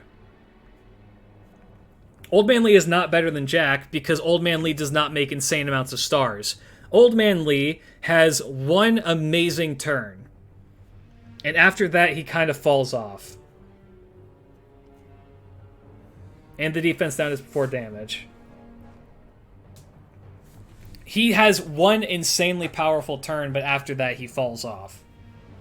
He's good, don't get me wrong. He is a very good servant. It's just, I think there's just better alternatives to him. Jack, you're just anti-Jack. I'm sorry, but you're wrong.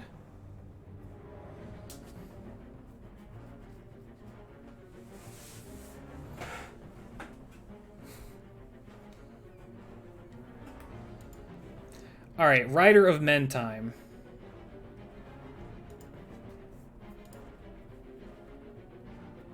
What the fuck is your name?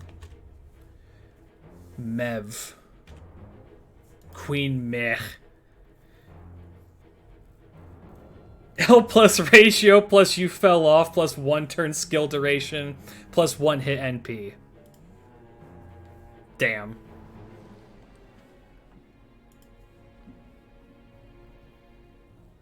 Alright. Queen Thought.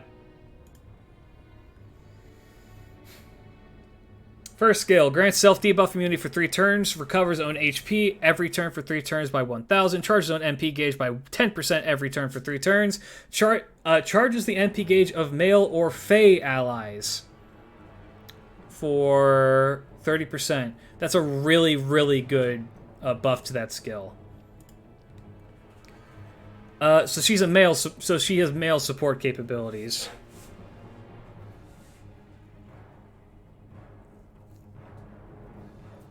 Let's see. 20% attack up for the party. Further increase the attack of male enemies by 3 turns. Or sorry, by 20% for 3 turns. Recovers own HP by 2,000. 5-turn cooldown. And she has a chance to charm 1 male enemy for 1 turn. Reduces the enemy's defense by 30% on a 7-turn cooldown. She has magic resistance in Riding A, Anti-Lancer because of Coup, a buffed NP, single target buster, deals extra damage to male enemies, reduces their mental debuff resistance for 3 turns. And it's a pretty good modifier on that. So Mev is... Meh. The Thought is interesting. She supports men, and she hurts men. And she hits them real hard. She is like, what's her name? This is like Artemis, but not bad. And she, hold on, the DPI on my mouse just got weird. There we go.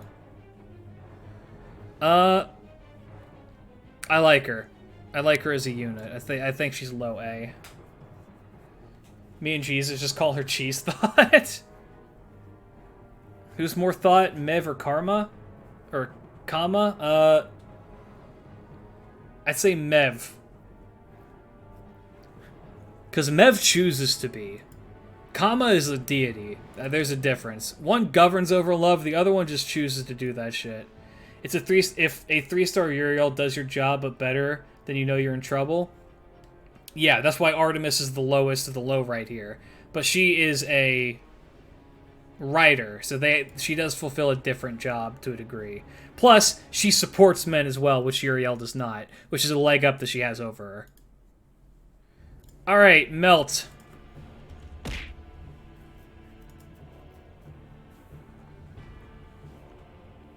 Okay attack. Oh, mediocre defense. First skill, Crime Ballet. 2 attacks for 3... evasion for 2 attacks for 3 turns. Gains 15 stars. It's an insanely good skill. 5-turn cooldown. You know the real thought is Kiara? Correct. Absolutely correct. Playing Mordred's interlude right now and just called Jekyll a good mom. Not sure how to feel about that. Sadistic Constitution increases own attack for 3 turns. Grant self on attack activate buff for 3 turns, which increases her critical damage for 15% for 3 turns when normal attacking, which can keep stacking and stacking and stacking. But it reduces her own defense by 10% for 3 turns, which is at best. It's not really a big one to worry about. Melt Virus reduces all enemies' NP damage for 1 turn, reduces her party's NP damage by 50% except for herself for 1 turn, and increases own NP damage by 30% for 2 turns. A lot of good passives: Magic Resistance B, Riding B, Independent Action A, Goddess Essence B, Anti-Lancer. Interesting. And then her NP deals damage to 1 enemy and then removes their buffs, which is unfortunate that this is not an activates first thing.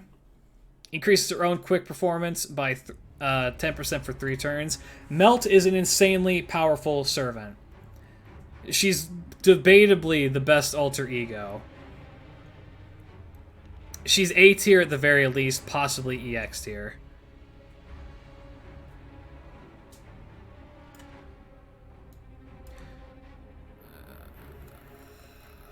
I'd say she's here. I'm going to separate the Kiaras. I think that's good. Who's next? Merlin.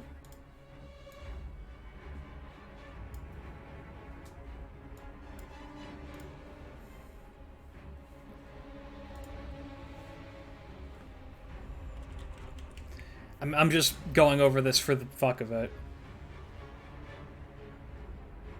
Summer BB is correct, that's why. Yeah, I feel like I don't need... Kind of like Castoria, I really don't need to explain why this guy is so high, but I'm going to anyway. Dreamlike Charisma. 20% attack up, 20% NP gauge up for the entire party, 5-turn cooldown. A party-wide invincibility that also increases critical star generation by 50% and increases crit chance resistance. Or sorry, reduces the crit chances of enemies, every enemy, for 20%. 7-turn cooldown's kind of brutal, but that's a really good skill. And then Hero Creation increases one ally's buster performance by 50% for 3 turns, increases their max HP by 3,000 for 3 turns, increases their critical damage for 1 turn by 100%, 6-turn cooldown. He has a personal NP gain buff, or NP generation buff for 5% every single turn. Item construction and territory creation are both pretty good. Anti-Berserker is... Yay! Oh, Pete_6, thank you for the follow. Welcome, welcome. Hope you enjoy your stay. I think that Anti-Berserker is probably the best card type you can get. And then his NP is he recovers the party's HP every turn for 5 turns by 1,000, then charges the party's NP gauge by 5% every turn for 5 turns, and then he puts a critical star gain buff on himself for 5 stars at minimum for 5 turns. He's the go-to long fight Buster support servant. He's great, absolutely insane.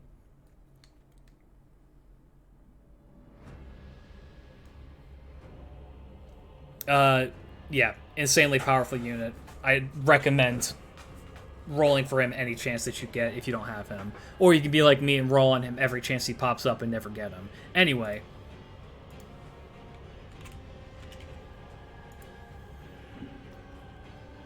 Mysterious Heroine X Alter. I have no idea, Blue Jay.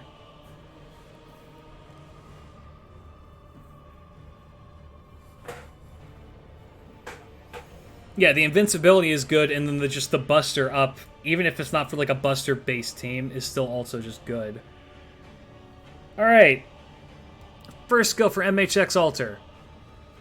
Increases own healing received by 50% for 3 turns, and then recovers own HP by 1,000 every turn for 3 turns. In other words, that is a 1,500 heal. Wait. Oh, it recovers her own HP immediately for 2,000. So with this skill active, that's actually 3,500, and then 1,500 for the next 3 turns. Increases own critical damage of Quick, Art, and Buster cards for 1 attack for 3 turns, 30% each. Second skill is another Quick buff, and gains 20 stars. This is a 30% Quick buff for 30 turns, or for 30% for 5 turn cooldown. And then Sovereign's Invisible Hand reduces one ally's critical star absorption by 100% for 1 turn, and then increases the party's attack for 3 turns by 20% on a 5 turn cooldown. That's her kit is very, very good. How good's her attack?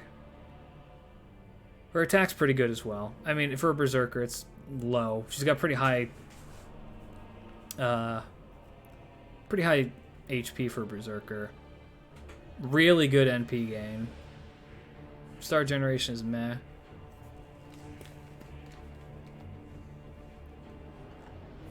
Madness Enhancement C is good. Good-ish.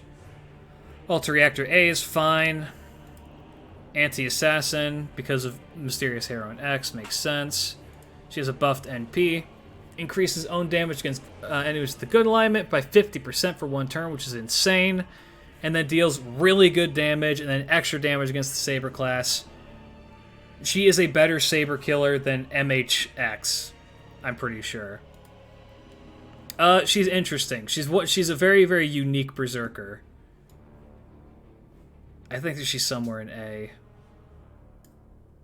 I think she's better than Arish. Better than, yeah. I put her about here.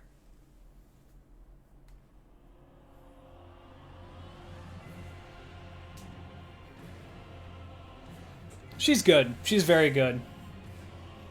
Speaking of which...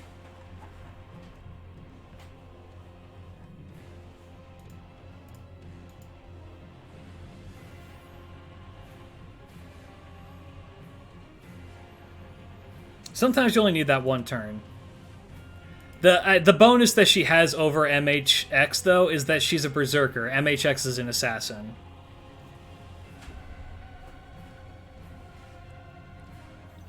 Okay. MHX, normal. First skill, Fire Sport, reduce all the enemy's defense for 3 turns. 500% chance to grant the self-delayed buff for 1 turn. Yeah, it's an 80% chance to stun. The defense down is 20%. 7 turn cooldown. That skill is still kind of meh. Self-invincibility and a 20-star Star Bomb for her second skill is okay. 5 turns cooldown actually makes that pretty alright. And then her third skill, after Interlude 4, Jesus.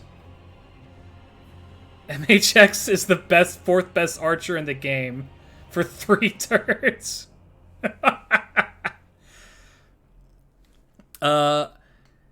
Increases own critical star generation rate against Saber enemies for 3 turns. Increases own damage against Saber enemies for 3 turns. Increases own attack for 3 turns.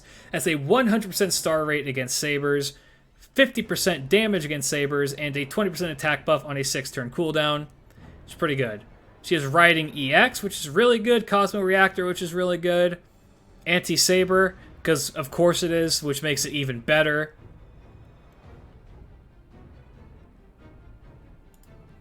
Upgraded NP. Deals damage to one enemy. Increases damage against saber face enemies. Not sabers.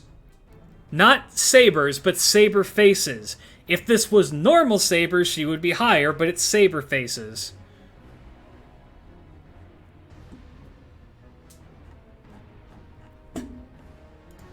Which is unfortunate. I like her a lot. I cannot in good conscience put her...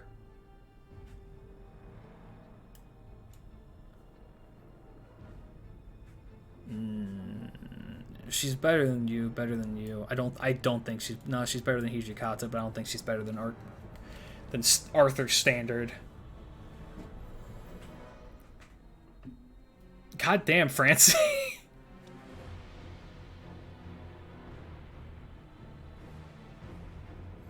Yeah, if it was Saber, if it was just against all Sabers, I would... She has the highest damage against all of the single target assassins. How is her NP gain? It's pretty good. Alright, I'll bump her up a little bit, but... They put a lot of resources into getting her buffed.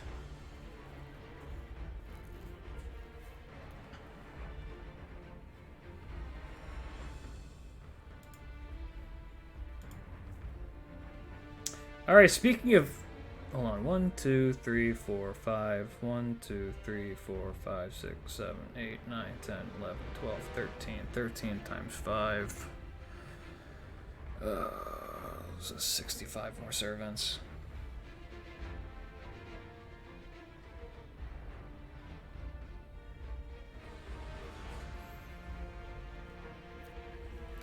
Yeah, Raiko, let's go.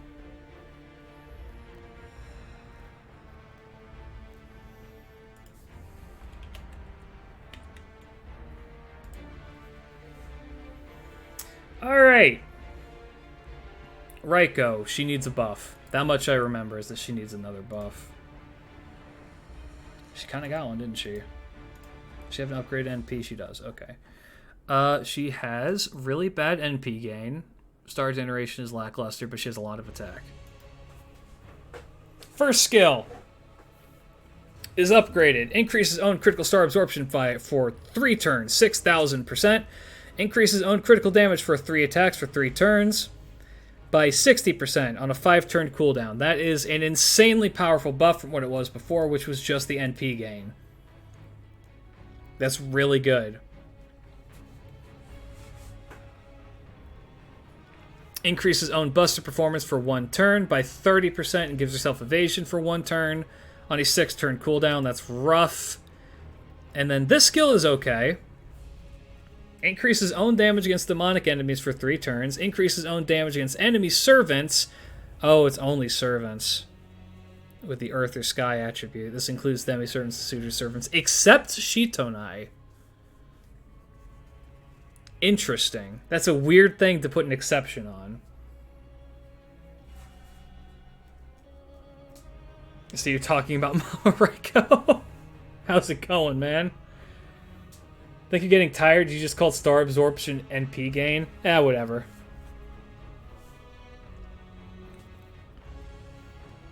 It is going well. I'm sorry for what I'm about to do to your waifu. She's got okay passives. Yay! Oh, Bulletproof Kingdom with the follow. Thank you, thank you. Glad to have you here. Madison Enhancement EX is pretty good. Magic Resistance D is pretty... it's okay for Berserker. Riding A Plus is fine, but she's only got the 1 quick card, which kind of sucks. She just had the Divinity, which is nice. This is going to be Anti-Assassin, I bet. It is. Because of Shuten, that makes a lot of sense. Yes, we are on Raiko. She does have the upgraded NP, which deals damage to all enemies, reduces their critical attack chance by 20% for 3 turns, which is good. And it increases her own critical star generation rate for 1 turn by 100%. We should be grateful that she doesn't have a mismatched deck. It's actually, her deck is very, very nice. Her NP gain is not... Nah, it's not good. It's not good. But if you can get her to crit, which you can do because of her first skill, it does work out pretty nice. She needs another buff. And I love Raiko. I do. Raida is an amazing artist. And her personality is one I actually really enjoy in this game. But she needs help.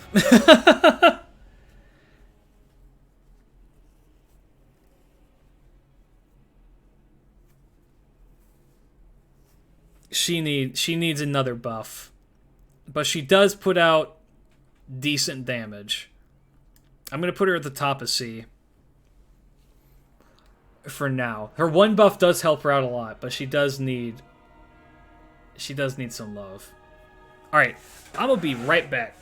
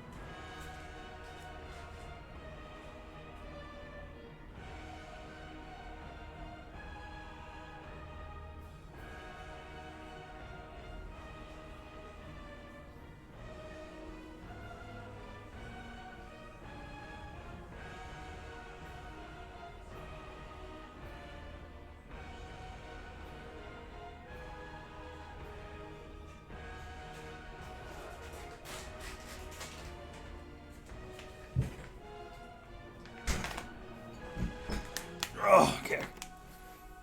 Where am I? Where have I been for 4 hours? Christ almighty. Anyway.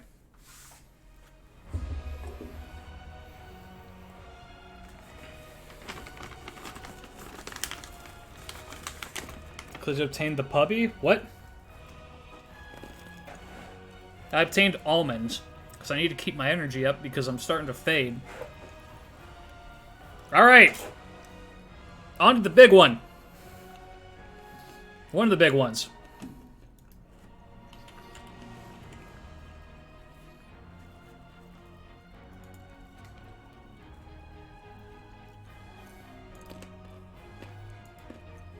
Miyamoto Musashi Berserker is an insane unit.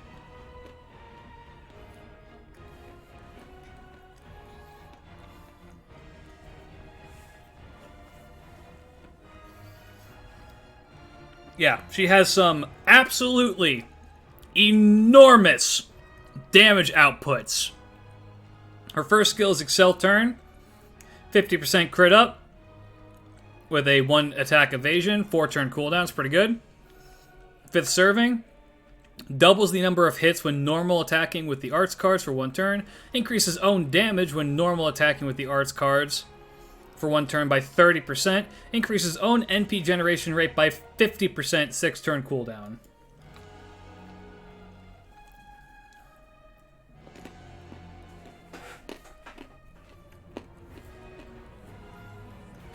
Third skill. Ignore invincibility for 3 turns. Increase own attack by 30% for 3 turns. Guts for 1 time 3 turns. Revives with 1 HP, but deals 5,000 damage to herself without killing, and reduces all enemies' defense for 3 turns by 30%. Madness Enhancement EX. Magic Resist C. Riding D. Divinity D. Anti-Lancer. Y. That's a weird decision. Interesting. And then in AoE, Arts NP, chance to seal a Saber enemy's NP for 1 turn.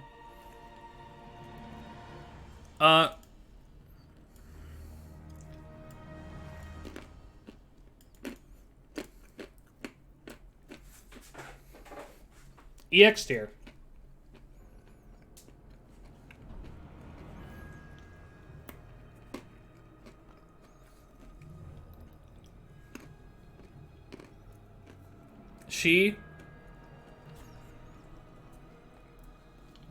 She's insane. She is able to loop her NP so easily and deal insane damage for it as well. Yay! Yes, Muhammad, thank you for the follow. Welcome, welcome. Hope that you enjoy your stay. Yeah. Between her and Space Ishtar, looping is easy.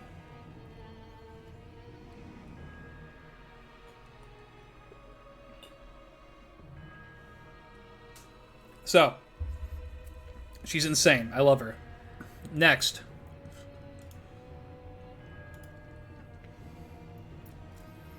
Standard Musashi. 5th form is a very good skill. Doubles the number of hits when normal attacking for 1 turn for all your cards, not just your arts ones.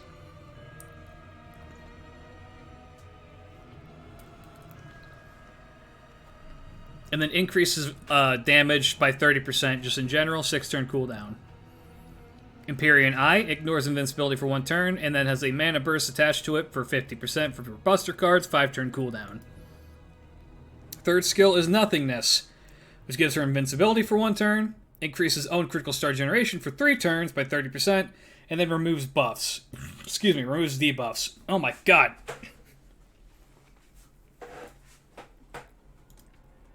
Anti-Berserker is amazing.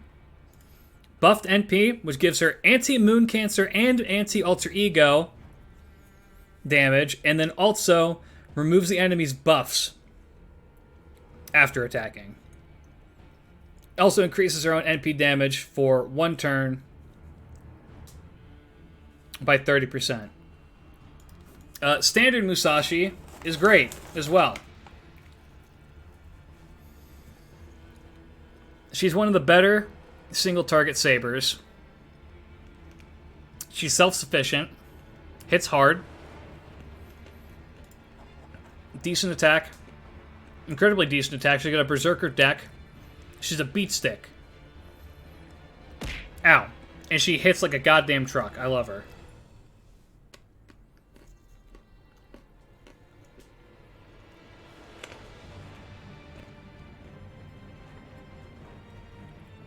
The difference between her and Old Man Lee is that she's a buster servant, not an art servant.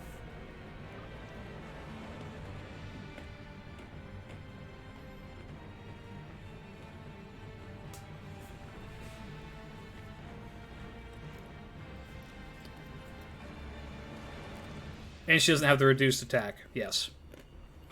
So, on that note,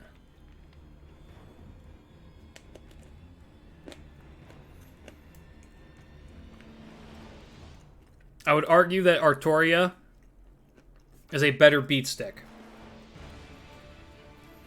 However, this is apt to change. Summer Kama is down here. There she is. So. Also, Old Man Lee does not have buff removal.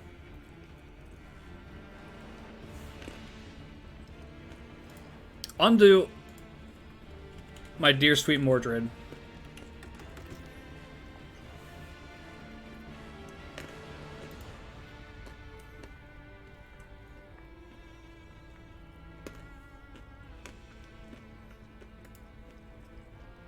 I promise to all of you, I will not have a bias towards this, even though this is probably one of my favorite servants.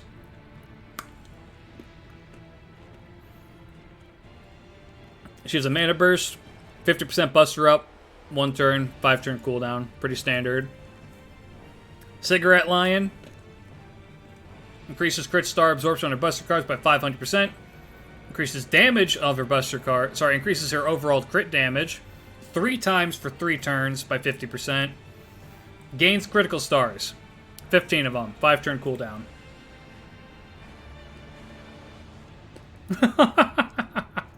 I wouldn't make a Mordred tier. I have to. I have to be fair. And then this skill is really good for her. Removes own debuffs, increases own defense for 1 turn, and a 30% NP charge with a 5-turn cooldown. This skill is absolutely excellent. Anti-Saber makes a lot of sense.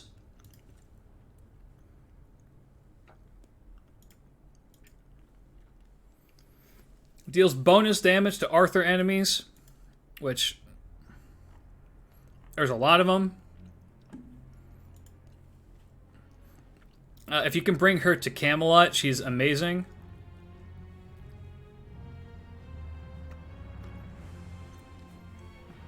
And she gives herself 20% NP refund. Hits pretty hard. She's another beat stick that's AoE with a focus on crits. I wish Mordred had guts like that one time she survived Frankenstein's MP in Apocrypha. I agree. Mordred is... As much as I love Mordred, I do not think that she is, like, some busted, broken unit. I would say that she's, like, around here. I think that she's better than Hijikata, because she doesn't take as much to set up. Yes, Tyra is on this list, or at least she should be. There she is.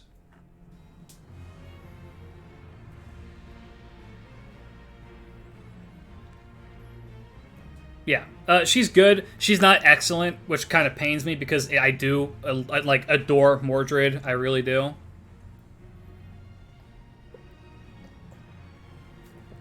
But have to be realistic. Can't have my biases. On to James and the Giant Asteroid. His NP gain is terrible. Holy shit. His attack is okay.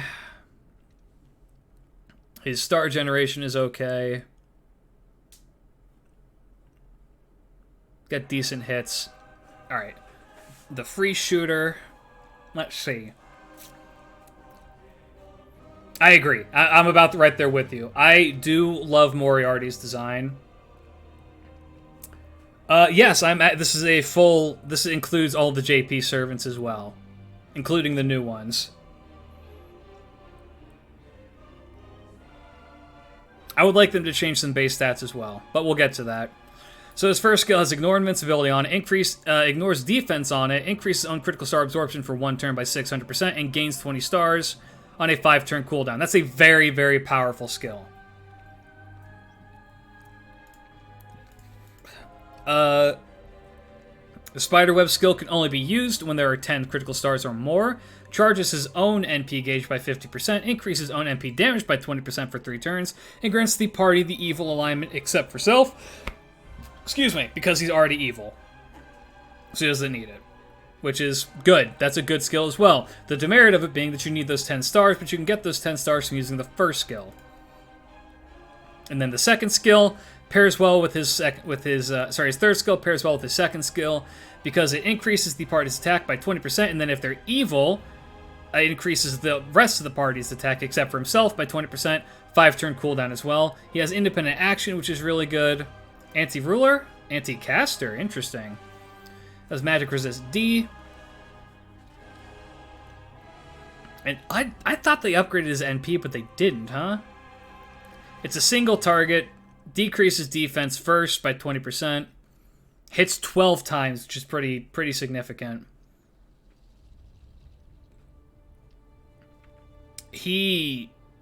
Yeah. He's very, very... His kit gels very well with itself. And he works very well as an evil support, kind of. But in a world where Doman exists,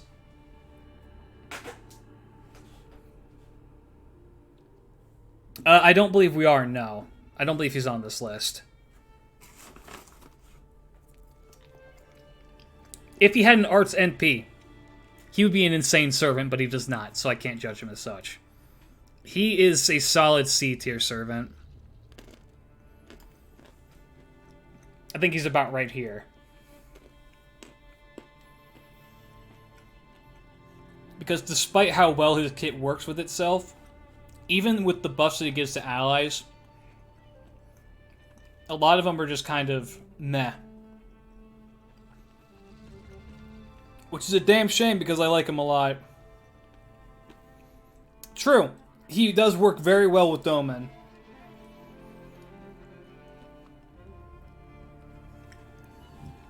But overall, I think he's just kind of standard. He's okay. He's workable, for sure, but there's significantly better options.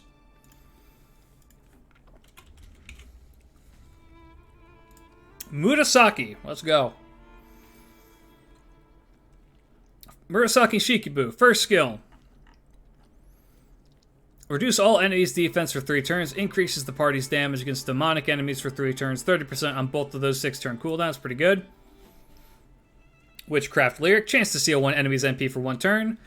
For 80%. That's unfortunate. Charges own NP gauge by 30%. Increases own NP damage for 3 turns by 20% on a 6-turn cooldown. That's a mediocre skill. Reduces the party's damage taken for 3 attacks for 3 turns. Grants party debuff immunity for 1 time 3 turns. Increases party's buff removal resistance by 100% for 1 time for 3 turns. And the damage taken reduction is 1,000, 5-turn cooldown. It's pretty good. That's a good skill. Territory creation C+, item construction C. Anti-Lancer. And then her NP is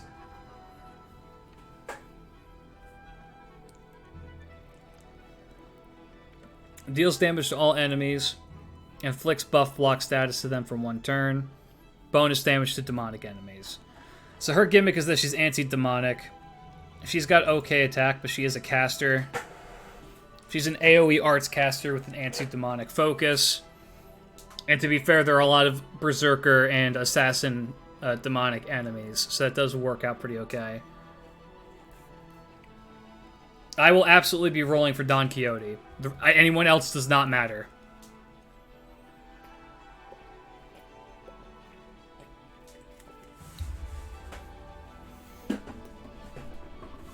Yes, most assassins are either demons. Yeah. I'd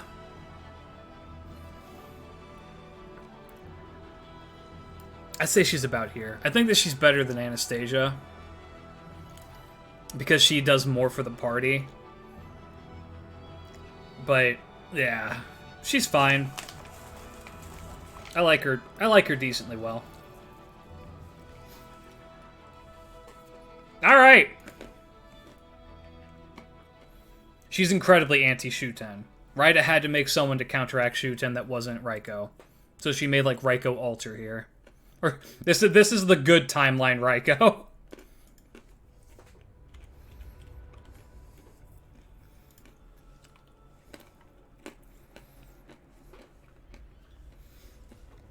Alright. Napoleon. Increases party's attack for 3 turns. Further increases his own attack by 20% for 1 turn. So, he gets 40% attack. Everyone else gets 20. That's pretty good. 5-turn cooldown. Increases party's NP damage for 1 turn. Increases party's critical generation rate by 100% for 1 turn. 5-turn cooldown. It's like Voyager of the Storm, but kind of better. Interesting. Third skill, Light of Possibility. Charges own NP gauge by 30%. Ignores invincibility for 3 turns. Gains critical stars every turn for 3 turns. 10 of them, 6-turn cooldown. That's a very good skill. I'm trying to remember why you were not good. There's a reason why you're not good. Magic resist and independent action both on C. Anti-Rider.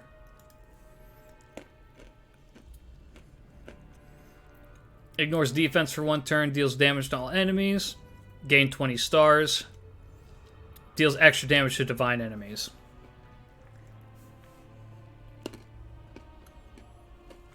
Good timeline, right? Go Klidge 2022.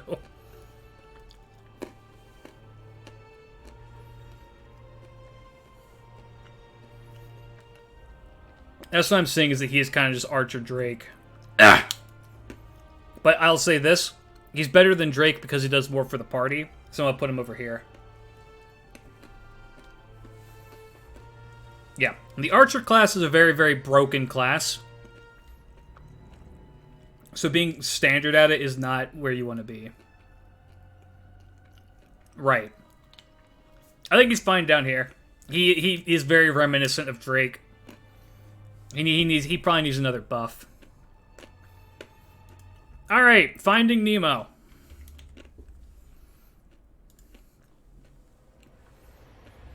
I love this little dude.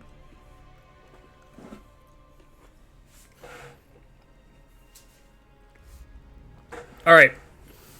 Increases party's MP damage by 12% for 1 turn. Increases party's attack for 1 turn by 12%.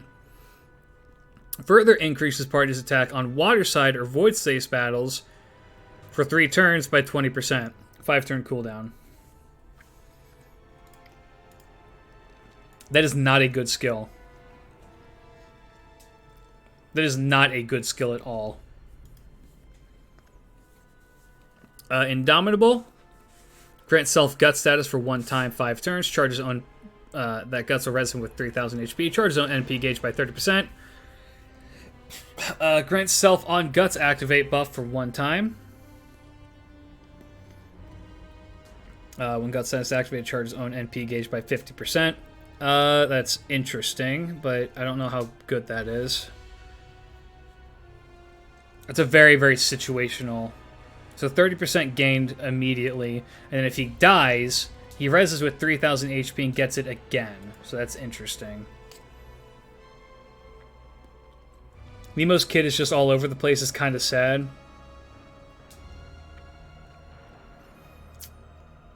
Increases party in 3rd skill. Increases party's arts performance for 3 turns by 20%. Further increases it if you're by waterside or the void space battle for 3 turns and gain 15 crit stars, 5-turn cooldown.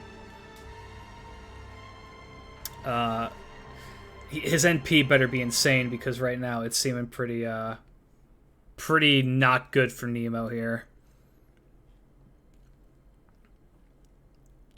Riding A plus Divinity A, he's got 1 quick card. Anti-Archer, interesting.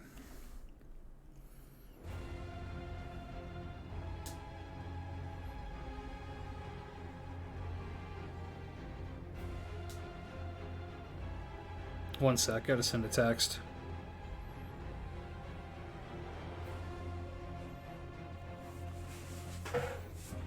Hey, Kyle, stream fine. Thank you for your FGO. Hey, no problem, man. Thanks for stopping by. Glad to have you here. I thought you were an NA player. I'm both now. I do have a JP account. That way I could test stuff. That way when I make these videos, people can't call me a hack as easily. They're still right, but I want to make it harder for them. Single target. It does decent damage. Okay, so what I'm seeing is that you need to be on the water to really use Nemo. Now, I'm pretty sure the new guy can make... I'm pretty sure the new guy can make the field waterside. So that kind of alleviates that, but not really. He's so situational. I don't remember his name. It's another Chinese tactician that we got.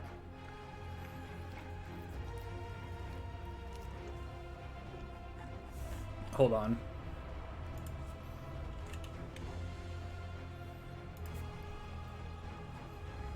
I don't know if they've updated him on this yet. They've not.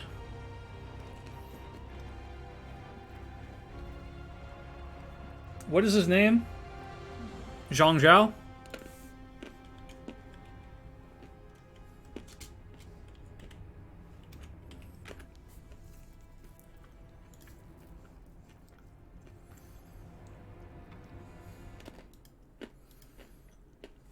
Yeah, here we go.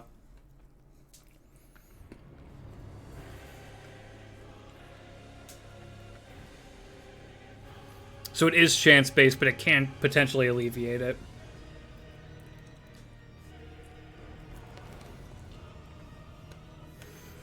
Still, that's nice.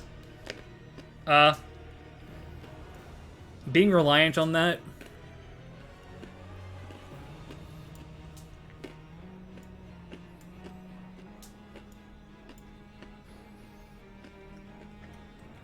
I think Nobu's better.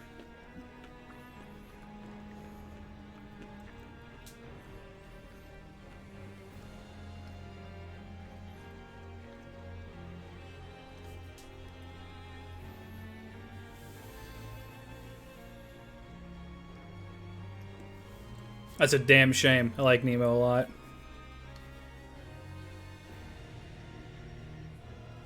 Alright.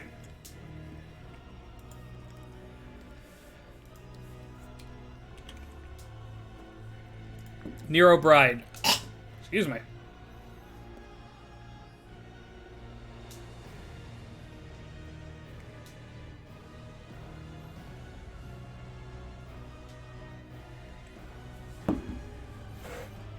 EX move on. No, we're not doing that. She is very good, though. Nero Bride, first skill. Increases one ally's NP generation rate for 3 turns by 45%. Charges their NP gauge by 30%, 7-turn cooldown. That's an incredible skill.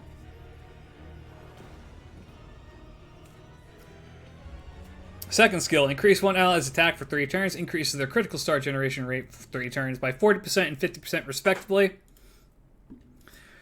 Third skill, recovers one ally's HP, increases their defense for 3 turns, increases their damage against enemies with the Sky attribute for 3 turns, as a 3,000 targetable heal, 20% defense up, and a 30% buff against Sky attribute enemies on a 5-turn cooldown. Magic Resistance C, which increases own debuff resistance by 15%. Riding B increases own quick performance by 8%. Anti-Assassin. And P is a single target, pretty big hitting. Arts NP hits twice. Inflict burn for 5 turns to them. Reduce their defense for 5 turns. Reduce their critical attack chance for 5 turns. It's a 1,000 burn, 20% defense down for 5 turns is insane. 20% crit down is insane for 5 turns as well. She's very good.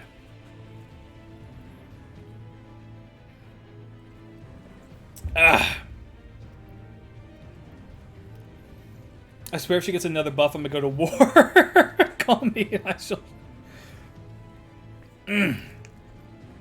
Yeah. She's very good.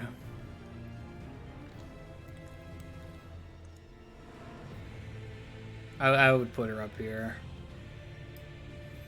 She's an incredible support. She just kind of does it all. So I appreciate her for that. Alright.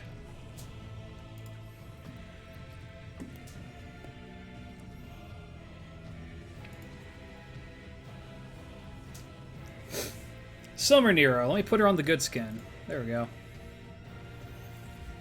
I love this servant. I really do. Thank you. I love that emote.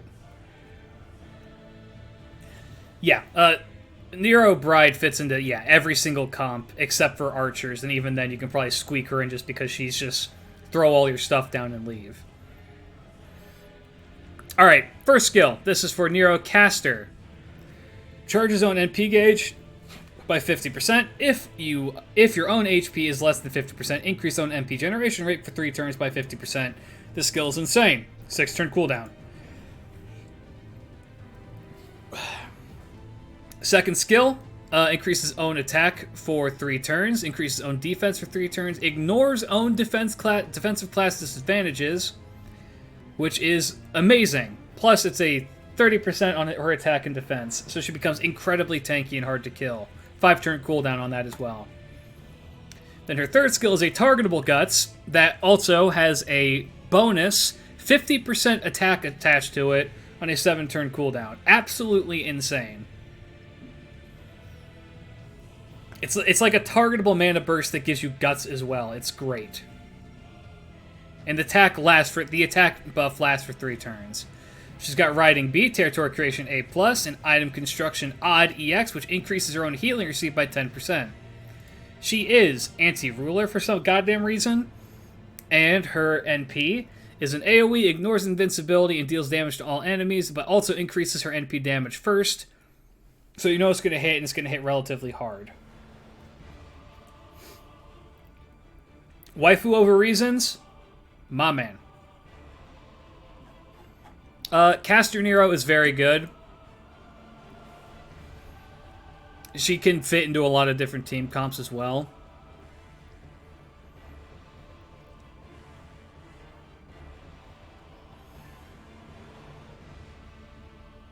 Not as good as she. I think she's high B. I think she's a high B. Her NP is a wet noodle, but you can't avoid it, and she can stack damage on top of herself with her skills. She can operate as both a support and a DPS and do both pretty effectively. So, I like her a lot. Alright, Nightingale.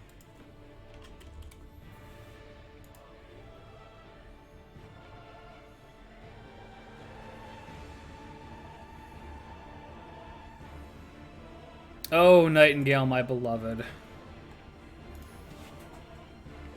Okay. So, first skill. Targetable. 4,000 HP heal. Grants them debuff immunity for 3 times for 3 turns. And then grants them instant kill immunity for 1 time for 3 turns. 5-turn cooldown. That's incredible skill. Human Comprehension is pretty good for her as well. Increases damage against humanoid, both damage and defense against humanoid enemies for 3 turns. 50% for the damage, 25% on the defense on a 6-turn cooldown. Very good skill. And then her third skill is Angel's Cry, which is a targetable buster up for 3 turns for 50%. She's got Madness Enhancement EX, which is really good. Anti-Avenger, which I don't understand why, but alright, go for it. And then her NP removes party's debuffs, recovers 3,000 HP, and reduces all enemies' attacks by 50% for 1 turn. With an overcharge of reducing their NP damage as well. So Nightingale is weird. Nightingale's pretty weird. She's a support berserker. And she does provide excellent support and healing. And her NP gain, I don't believe, is that bad either. No, it's not. She's got crazy quick hits, too. What the hell?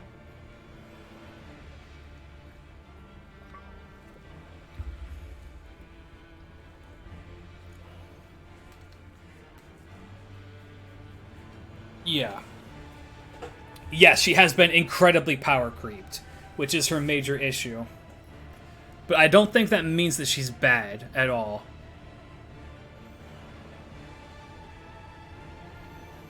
I'd say that she still fits into the B tier pretty well. I'd say I favor her about right here.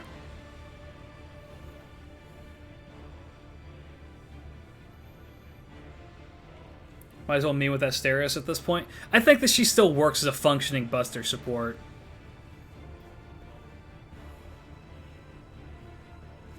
Most of the time you need her, she'll be useless. I don't think so. I think that she works pretty well.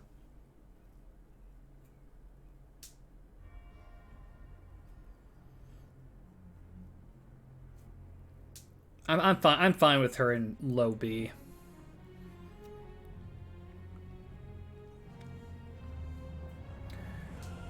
Who's next? We have Odysseus.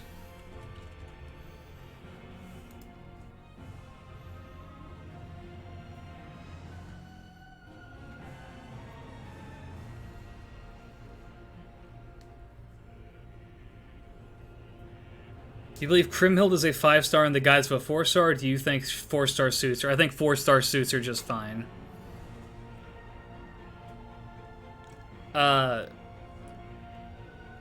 Because she is... Her story is a national story from... It's like the national German heritage story or something like that. There is a lot of historical significance to her, but I wouldn't necessarily say that she's renowned world over, or that her creations have been renowned world over. So I can't really say that she deserves to be a 5-star, but she definitely fits into a 4-star just fine. Odysseus. 20% Arts and Buster with a 500% chance to draw attention to all enemies to the party except for one ally that you can choose, which is an interesting for 3 turns. It's a targetable protection essentially, which is very interesting. Single-mindedness charges own MP gauge by 30%, increases on critical star absorption for 1 turn by 1000%, and is charm immune for 5 turns on a 5-turn cooldown. So he's permanently charm immune.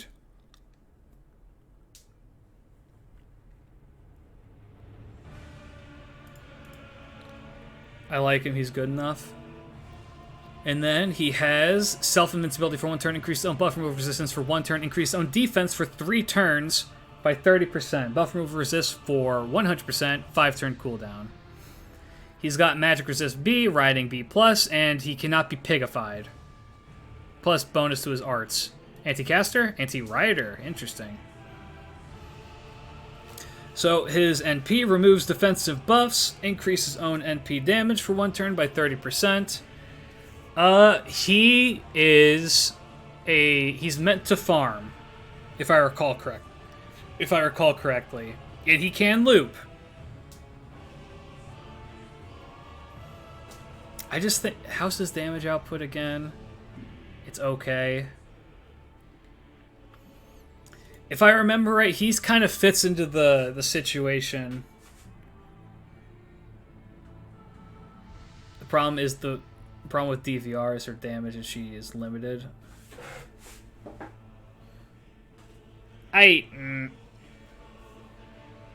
He's okay. He's not bad by any stretch of the imagination.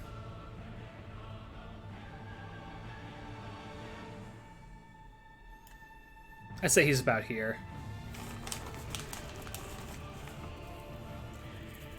He's good. He's a solid unit. I have him on NA. He works pretty okay.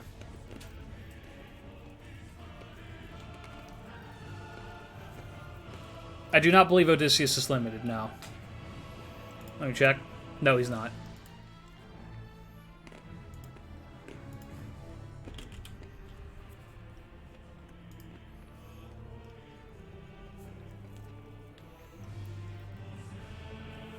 Okita Alter.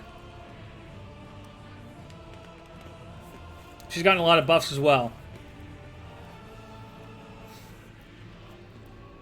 30% increase to her quick and buster for 3 turns each, 6-turn cooldown.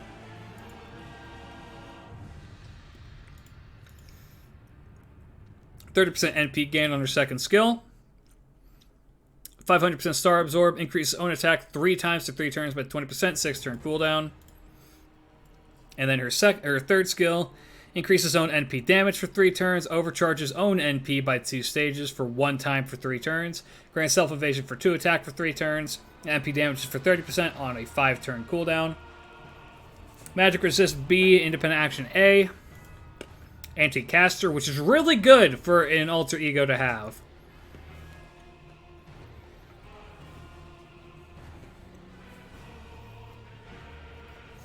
So, here's where tragedy strikes.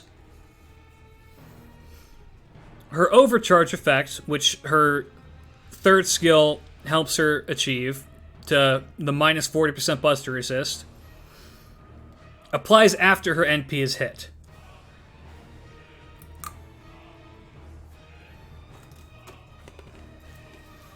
If it applied before, she would be so much better, but it doesn't.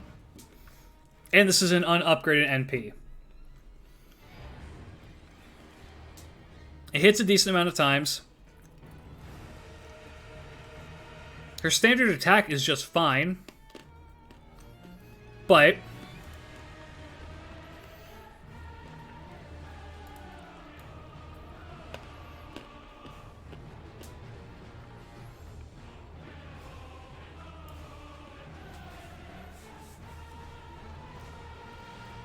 she needs help. She's gotten 2 buffs and it's still not enough. She needs some help.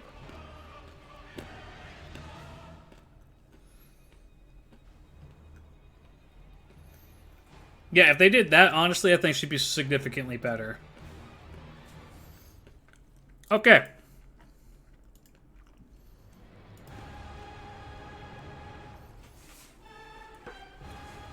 It's Daishori time. Okita-san, Daishori! Oh!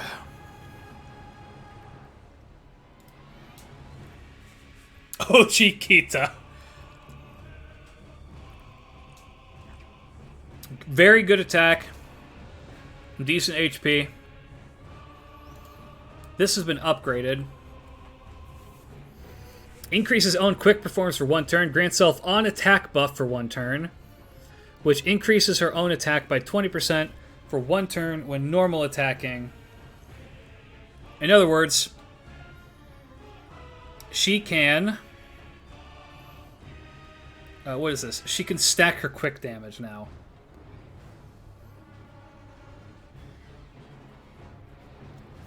On a 5-turn cooldown. Which is very good. His ultimate upgraded. Increases own critical star absorption for 1 turn. Increases own critical damage for 1 turn. And charges own NP gauge by 30%. That's 1000% star absorb, 50% crit damage, and a 5-turn cooldown. Which is absolutely insane for her. Because she makes some crazy stars. Hey, look, it's my first SR. And then Mind's Eye, Fake. A 40% crit damage for 3 turns is good.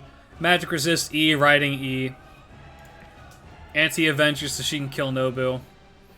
Unupgraded NP, interesting. Ignores defense. It's a 3-hit quick. Hits pretty hard. 30% defense down after damage.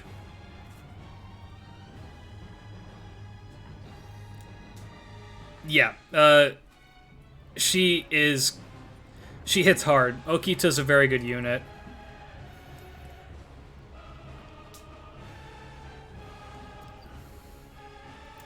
I think she's better than MHX.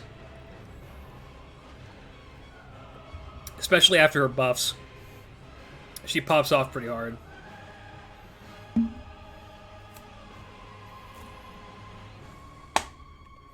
Some cool through there. Okay, Osakabe Hime. Can I get some poggers in the chat, please?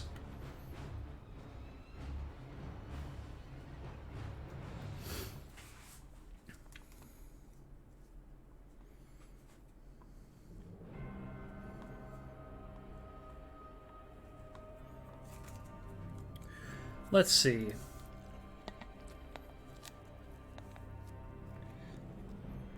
First skill is the increase to her own defense for 1 turn. Increases her own defense again for 30%. And then increases own debuff resistance for 3 turns. Increases party crit damage for 50% for 3 turns. 5-turn cooldown. That's a really, really, really good skill. Second skill is a targetable 20% NP battery.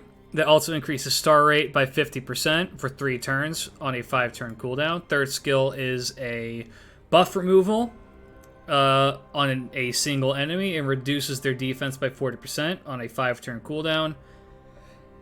She has territory creation, A+, presence concealment shade, which has a demerit on it I didn't know she had. Interesting. She has anti-archer, EX tier, Noble Phantasm, increases party's defense by 20% for 3 turns, increases party's max HP for 3 turns with a base of 2,000, And the overcharge increases the quick and buster effectiveness by 30% at minimum for both of them. She is... yes. She's a good...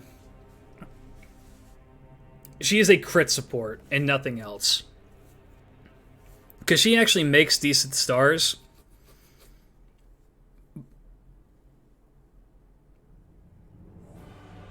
But aside from that, she's not great. The heal that she has kind of tied to her NP does help her. But she needs another buff because she's incredibly lacking compared to...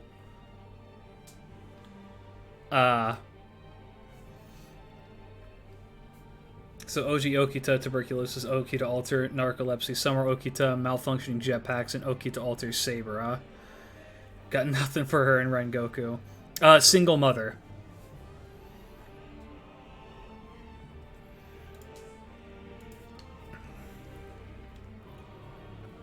They need to buff her second skill. If it was party-wide, that might make her better. But as of right now, her first and her second skill are really good. Her third skill is just kind of fine. Her NP is okay.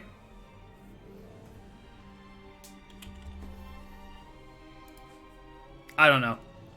She just feels lackluster compared to the other supports that we have. Wait, you're still streaming? It's been 5 hours. We still got some more to go through, too. Next up, Ozymandias. Who I believe I said was the best rider in the game.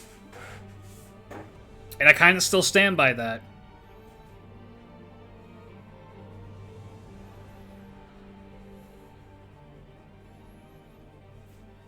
So his first skill, upgraded, increases party's attack for 3 turns, gains 10 critical stars every turn on a sunlight battlefield, increases party's critical damage on sunlight battlefields for 3 turns as well.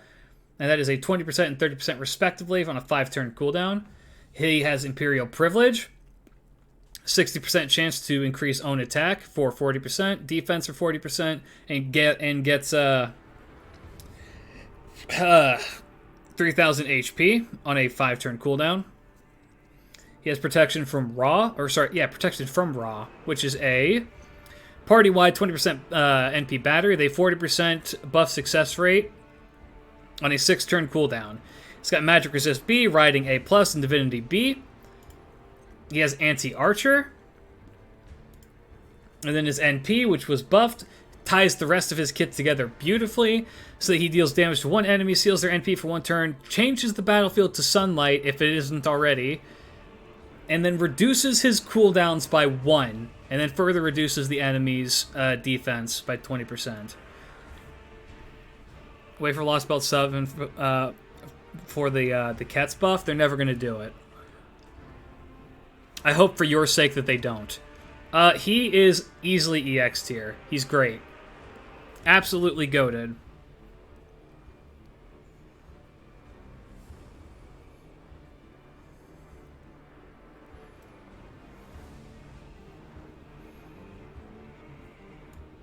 Is he better than the Squirtoria? No. But he's an incredibly self-sufficient servant. I kind of still am standing by him being number 10 on that video. He is goated with the Egyptian sauce, if you will. Okay.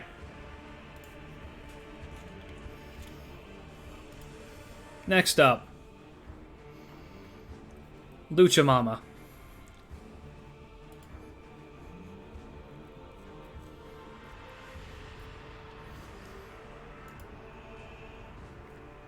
She's got a skill upgrade. She's got Charisma of the Sun EX. Increases party's attack for 3 turns. Gains 25 critical stars. That's for 20% on the attack buff. 5-turn cooldown. That's pretty good. She's got a targetable Guts that revives them with 1 HP, 1 time for 3 turns. Increases their buster performance for 3 turns by 30%. 7-turn cooldown's kind of rough on that, but it makes sense because it's a targetable Guts skill. And then her third skill, Lucha Libre, increases own critical star absorption for 1 turn, increases own critical damage for 1 turn, charges own NP gauge by 30%. There's a 600% star absorb, which is really good on a rider. And then the 50% crit damage is good, except it's only for 1 turn, which is pretty brutal. Yeah, those are both for 1 turn. That's rough. That's rough on a 6-turn cooldown. But it does come with that 30% battery, which is nice.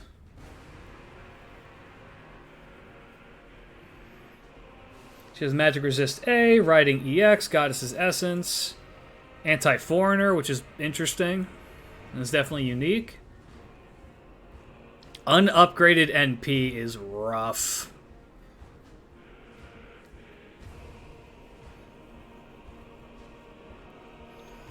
Single target, hits 1 time, deals damage to 1 enemy.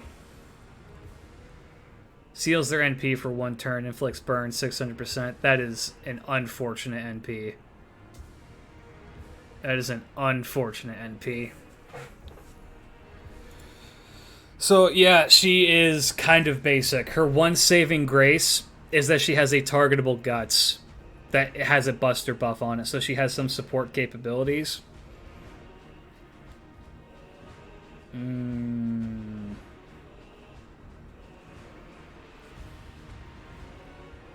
What's up, Plastide?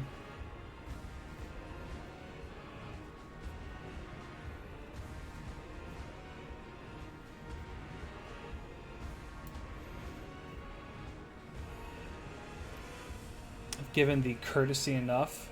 What? Oh, God! I think low B. The targetable guts is really the only thing she's got going for her.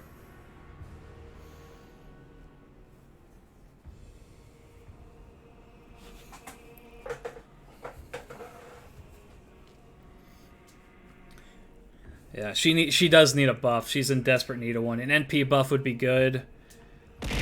Oh, God! A buff to her second skill would also be good. Oh, my God. Lucha Libre would also be good to see something else with it. Maybe an increase on those, but yeah, she needs a hand, unfortunately. Alright, Reynez.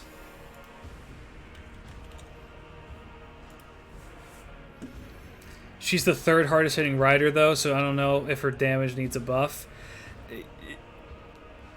Maybe, I don't... She needs a little bit of help. Being a beat stick is fine and all, but the best beat sticks got a lot more going on, is my thing.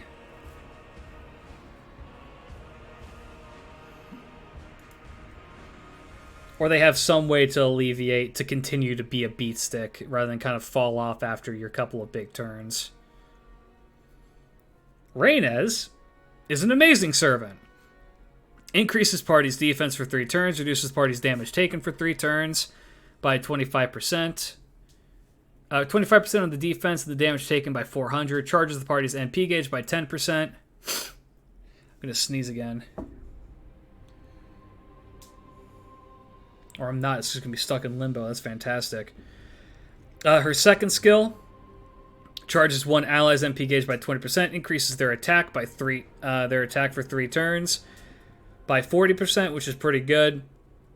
Reduces own attack by 20% for 3 turns, which doesn't really matter because she's not your main attacker. 6-turn cooldown. Buffed Volume Hydrargyrum. Grants 1 ally invincibility for 2 attacks for 3 turns. Increases their debuff resistance for 3 turns. Charges their NP gauge by 20%. That's a 30% debuff resist. She has Magic Resistance B, Riding B, and Territory Creation B. Is an anti-rider, which is interesting. And her NP is a 150% chance to reduce all enemies' defense for 3 turns by 30%. Grants the party ignore defense class advantage, which is insane. Increases the party's NP generation rate for 3 turns by 30%. And overcharges the party's NP by 1 stage for 1 time for 3 turns. And then removes her own debuffs. Reynez is an incredible servant. Was her NP buff really necessary? Not at all, but we're here for it.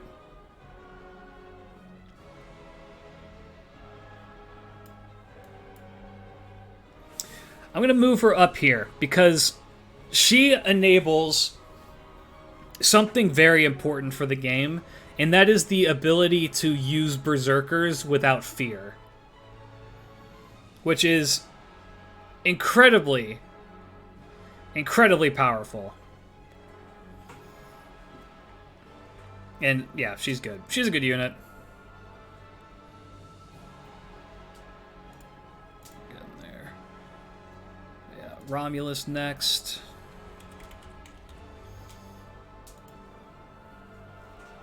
Roma. So her NP buff can increase NP gain, so we can get red hair to finally Scotty Loop. Correct. Okay, Roma time. Increases party's attack for 3 turns, increases party's critical damage for 3 turns, further increases the critical damage of Roman allies for 3 turns, 500% chance to inflict the Roman trait debuff for 5 turns. That is a 20% attack, 20% crit damage up, and 30% Roman crit damage up for 30% on a 5-turn cooldown. Apotheosis. Grants self-invincibility for 2 attacks for 3 turns, charges own NP gauge, gains 10 critical stars. That's a 30% NP gauge on a 6-turn cooldown. And then his third skill, increases own buster performance for 3 turns, increases own critical star absorption for 1 turn, grants self on attack, activate debuff for 3 turns, which inflicts the Roman trait debuff for 5 turns to the enemies when critical attacking. It's a 30% buster buff and a 500% absorption on a 5-turn cooldown. That's real good. Magic Resist A, Independent Action B+, Divinity of the Chief God, which is really good because it gives him that buster bump. Grand So EX, I don't know about that. Deals damage to all enemies. Extra damage to Roman enemies, times how many times they have the Roman trait stacked, can stack up to 10 times. Inflicts the Roman trait debuff for 5 turns to them. Grants the party the Roman buff for 5 turns. Increases party's attack by 10%. He's very good. He's a bit weird to use, but he is definitely good.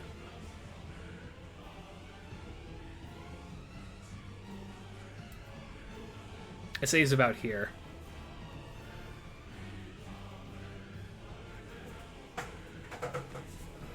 I like him a lot. He's interesting. Alright, Kintoki.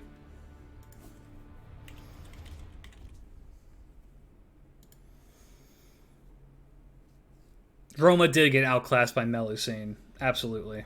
Let me... Alright, speaking of beat sticks. Monster's Strength, 50% attack up for 1 turn, 5-turn cooldown. Animal Dialogue, 50% NP gauge, 5-turn or 6-turn cooldown. Natural Body, debuff resist by 120% for offensive debuffs. And then recovers 3,000 HP, 5-turn cooldown. Madness Enhancement E, which is really, really rough. Divinity D, Anti-Assassin, so he can not get attacked by Shuten. Ignores defense, reduces the buster resistance by 30% for 2 turns, does not activate first, has a chance to stun enemies for 50%. Has he never received a buff outside of his NP buff?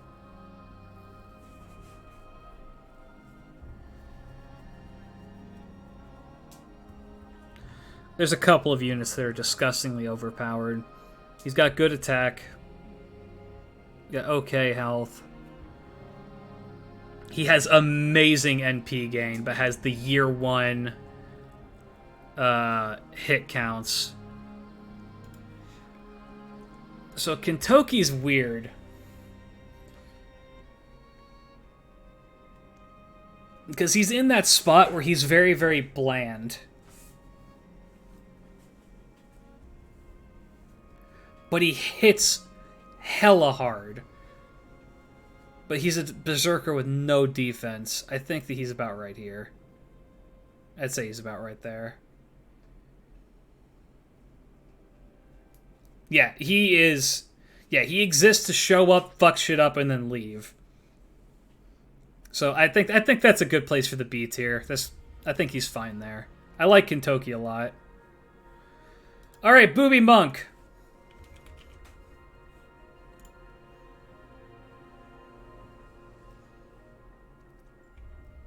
I don't think she's ever... No, she did receive a buff. Does she have an MP buff? She does. Interesting.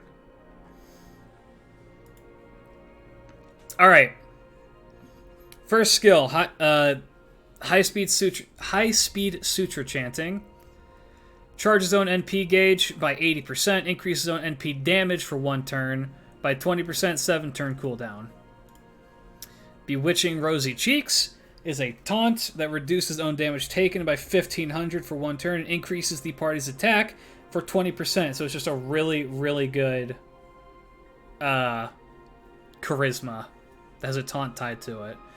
And Sanzo's Teachings increases party's MP generation rate for 30% for 3 turns, increases party's critical star generation rate for 30% for 3 turns, grants the party debuff immunity for 1 turn, which is very, very good. 5-turn cooldown. Territory Creation A+, so she gets that bonus arts performance. And Divinity D. Anti-Berserker? It is. Very, very good. She hits hard, reduces critical chance for 1... Okay, this is wild. Reduces the critical attack chance for 1 turn by 80% at minimum. She hits like a fucking tank and deals damage that ignores defense to 1 enemy. And it hits 12 times. She is my... She's like the go-to for me for single target casters. I'd say she's up here. She's kind of nutty. She does so much for the party. And she's got a good NP gain as well. And the arts deck, which helps her. Her one issue... She's also very hot. Yes, she is. She is up there as being one of my favorite designs in Fate. Yeah, there is not really competition for single target casters, but she fulfills that role. Ilya is bad. I don't like Ilya as a unit very much. Oh, they picked Pion Sugoi for that one, huh? All right, Shisho. Okuni is great, yes.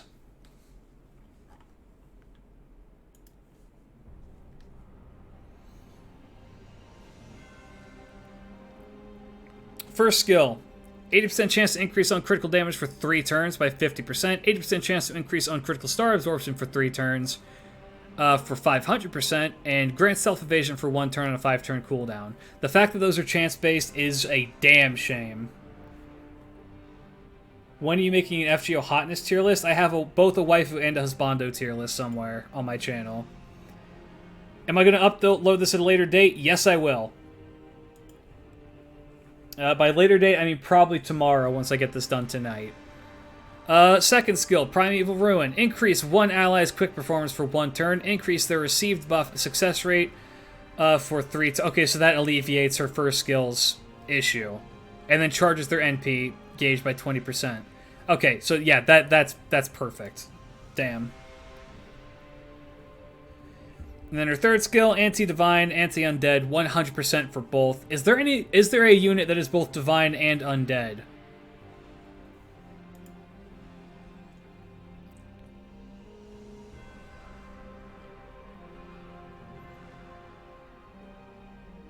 Are there any servants that fit into that? I don't think so. I'm looking for Giant Ghost Erish. Yeah, Erish Kegel Massive Ghost. There you go. 200% damage against a one-time Babylonia boss. And then her NP is upgraded. It's a one-hit quick NP. Hits like a fucking nuclear missile. 500% chance to stun one enemy for 1 turn. And then deals damage to them. Has instant kill tied to it, but that nobody cares about that. Shisho is very, very simplistic. And very, very good.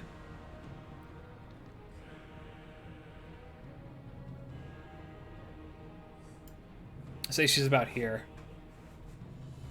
Yeah, she hits like a monster.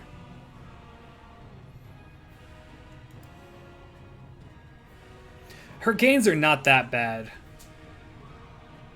Yeah, 70.71% is not bad, and her star generation is not bad at all. That is not true. That is not true.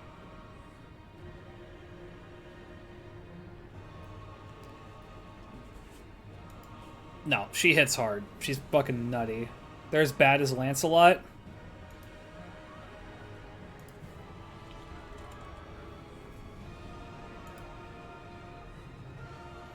No, Lancelot's is 0.5.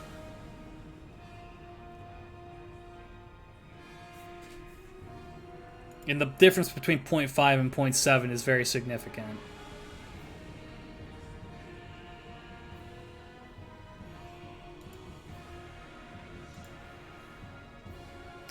Waiting for you to just see Angra and then put him at the bottom. Speaking of characters going towards the bottom...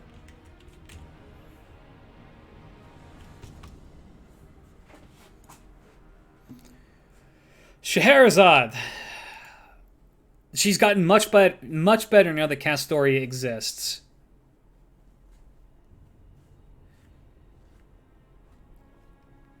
First skill. Chance to reduce one enemy's NP gauge by 100% at max level. Increase zone arts performance by 30% for one turn. Charges zone NP gauge by 30% on a 6-turn cooldown. That's really rough that is not a 3-turn arts thing. Second skill, Bedchamber of Survival. 60% chance to charm all male enemies. And increases own defense by 40%. And then her third skill is a party-wide Guts.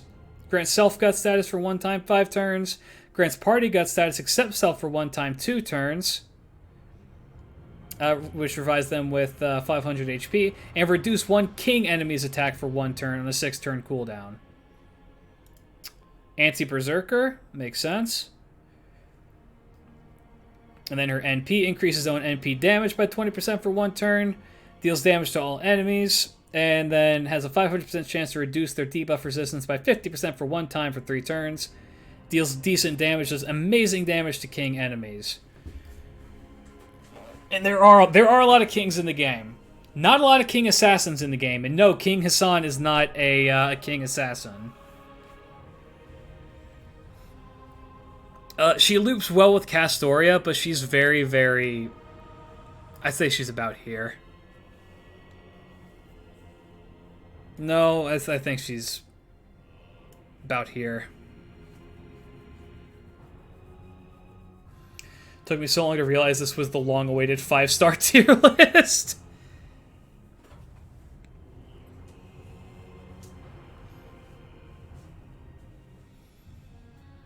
There is one king assassin, Nitocris. There you go. Cleopatra too. Yes, that's true. Okay, moving on. Zoomer, what is your name? MHX has the king trait. Yeah, it's very few and far between is the point. Alright. First skill, Song of the Poet. Increases party's attack for 3 turns by 20%. Charges party's NP gauge by 10% every turn for 3 turns. Recovers party's HP by 1,000 every turn for 3 turns on the 6-turn cooldown. Second skill, grants self-evasion for 3 attacks for 3 turns. Increase zone critical damage for 3 attacks for 3 turns, 6-turn cooldown. Third skill, increases own quick performance for 3 turns. Charges own NP gauge by 20%. Gains 10 crit stars. It's a 30% quick up for 3 turns, which is decent. Then she has Magic Resistance C, Independent Action Self-Centered, which is a buff to her increase own critical star absorption of quick cards by 10% is good. And then increase own critical damage of quick cards by 10% is also good. And cannot be charmed as well. Anti-caster? Anti-alter ego. Interesting. Alright, good night, Blast Steve. Alright.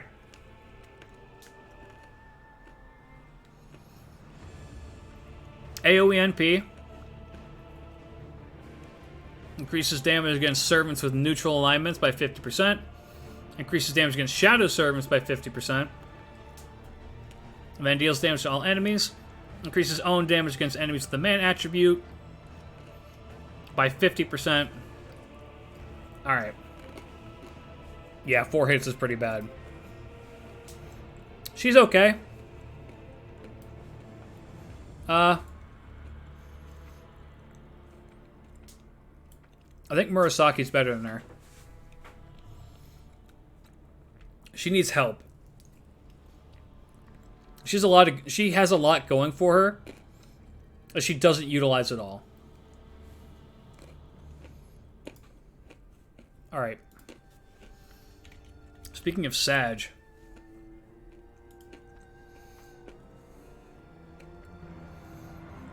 Semiramis. Horrible NP gain. Amazing star generation. And a caster deck.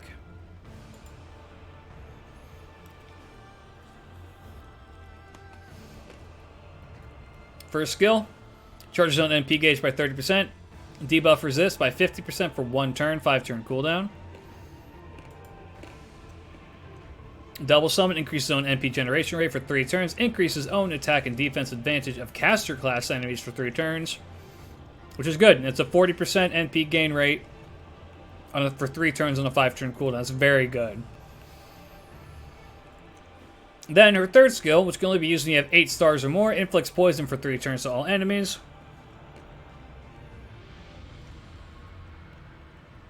Get the fuck out of here, Tig.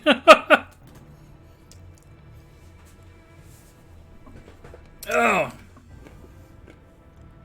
Reduces buster resistance by 50% for 3 turns, but it eats 8 stars to use. And poisons for 1,000 damage. The buster resist is the really good part about that.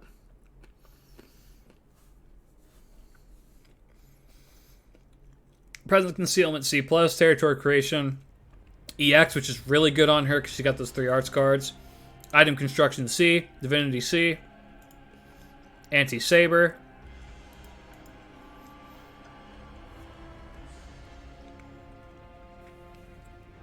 AoE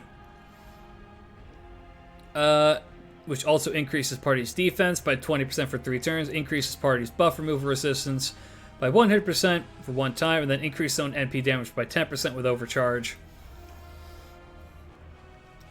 If she could Brave Chain, she would be so much better. And she has really, really good star generation, but 1 quick card and 1 buster card. The best thing about her is that 3-turn buster resist down. The poison is kind of irrelevant.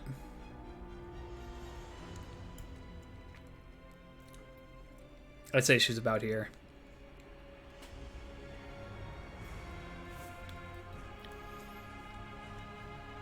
Exactly. If her second skill did something more.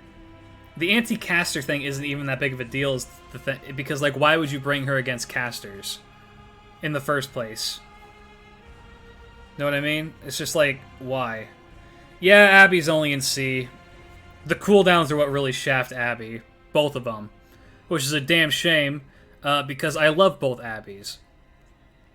But I have to be fair. I can't let my biases play into this. Alright. Next up. Schlock.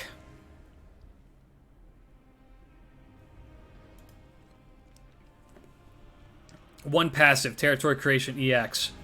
Which does he have a... No, he has got a balanced deck. First skill, steals 1 enemy's NP for 1 turn, reduces all enemies' arts resistance for 3 turns by 20% and gains 20 stars. It's pretty good. Deductive Reasoning, increases own critical star absorption for 1 turn, grants self-debuff immunity for 3 turns. It's the star absorb is 600% for a 5-turn cooldown. Third skill is a 50% bust arts up for 1 turn, grants self-evasion for 1 turn on a 5-turn cooldown as well. Anti-Berserker, which is great. And then his real big selling point is his NP. 500% chance to reduce all enemies' defense for 3 turns. Grants the party ignore invincibility for 3 turns. Grants party ignore defense for 3 turns. Increases the party's critical damage for 3 turns by 50% at minimum and 100% at maximum.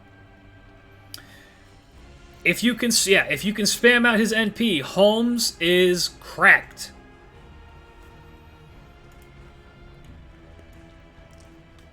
Holmes does a lot. He's in A tier. He's a very interesting support. I say, yeah, he's about there. It's just you have to use him properly. He can spam out his stuff. Yeah, K-Scope does help him out a lot. Plus, he's an art servant, and art servants have the benefit of having a lot of good supports that can help them out. Yeah, the negate defense is really good. So is the ignore invincibility for 3 turns. Yeah, he's all around a very solid servant.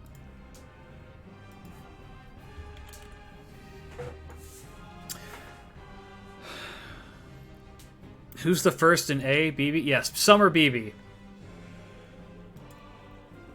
Next up, Mothman. Mothman True. First skill. Reduce all enemies' MP gauge by 1. There is not even a percentage on this, it just happens. Reduces their defense for 3 turns by 20% on a 6-turn cooldown. Second skill. 70% chance to stun all enemies for 1 turn and increases his own attack for 3 turns by 30% on a 6-turn cooldown. Third skill. Eternal Throne. Charges own NP gauge by 50%, removes debuffs, recovers own HP by 3,000 on a 6-turn cooldown. He's got 6s across the board. Anti-Assassins because of Jin K. Noble Phantasm is that he grants invincibility for one turn to himself, draws attention of all enemies to himself, increases own critical damage for 3 turns by 50% at minimum, increases own critical star absorption rate by 300% for 3 turns, and then increases his own attack for 3 turns by 50% at minimum.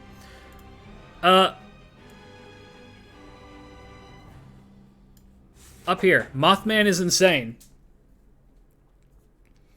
He is, one of the best solo units in the game, hands down. He's insane. He's absolutely cracked.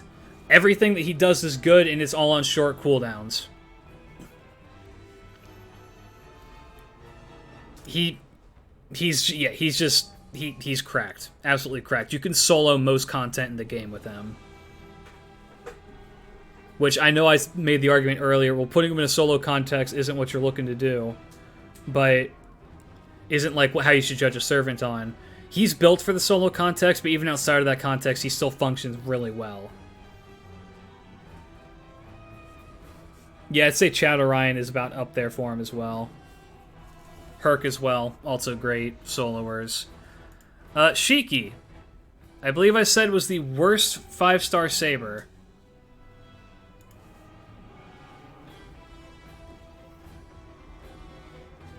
Yeah. Mothman is very self-sufficient, is the thing. Like, he works everywhere. He's great. Alright, Shiki.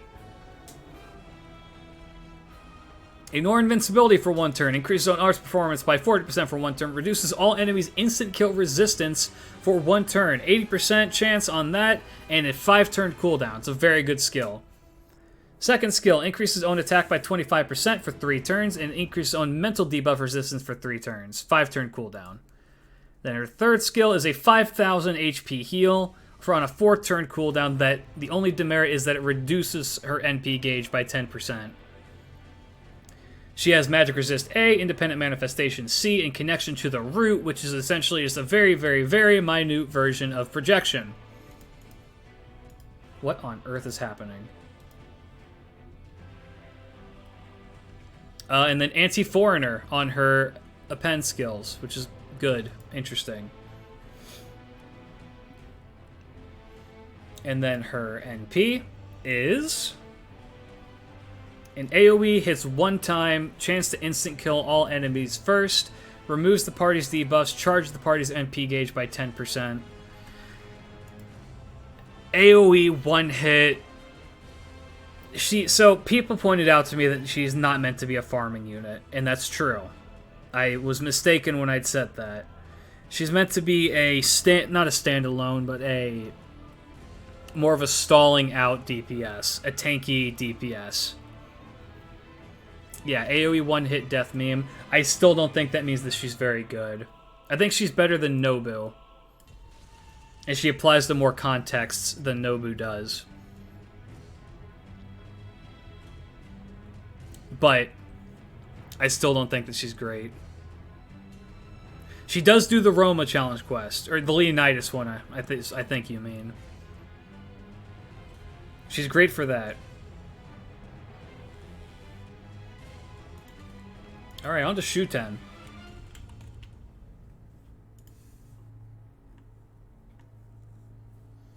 Let's put you in some clothes first. No, Roma? Okay. She's good for the Leonidas challenge quest as well. Okay, Shuten. 20% chance to... Sorry, 20% defense down, 60% chance to stun all enemies with charm. It's an okay skill. Demonic nature of Oni. Increase party's attack for 3 turns. Increase own NP damage for 3 turns. It's 20% and 30% respectively on a 5-turn cooldown. Third skill is the Oni's Head. Grants self the gut status for 1 time 5 turns and charges her own NP gauge by 30% on a 7-turn cooldown. Her cooldowns are rough, buddy. This needs a buff. This needs a buff. World War 1989, thank you for the follow. Welcome, welcome. Yeah, her first skill needs some love. That is a very, very early skill.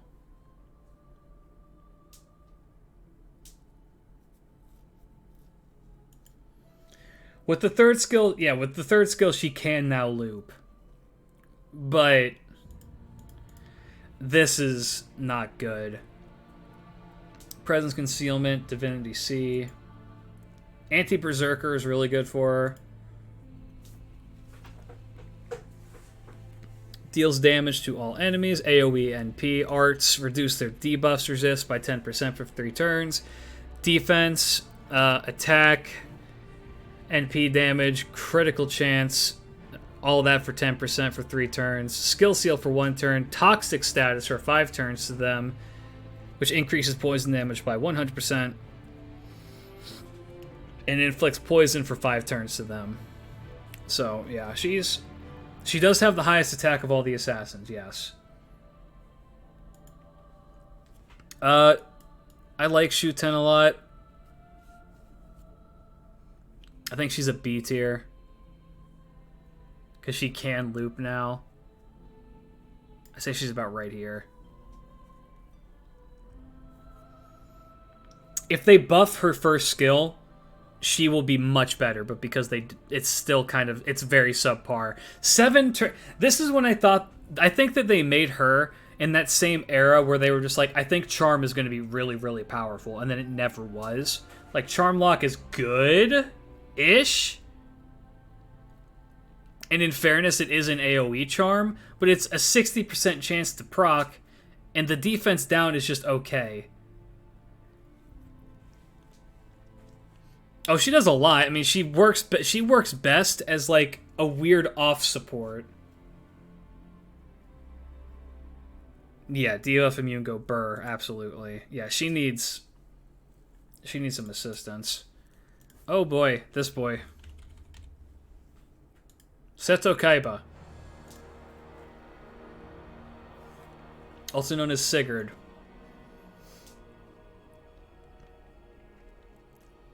His first skill.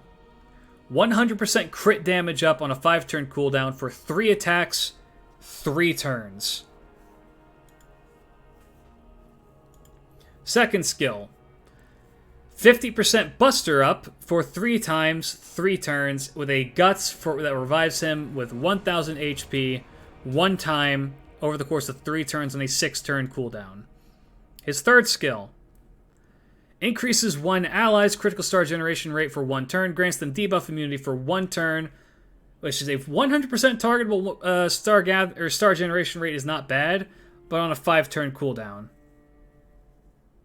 Sigurd, please tell your wife to come to me. Magic Resist A, Riding A, Divinity B, Anti-Saber. Does have a buffed NP, which deals decent damage, reduces their NP gauge by 1, extra damage to dragon-type enemies. Oh, Sigurd, you need help. You're still bad.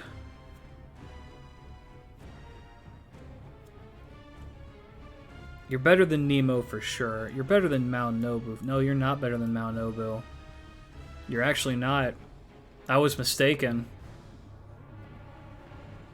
You need help, buddy.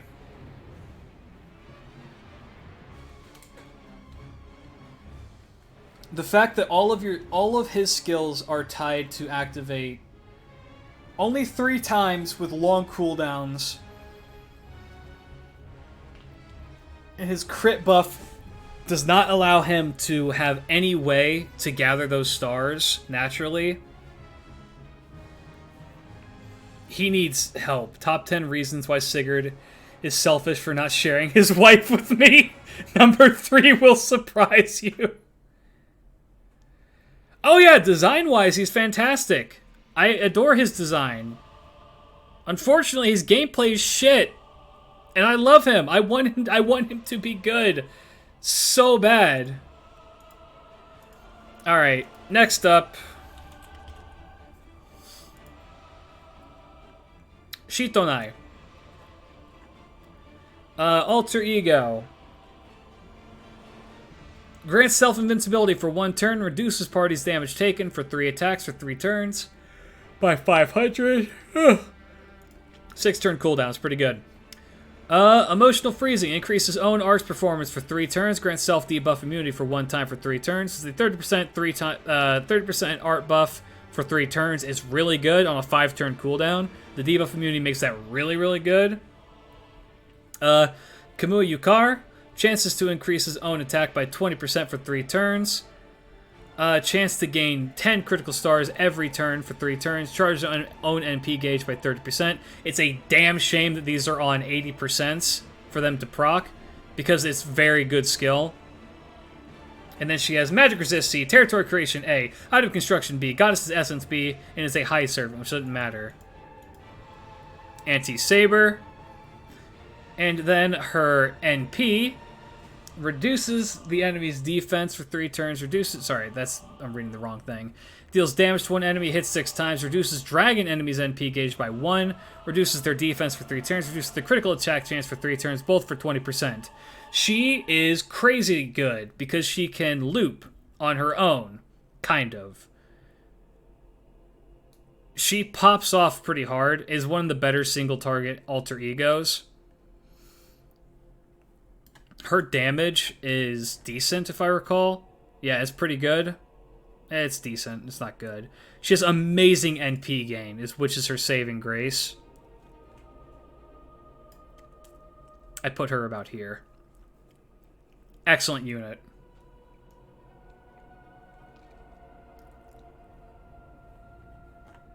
Next.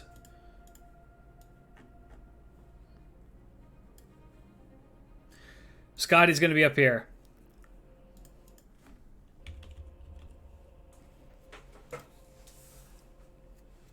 Another broken support unit.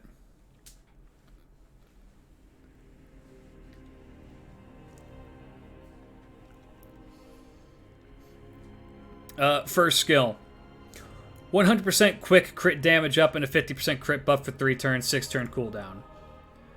Second skill.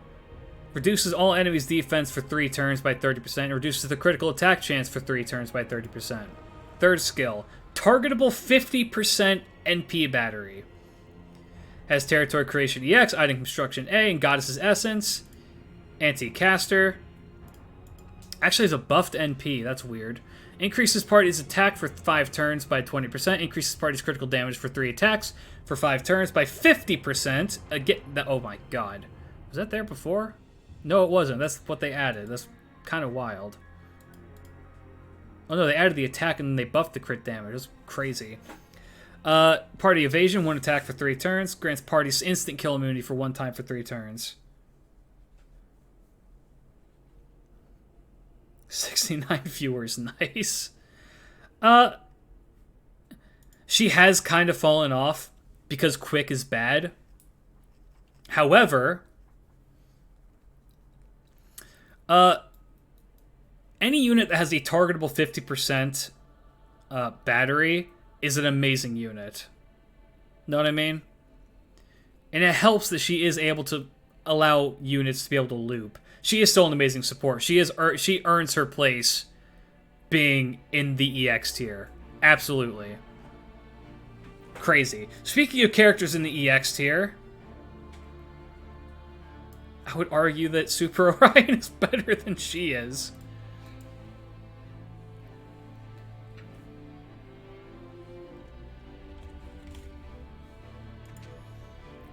Super Orion. First skill, 50% buster up for 1 turn. Oh my god! 50% buster up for 1 turn. Increases damage against wild beast or demonic enemies for 1 turn. 50%. Oh my god! 5 turn cooldown. Second skill, Pressure of the Moon Goddess. Grants self guts for 1 time for 3 turns. 3,000 HP res on that. Increases own attack for 3 turns by 20%. And gains... Oh, excuse me. Oh my god. Suffering await you. Matthew95, thank you for the gift sub to Blastede. Thank you so much. Be sure to say thank you to him as well. What's up, Only Umar? How you doing? For over 6 hours, you mad lad? We're not even done, dude. I don't think we're that close to done. We've probably got at least another hour at the rate that we're going. Yeah, probably. Yeah, gain 20 crit stars. He's wild. And then his third skill, increases own star absorb by 500%, grants self on attack activate buff for 3 attacks for 3 turns, and where he increases his own critical damage for 1 turn when attacking with buster cards. And he's got 3 of them. That crit damage is for 100%. He is just stupid. He just goes insane. If you can get a Buster Brave chain with him, not to mention he has independent action EX and Blessing of the Sea God. He's Oonga Boonga Punch Guy. And he's amazing. But wait, there's more. His NP gives him Ignore Invincibility, increases his attack by 30%, grants self debuff immunity for 3 turns, and then a 10-star star generator every turn. And then also increases his own critical damage for 3 turns by just a casual 100% at minimum. He is busted. He's insanely busted. I will hear no arguments on this. He's insane. Alright. Tamamo Lancer. She just got buffed recently.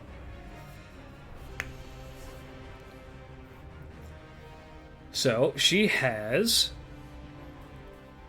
a Charisma for 20% that also increases star generation and male allies for 42% on a 5-turn cooldown. That's pretty good. She has a Charm for 1 enemy for 1 turn.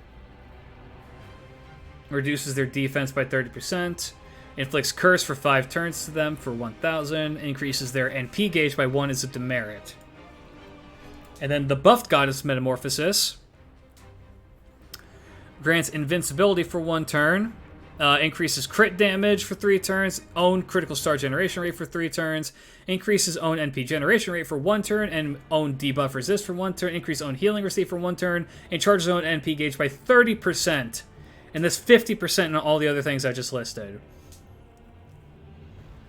Lore-wise, he is the weakest Grand, though. Although Lore can suck his cock. And then she's got Riding A, Territory Creation A, Divinity A+.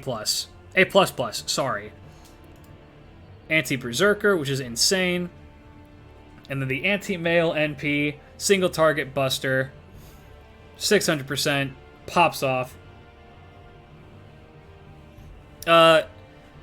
With her buff that no longer stuns her, she's one of the better single target lancers in the game.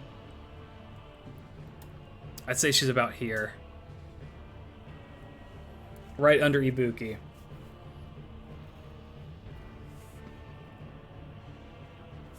I think that's fair. That's good. Normal Tamamo.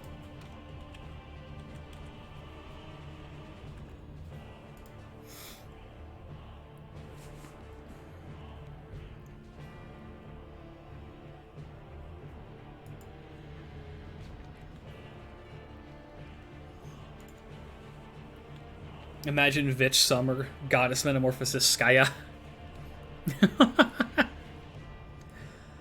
Alright, let's see. We have Mantra Boundless Sunlight A, chance to reduce one enemy's NP gauge by 1, increase party's NP damage, except for self, for 3 turns. That's a 30% NP NP damage up for 3 turns, which is really good for the party. This is a very, very tragic skill, being Shapeshift, which is just a defense buff. This is going to be buffed in the future, I bet. To do something. I don't know what, but it'll do something. And then this skill increases one ally's arts performance for 3 turns by 50%, and then recovers their HP by 2,500 on a 5-turn cooldown. With Territory Creation C and Divinity A as the passives. Anti-moon cancer. Interesting. Look, at the way that Lasagna is going, they're going to buff. I could see them giving that kind of a buff to her, a targetable defense up that's also a battery, or party wide. Fuck it, sky's the limit. Her NP reduces skill cooldown and recovers the party's HP by 2,000 at minimum, and then charges the party's NP gauge by 25% at minimum. Tamamo is still a very good servant. She has kind of fallen off, unfortunately. But even then, I would say that she's still viable as a unit. And she's still an incredible unit. She's probably the bottom of EX tier right now, though.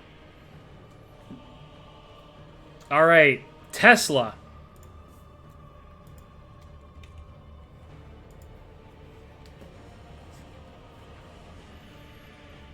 Mr. Glow Up himself.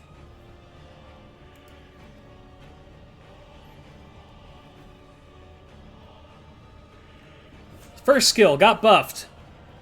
Increases own NP generation rate for 3 turns by 50%. Increases own debuff success rate for 1 turn by 40%. Increases party's NP generation rate except self for 3 turns for 30%. Increases party's debuff success rate for 3 turns by 20% on a 5-turn cooldown.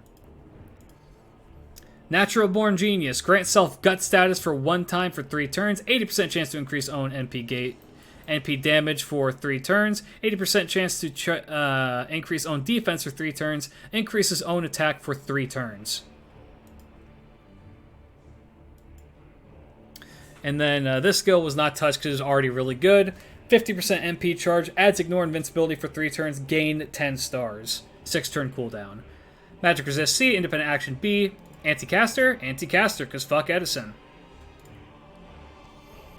Then his NP deals damage to all enemies, 40% chance to stun them for 1 turn, and then deal 500 damage to himself. Deals extra damage to enemy servants with Earth or Sky attribute. Because of how busted they made his second skill, he is deserving of being in the A tier. I would argue he outclasses Gil. I'd say about here. About here is good.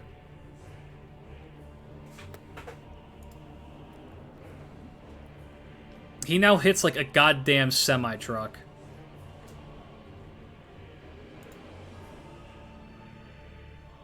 And he can spam out his NP super easily. So I think that he's deserving of a fairly high spot. Alright, here's a very good one. Vincent van Gogh. Except let's put on the good one. There we go. Jesus Christ. Van Gogh is very cursed. First skill. Grant self-guts status for 1 time for 5 turns. 500% chance to inflict curse for 10 turns to self 3 times. Charge its own NP gauge based on her curse stacks. The best solo unit in the game, they're saying. Second skill. 150% chance to reduce all enemies' defense for 3 turns. Reduce their quick resistance by 20% for 3 turns. Grants party evasion for 1 attack 3 turns. Recovers party's HP by 500 every turn for 5 turns. 500% chance to put curse on her again. And then her third skill. Increases 1 ally's attack for 3 turns. Increases their critical star absorption for 3 turns. Grants self on attack activate buff for 3 turns. Remove own 1 latest curse debuff when attacking with a quick card. If successfully removed, debuff increases own attack by 10% for 3 turns. Absorb all enemies and parties' curses to self. And that can that attack, the original attack on that she gets is a 30%. Existence outside the domain, which is good. Insanity C is good. Item construction B-, Divinity B+, Curse of the Sunflower. HP will never fall below 1 when taking curse damage. That's really good for her. Anti-caster, interesting.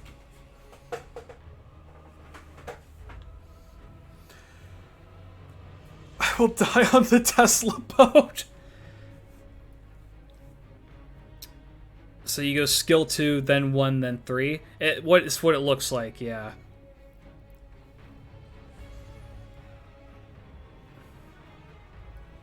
And then her NP. 500% chance to inflict the terror status to all enemies for 1 time 3 turns. Increases the party's critical damage for 3 turns. Further increases critical damage of existence outside the domain allies by 100% for 3 turns. And then gain 10 critical stars every turn for 3 turns. Also increases the party's attack by 30%. And then the initial critical up is by 50%. Oh dear. How's her gains? Standard, pretty good. Okay. Yeah, she's kind of cracked. I'm gonna put her at top of A. No, because she's got that. She's higher. She's got to be higher.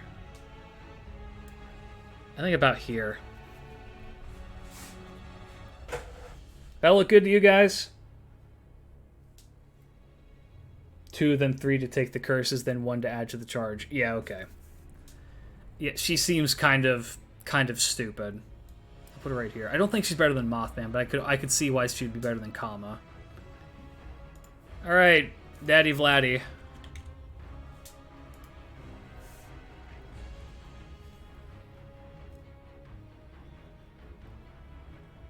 People were very upset with where I put him on that worst 5 stars video. I've read everybody's rebuttals to it, and I'm still thinking he's not that great. Madness Enhancement EX is pretty good. He has terrible, terrible, terrible cards. Card hits, because he's a year 1 servant. He's got Vampirism, which reduces one enemy's NP gauge by 1 and gives him 30% on a 6-turn cooldown of his NP gauge. Legend of Dracula is a very good upgrade to his skill. Increases his attack and defense for 3 turns by 30% with a 5-turn cooldown. And then this is a very good addition to his roster. Grant self-gut status for 1 time, 1 turn, stackable with other guts. Further grants self-gut status for 1 time for 5 turns. Increases own NP generation rate for 3 turns.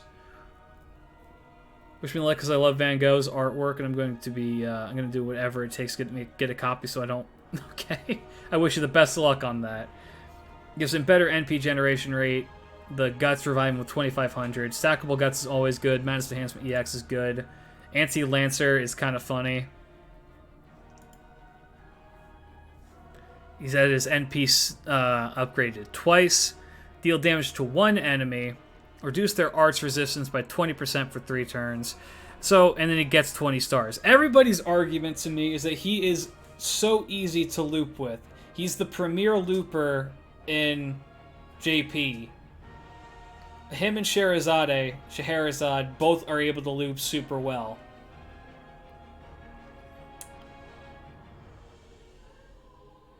I don't know. I don't see it. I don't have Castoria on my JP account. Maybe that's the issue. But I just get the feeling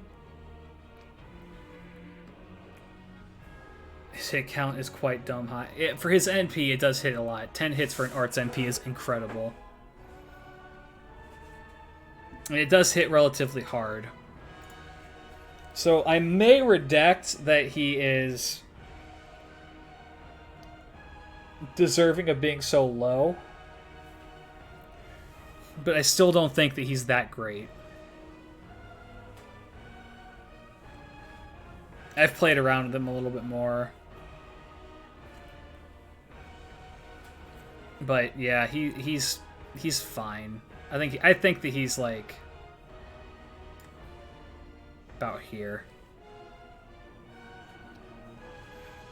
I think that's fine. All right. The Lost Child.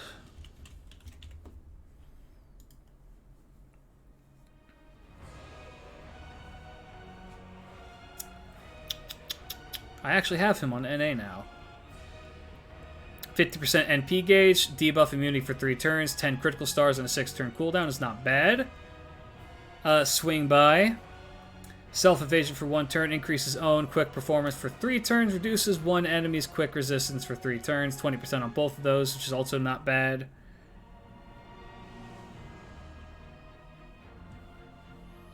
And then his third skill is increases 1 ally's critical star absorption for 1 turn, increases party's critical damage for 3 turns by 30%, increases party's critical attack chance resist up for 3 turns by 20% on a 6-turn cooldown. 6s across the board is good. Existence outside the domain, independent navigation is pretty good for him. How many art cards? He's got 2 art cards, that works. Contact with civilization is interesting. Anti-Lancer, because he has to beat up Eris. Deals damage to all enemies, bonus damage to Sky Attribute enemies, charges party's MP gauge by 20%, further charges MP gauge of living human allies by 10%, which this is reserved almost exclusively for pseudo-servants. Yeah.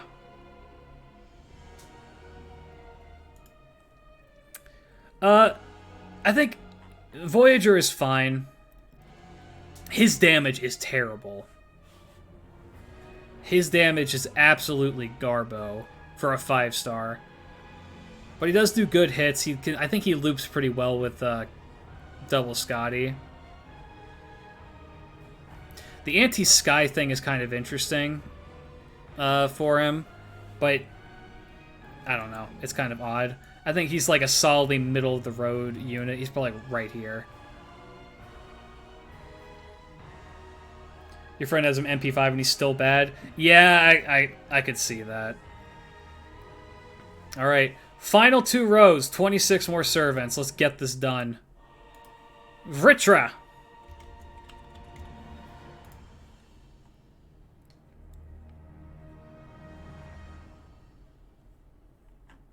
Can we just, like, take a moment to appreciate how good her design is? I actually really, really like her design a lot. She's very, very fun. Very, very kind of different. I like her. I like her a lot. She needs more love. I feel like I don't see a lot about her. Okay, is she an arts NP? She is. Ooh. Alright. First skill, increases own arts performance for 3 turns, increases own critical star absorption of arts cards for 1 turn. That's pretty good. 5-turn cooldown, 30% on that. Not bad. The predestinated divine threat A increases party's damage against divine enemies for 3 turns, charges own NP gauge by 30%. 30% of the divine damage. So she would pair very, very well with Nobu, is what this is telling me. Second best snake. I think Gorgon still has my heart for best snake. And then the Eternally Immortal Demon. Grants self-gut status for 1 time, 5 turns. Charges on NP gauge every turn for 5 turns by 10... Oh, excuse me, for 10%. Increases party's NP damage. Oh, goodness. For 1 times 5 turns. I need to stand up because my ass hurts. But I'm going to keep on going. Increases party's NP damage for 1 time for 5 turns. 3,000 HP res, 10% NP every time. Yeah, that's good. 7-turn cooldown's kind of rough, but I mean, you get a lot out of this skill. So that makes sense. Ass hurts so bad, your neck breaks.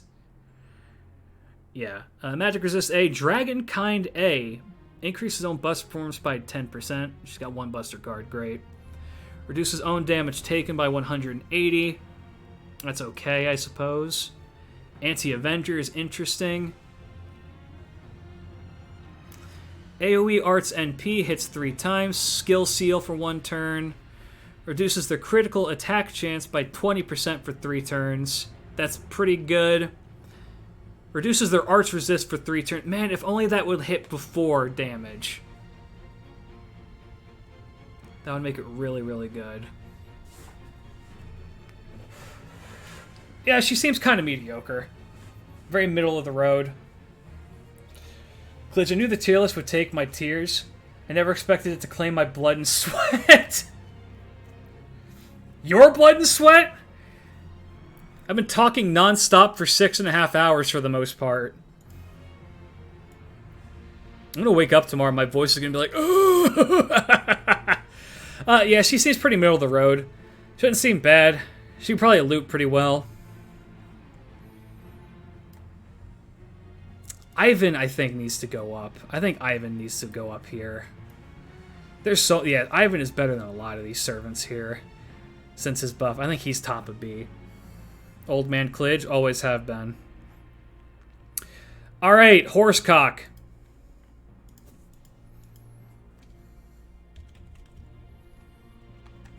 Is it Zhang Yu? Yes. Yeah, Ivan's buff has done wonders for him. Sorry, Mecha Horsecock, you're right. Alright, first skill.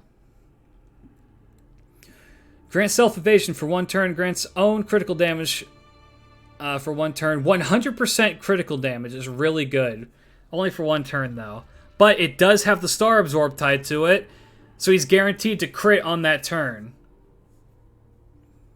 So that's good. 6-turn cooldown's brutal for that, though. Tactical Body B. Increase quick and buster performance by 30%.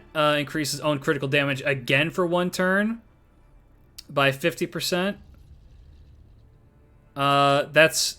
Okay, so he's got a passive 150 critical damage. Not including the multiplicative buffs that are going to land on these. That's really good.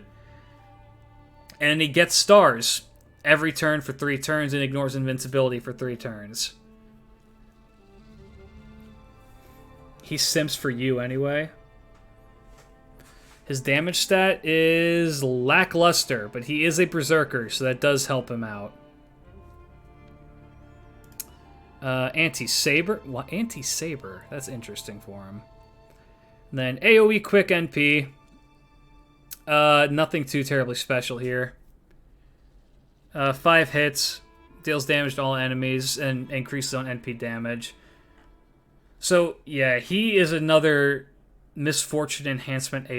Increases on blessed performance by 8%. Increases on critical damage by 8%. So, okay. He seems... He's another servant that has one really, really, really good turn. But after that, he falls off. So actually, I think that he's probably down here. He is supposed to be a crit Zerker, but the issue with him being a crit Zerker is that he can only do it for one turn. One turn every 6 turns, which is bad. That's not a good look. Alright. How time.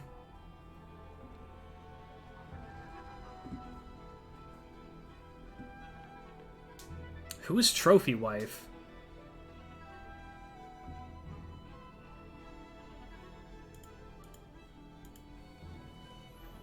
Consort. Oh, I see. Let me see what you're talking about.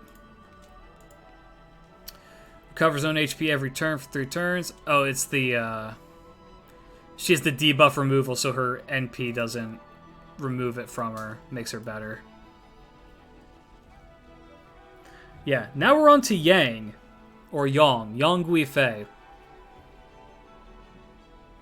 Oh, by the way, I'm just gonna do this preemptively. She's like here. She does not need more buffs, no. Unless you're talking about unless you're talking about you, in which case you, yes, she needs more buffs. Yeah. Yang Guifei. First skill, invincibility 1 turn. Charges NP gauge by 10% every turn for 3 turns. Gain 25 stars. And draws attention of all enemies to self. No longer just males, but all enemies for 1 turn. Murder your phone. How? 6 turn cooldown on that. One's favorite concubine absorbs all enemies' NP gauge by 1. The amount of NP charged is multiplied by the number of enemies' gauges drained. Reduces their defenses by 3 turns by 20%. In other words, she can get a 20% NP gain off of this 1 turn. Or sorry, a 60% NP gain off of this 1 turn. And then reduce their defense, which is very, very good. Third skill.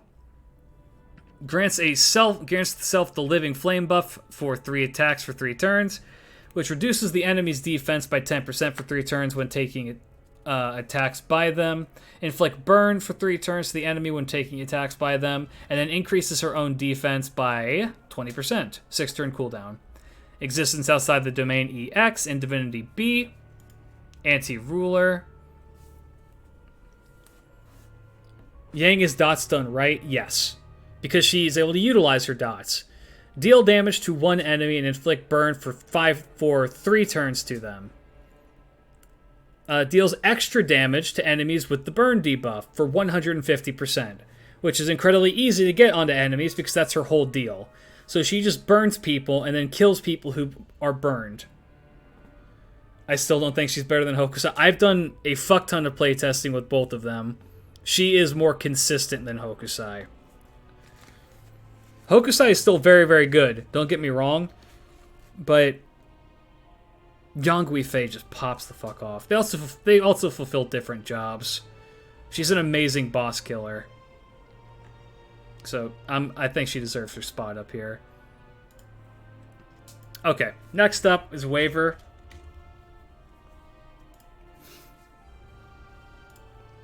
By the way, Waver is like here.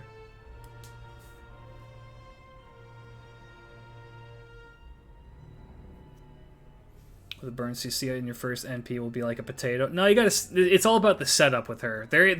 She's kind of weird to play, but I wouldn't say it's hard. She's a really good, really good.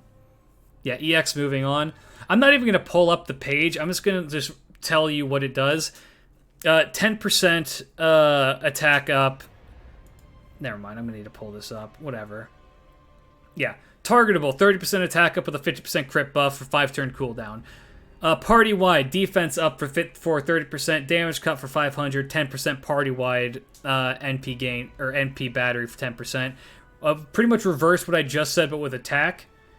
And the same thing on that. Passives are pretty much irrelevant. Anti-rider, anti-caster, because he's, you know. And then his NP inflicts a bunch of debuffs.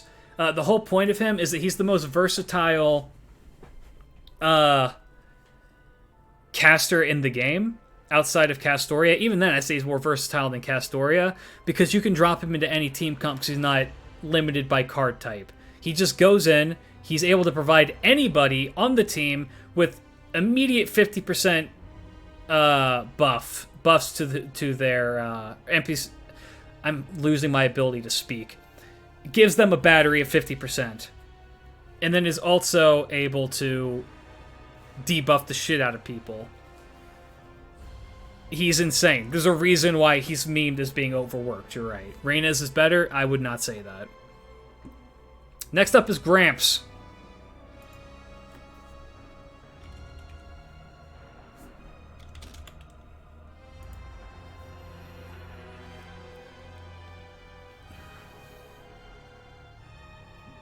Mr. Head Collector himself.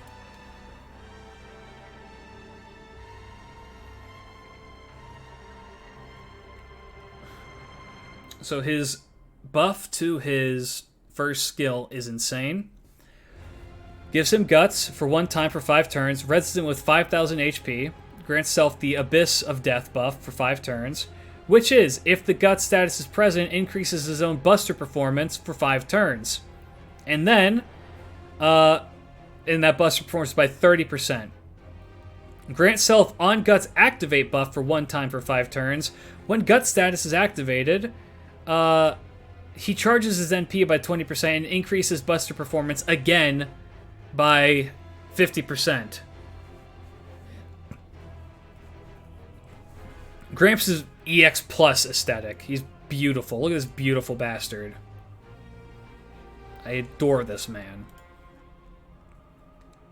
Second skill, Protection of the Faith. Increases own debuff resistance for 3 turns by 100%. Heals himself for 2,500.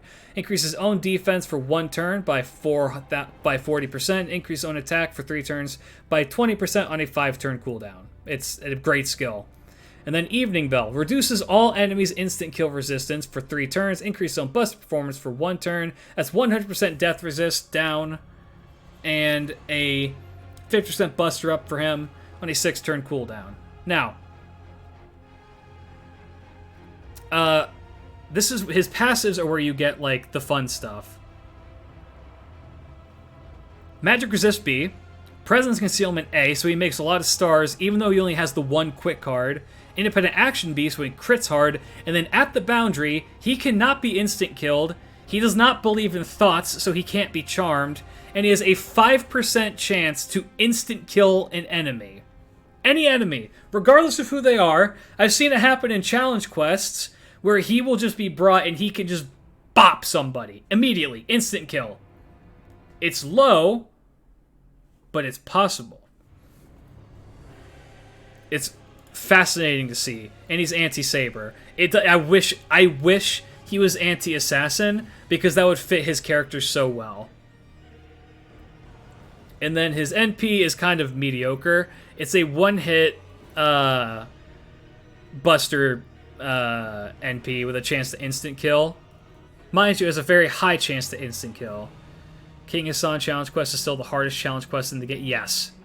Killing every main story boss with a level 1 King Hassan. Oh yeah, when he card death something, it's the best. It's such a good feeling. It's such a good feeling. He is a great assassin. I would argue that he's better than Jack. I'd say he's about right here. He does well. He does amazingly well. I love him dearly. Alright, next up is Muramasa. If anyone here has been watching my JP playthrough streams, they know that I will bring Muramasa to just any fight. Why? Because he's stupidly good. So he has advanced projection, 50% for all card types, 1000% star absorb, and he makes 15 stars in a 5-turn cooldown. Second skill, ignores invincibility for 1 turn. Increases own critical damage against units that are trying to avoid him with evade or invincibility.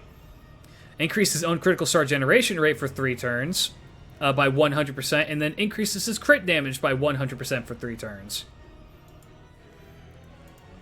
And then his third skill is a 50% NP battery that gives him the Blaze status effect that buffs, that gives him every time he attacks, he gets 10% NP.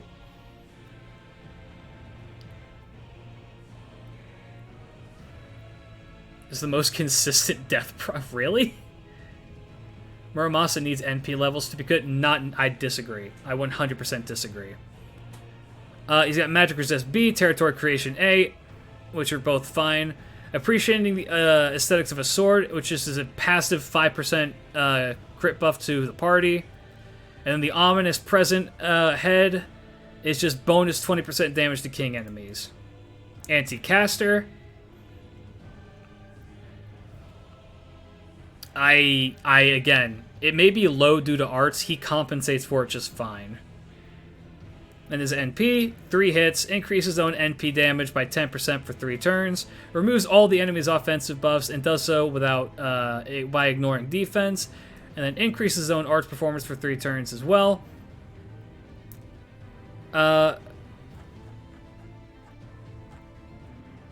Yeah, he's crazy. He spams his NP without needing the help of anyone else to spam his NP.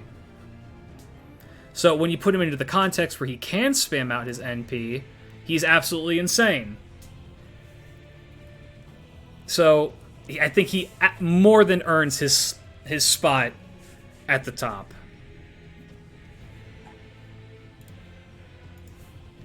Absolutely broken unit. Here comes bias. I will not be if I was not biased towards Mordred, I will not be biased towards Ushi. That being said, Tyra is kind of a busted fucking unit. Oh, gosh. Ugh. First skill, increases own damage against Genji enemies for 3 turns. Increases own critical damage for 3 turns by 100%. That's a 100% crit damage on a very short cooldown comparatively, with a 30% NP gain, and reduces the party's critical star absorption by 100% except self for 3 turns, meaning that she is going to get those stars.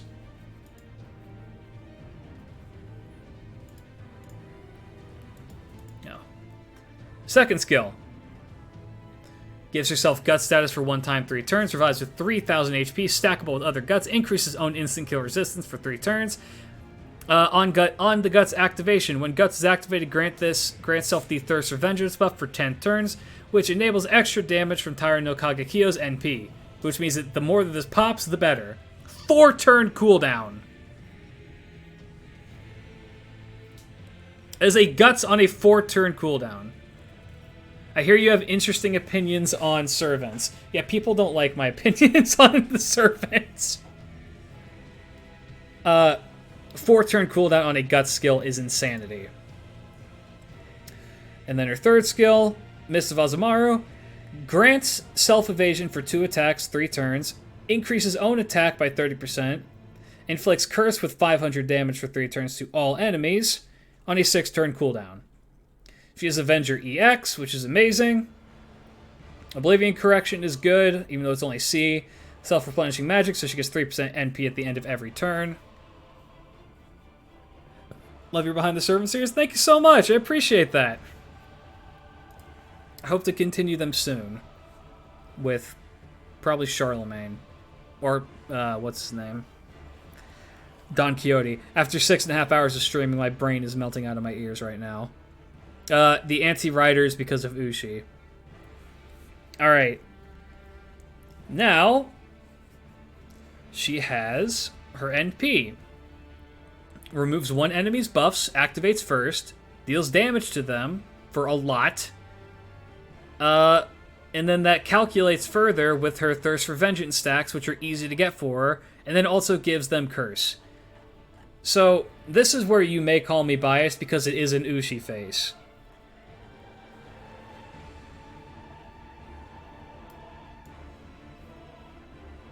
I'd say she's about here. She's insanely powerful. Yeah, she's cracked. Absolutely cracked servant.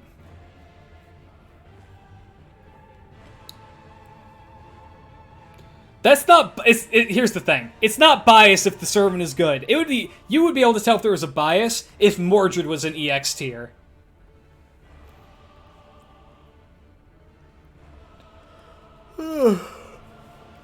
If Mordred was an EX, then yes, I would say yes, bias. But she isn't. So she's not. Alright, Galate. If I remember right, you're kind of weird.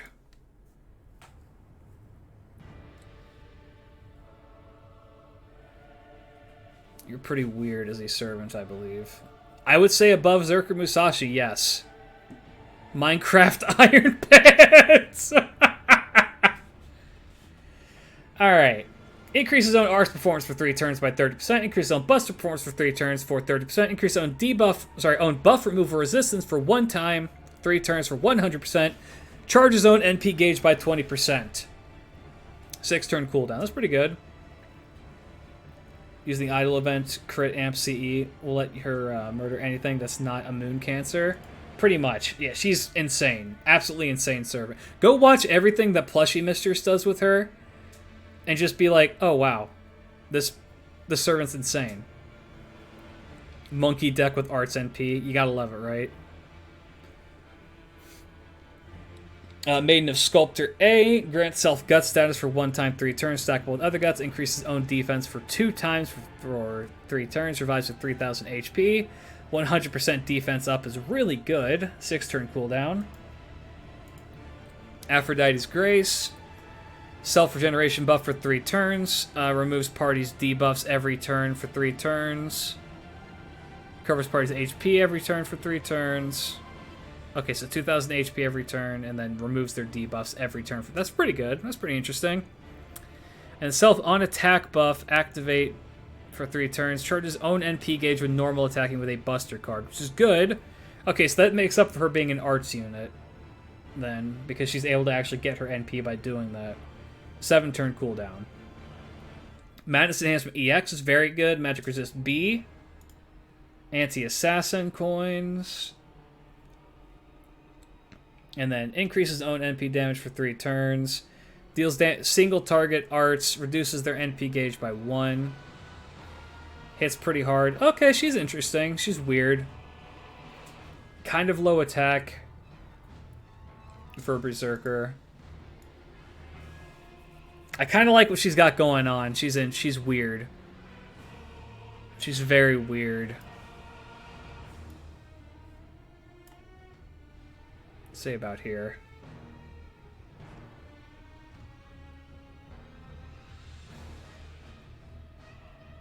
These are extensively my Nuzlocke. Zeet didn't stand a chance. Alright, let's go Karen. Oh, I forgot. Karen is spelled with a C.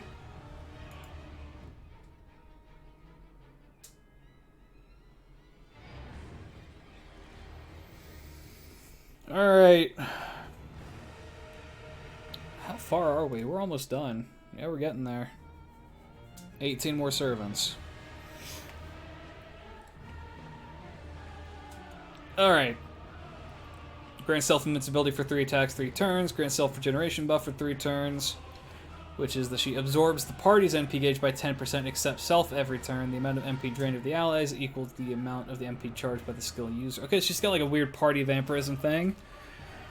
Grants the party invincibility for 1 attack for 3 turns except self. Increases party's NP generation rate for 3 turns except self for 20%. Okay, that's interesting. It's weird. Crane has the best skill animations in the game. Babu.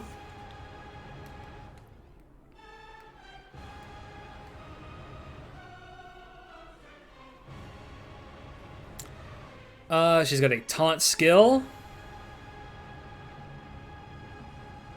An MP gauge up for 30%. Reduces all enemies' MP gauge by 1. Reduces their attack for 3 turns by 20%. Yay! Defense for 3 turns by 20%. Jack Stain 66, thank you for the follow. Welcome, welcome. Hope that you enjoy your stay. That's a 7-turn cooldown. I don't think that's not a good skill. Then Mana Burst Love is projection for 20% each. NP gauge by 20%. Reduces one enemy's NP gauge by 1. 6-turn cooldown. Interesting. Item construction A, independent action A, a masochistic spiritualist disposition. What the hell? Yay! Oh, Critical Zombie, thank you for the follow as well. Welcome, welcome. Hey, Goat Dad, I want to hear something funny. I was telling my friend about Crimhild and how I wanted to learn more about her. So, left to go home, but decided to check my phone for a notification. It was your video. What can I say? I've got impeccable timing. That's it.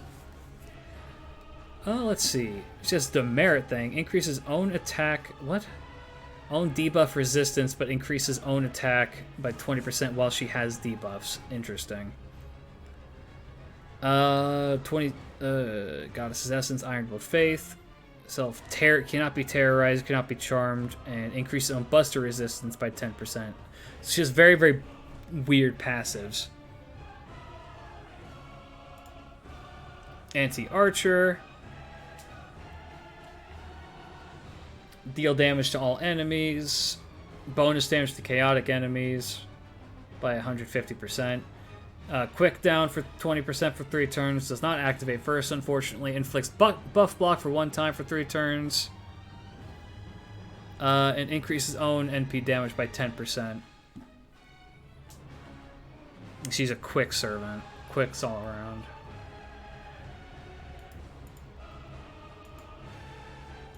She's like weirdly defensive. I don't know how I feel about her.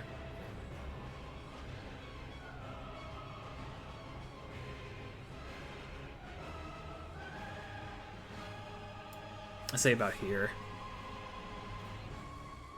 Black Rail counts as a debuff for her passive. Really? Interesting.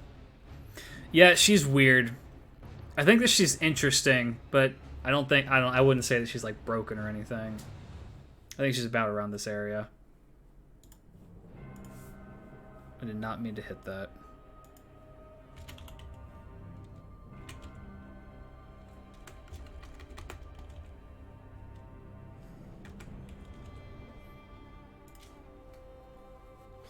Alright. Special damage to those procs just for the MP. Gotcha. Alright, Miss Crane is a servant I'm very much looking forward to. Grants party invincibility except self for 1 turn. Increases party's critical star generation rate except self for 3 turns. That's 100%. That's really good. Gain critical stars based on the number of costume-owning allies except self.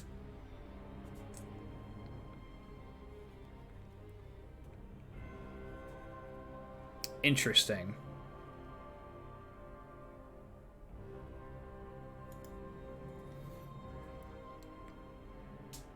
Oh man, look, it's useful garbage.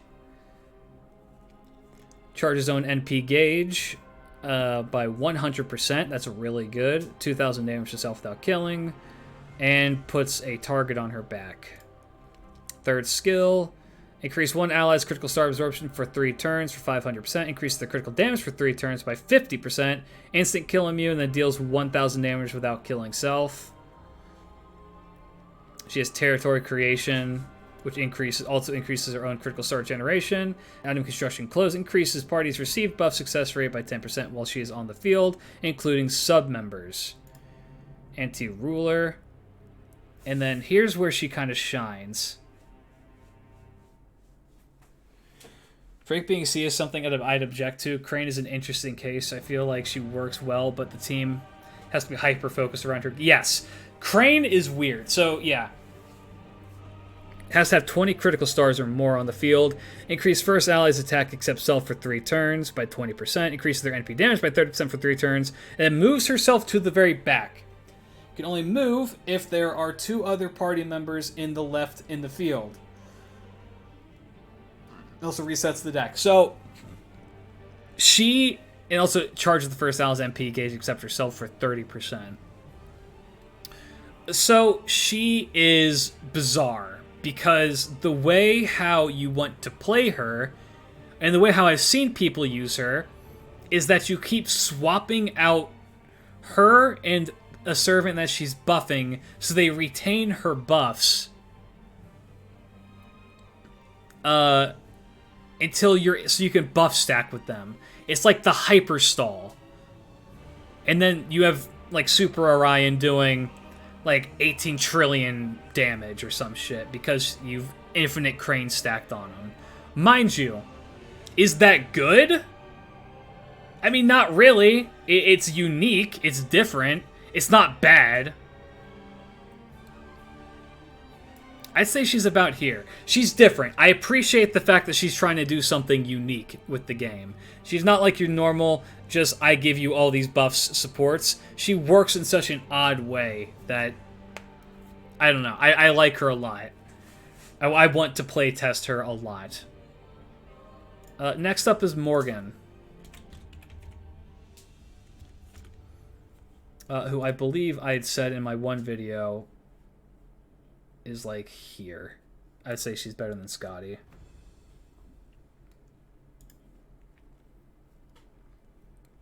Morgan is crack. I feel like you can be very aggressive with her. Yes, you can. She's weird. She's incredibly weird.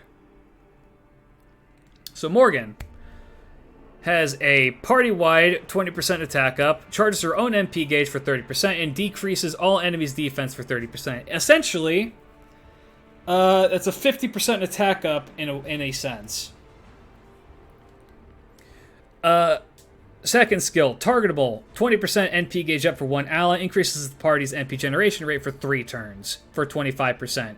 5-turn cooldown. Absolutely insane. First skill's on a 6-turn one. I didn't say that. Third skill. Grant self guts for 1 time, 3 turns. 3000 HP resurrection on that. Increases own critical star absorption for 3 turns by 5000%. Increases own critical damage for 3 turns by 30%. Decreases the attacks of all enemies for 1 turn. Wait, what? The self-regeneration buff for 3 turns. Okay, so the attack and crit chance for the enemies is decreased every turn by 20%, and then she also gains 15 stars. Madness Enhancement B. Magic Resist A. Item Construction EX. Territory Creation B. And Phase Eyes A. Anti-Saber.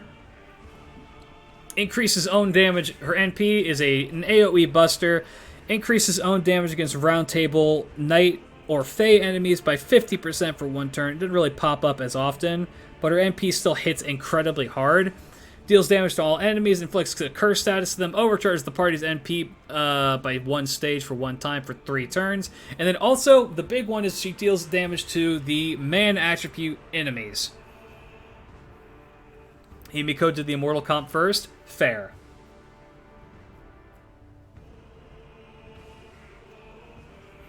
Imagine having Morgan during Camelot. Morgan is cracked. She is the best AoE berserker currently. Her face cards do busted fucking damage.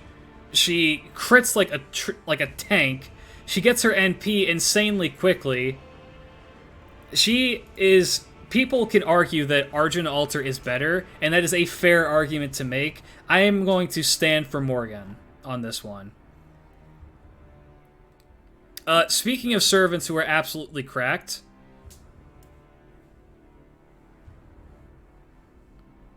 I'm gonna put Melusine here, actually.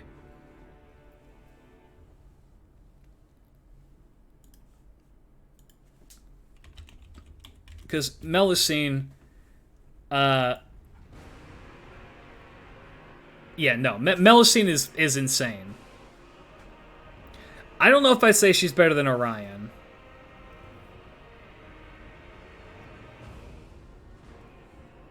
No, she's better than Orion.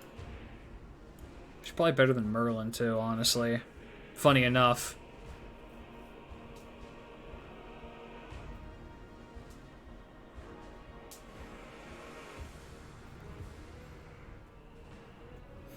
Yeah, she's wildin'.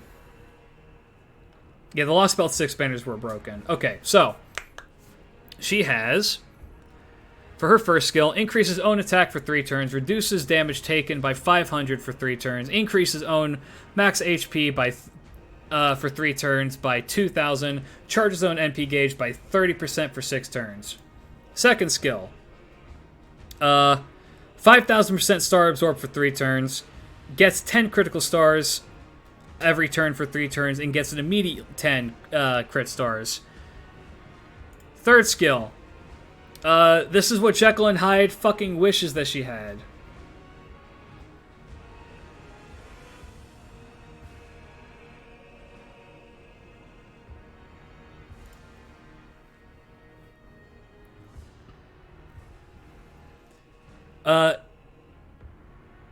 If you use this while she's in her stage 1 and 2, she gets 100% NP battery and switches over to her stage 3, which makes it so that she can do an AoE NP. If she's already there, it just gives her bonus damage, then grants her invincibility for 1 turn. Anti-Lancer. And then her NP is single target initially, because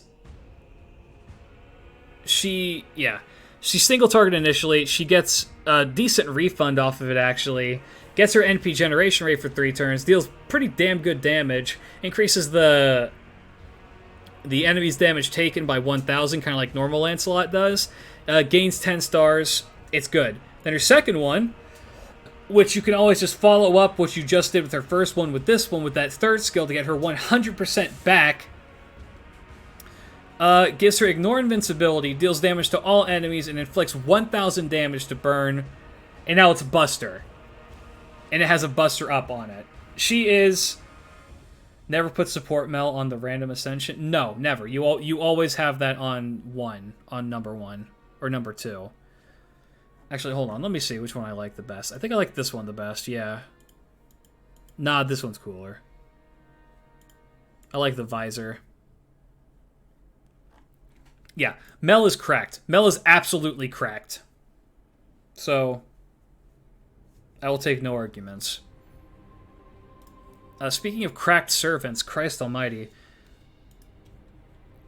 Yeah, the rest of this list is looking pretty A to EX friendly. Koyanskaya of Light. Yeah.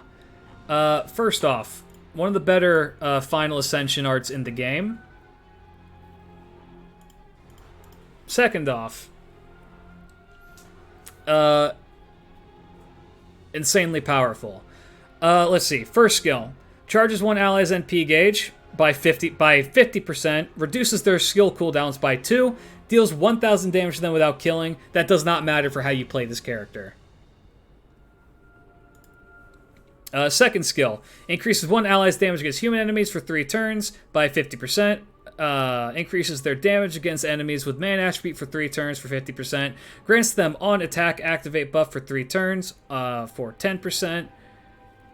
And that is that it charges their NP gauge when hitting them with Buster cards, and then she gets 20 crit stars as well. 6 turn cooldown. Finally, increases one ally's Buster performance for 3 turns. Increases the critical damage of Buster cards for 3 turns. Both for 50%. And then their Star Absorb gets the 5,000% treatment on those Buster crits. The demerit is that when she uses her first skill, it deals 1,000 damage to the party. It's an irrelevant thing because the way how you play Tamamo Vich is played, you get her on the field, you kill everything in 3 turns, and then you're done. I know I was memeing. Yeah, exactly. Sorry. It's been 7 hours. My brain is fried. Let's see. Riding B, Independent Action EX, Independent Manifestation, Shapeshift, and the Goddess Metamorphosis Gun, which is a raw 20% to her NP damage. Anti-archer, which is weird. And then her NP is also pretty okay. It increases own attack by 20% for 1 turn, deals damage to all enemies, and then reduces their NP gauge by 1 tick, and it charges the party's NP gauge by 10%. She contends with Merlin to me. She's better than Merlin in my eyes. Because she is able to make bad servants operate well. She is able to make servants that can't normally operate or function go the extra mile. Albeit for a short amount of time, but she can do that. Yeah, she and Merlin do very different things. But I feel like hers crops up more often than Merlin's does. Oh shit, this is still going on? We're almost done. Yeah, we're in the final row. 13 servants left. Next up, we have Airplanes Boy. Mothman Fake. Yay! Oh! We Digimon, thank you for the follow. Glad to have you here. Merlin's Buster buff has the crit for 1 turn. Vitch's gives her 3. Yeah, 7 hours. We've been... Alright, Oberon operates very similarly to Vitch does. Oh my god. Jesse D'Artagnan with the Prime sub! Thank you so much! Imagine making a card that has no refund loop. Okay. Oberon. I'm going to try and speed this up a little bit more again, because I do want to finish this up, because I'm going to go eat dinner. But, if there's anyone who I should raid, let me know. Let's see. First skill. Curtain of the Mothman. Increases party's NP damage performance for 3 turns. Charges the party's NP gauge by 20%. That's solid skill. 5-turn cooldown. Second skill, Morning Lark. Charge one ally's MP gauge by 50%. 500% chance to grant them delayed debuff. That reduces their MP gauge by 20%. Again, the debuff doesn't really matter. It's all about the timing with the skill. And then the 20% on that as well is cracked. And then his third skill. Let's go. Another Yu-Gi-Oh! Fucking card skill. Increases one ally's bust performance for 1 turn for 50%. Grants them NP damage up boost for 1 turn for 100%. Now, what that means is that NP damage up boost temporarily multiplies the values of the NP damage up when it is unstackable. So, essentially, if you use this with his second skill, or with his first skill, this gets multiplied. It's insane. It's insanely powerful. And then, as the demerit, it puts your ass to sleep and you can't wake up. But it gives you a taunt instead. Yeah, Oberon is insanely powerful, and this is on an 8-turn cooldown. He plays very, very similarly to Tamamo Vitch, in that he's a play fast and then be done kind of servant. His passives are that he increases party's debuff success rate by 10% against enemies except foreigners. Enemies while he's on the field, which is insane. Territory creation E-, item construction A+, writing A. A Midsummer's Night Dream, meaning he is immune to mental debuffs. He is caster. Bonus damage to casters. And then his NP is that he deals damage to all enemies, removes their offensive debuffs, puts them to sleep if they survive, and then also gives them invincibility, and deals extra damage to enemies to the lawful alignment. Now, you would think that giving the invincibility would make it a bad skill, but no, that just guarantees that the stun goes off on them. I value Vitch higher than him, and I value Merlin higher than him. However, he is still a very, very good Buster support, nonetheless. It's the fact that he comes with so many demerits that are bad.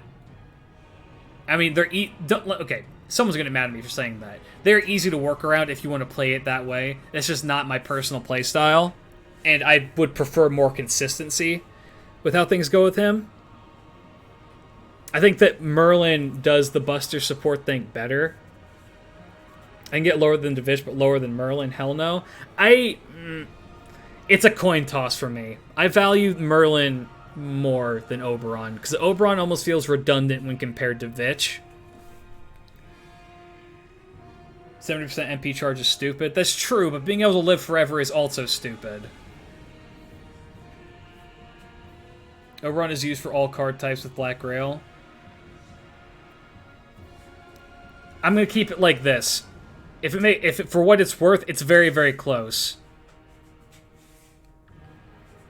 Yeah, Merlin is more malleable, in my opinion. It is very close. These three, in my mind, are very, very close together. But Koyan Sky is definitely in front. These two, it depends on the day. Alright, single mother. What's her name? Okita Alter. Okita Saber Alter.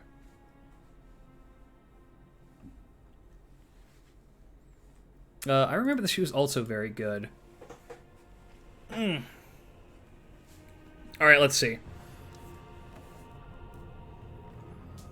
First skill, increases own attack for 3 turns for 30%, and then also her Buster and Quick for 20%, each for 3 turns. It's pretty solid across the board.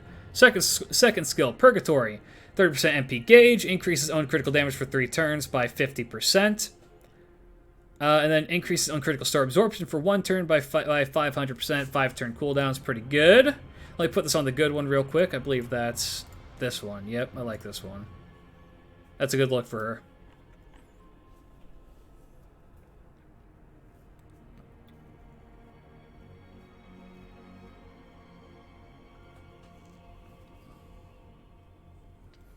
And then she has Sun and Moon, grants self-invincibility for 2 attacks, 3 turns, increases own NP generation rate for 3 turns by 30%. It's pretty good. Magic resist, independent action. Anti-Berserker is insane. Increases quick performance before attacking. Removes all enemies' defensive buffs so you know it's going to hit.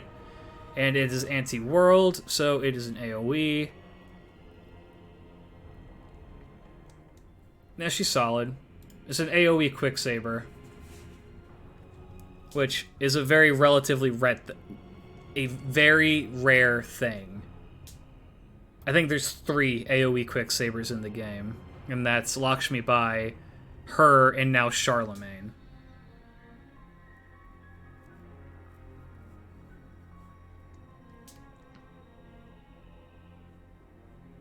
I say she's about here. She's good. She's solid.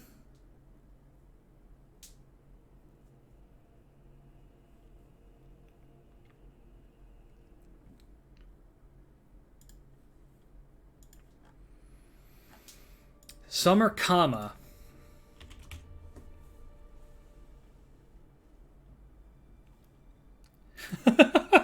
Anti-world doesn't mean AoE. For more information, ask Fujino and Santa Alter.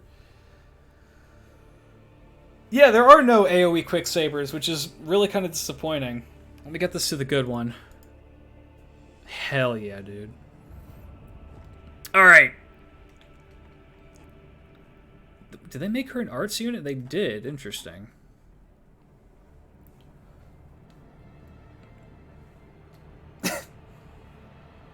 Comma, my beloved, the content clearer. Alright, first skill is...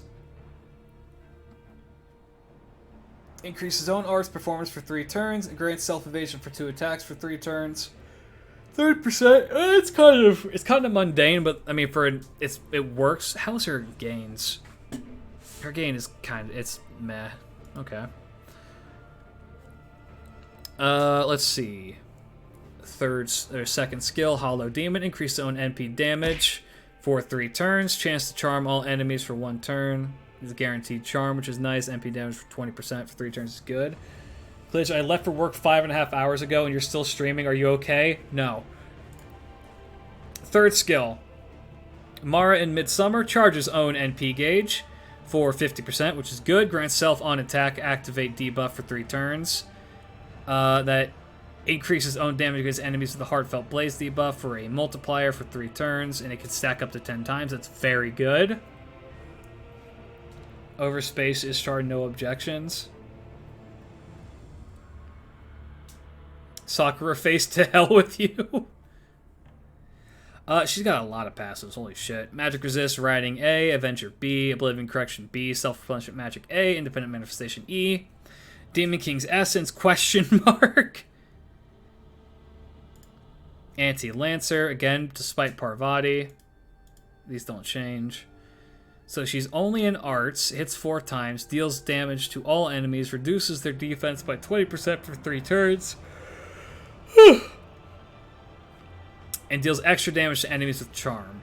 Now, am I missing something as to why she's, like, broken? Or is it just her 3rd skill that makes her insane? I guess it does. I don't know if I'd say top of EX, but I can definitely see her being pretty high. I'd say about here.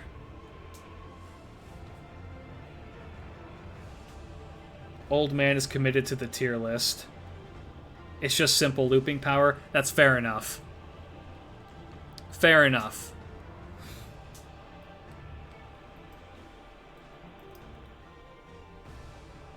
How are you gonna swim without turning Fate back into an ecchi series? That's the joke. It will always be an ecchi series. I'm starting to hallucinate. Let's go. Jacques Desmoulins. Also second highest attack in the game. Fair enough. Fair enough. You know what? She's probably better than Ku Alter. Much that pains me to say. Alright, another Kuroboshi. Mommy. Anyway.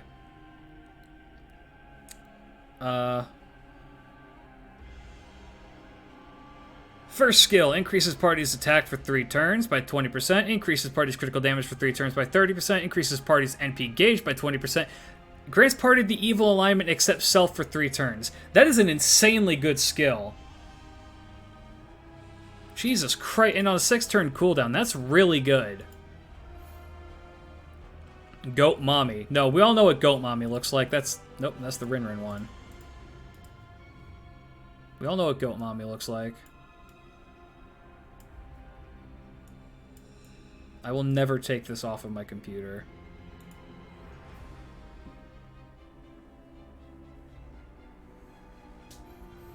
Second skill. Grants self-invincibility for 1 turn, charges own NP gauge by 30%, grants invincibility to evil alignment allies except self for 1 attack for 1 turn. Okay, so that pairs very, very well with her first skill. 6-turn cooldown as well.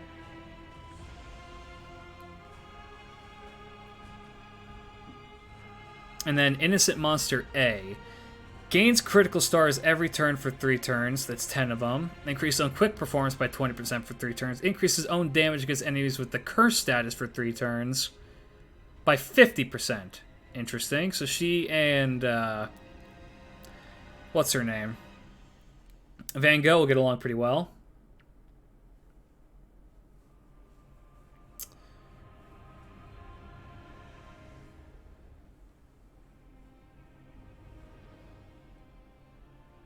Five-turn cooldown, pretty good. Existence outside the domain A, territory creation A, divinity B. Anti-Saber because of her arcade counterpart. And then Friday the 13th is her NP. Deals damage to all enemies. Inflict curse status with 1,000 damage for 5 turns with them. Inflict evil curse statuses for 5 turns to them as well. Increases the curse damage. Oh, yeah, that's what that does. And it's an AoE, quick. Increases own NP damage by 20% for 3 turns. She's okay. I just noticed there's Dark Souls music in the background. She's fine. I'd say she's around here. Wait, how's her attack? Oh, her attack is bad. Oh, no, never mind. Never mind. Her attack is bad. Alright, I think that she seems better than the Lost Child. But, yeah, okay. That's a very low attack stat. Alright, now for Izumo no Okuni, a character who I personally love dearly.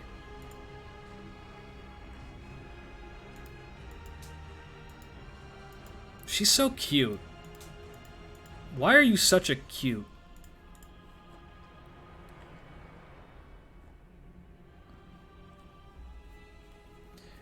She's better than Dante's?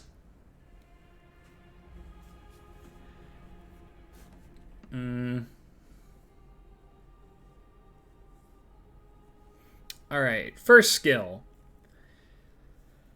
Buster and Quick Up by 30%. Self-evasion for 2 attack for 3 turns. 7-turn cooldown is pretty brutal, though. Puppet Kagura increases own critical star absorption for 1 turn by 1000%, which is pretty impressive for a caster. Reject cutscenes, embrace Robo Samurai. Damage for 1 turn by 100%. That's really good.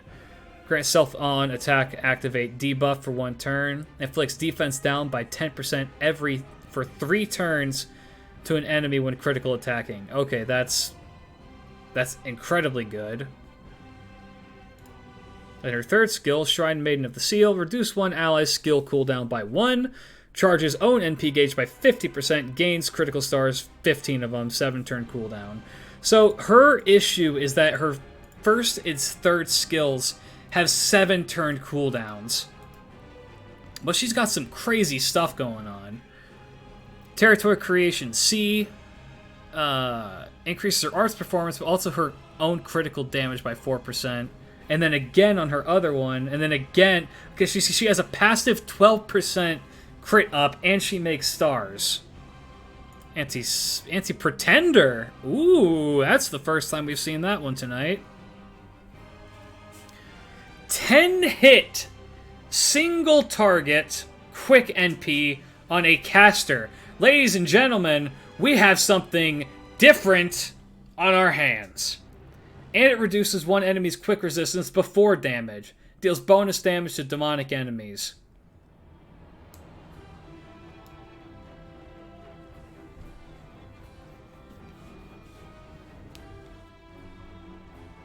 She's the only anti-pretender. I'm putting her in A tier. That's kind of nutty. I don't know if she's like Holmes level. She's better than... I'd say she's about here. It's such a damn shame that she does not get talked about as much. Those are some really good skills.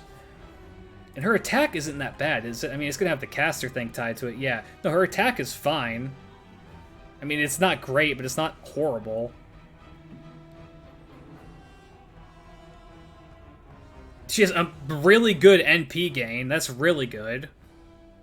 Decent star gen. Chaotic good. That checks out. The weakest single target SSR caster, though, without hitting traits. She's the only single target quick caster. She has 10 hits on it. And she does more with it because she seems like a crit servant more than anything. So, I'm just gonna... Oh, people are popping up. I've been on for so long that my friends have got off work and are now popping into chats. I'm just gonna hide that for now. Yeah, she's kind of nutty. 1, 2, 3, 4, 5, 6, 7, 8. We're almost done. All right, Sakamoto.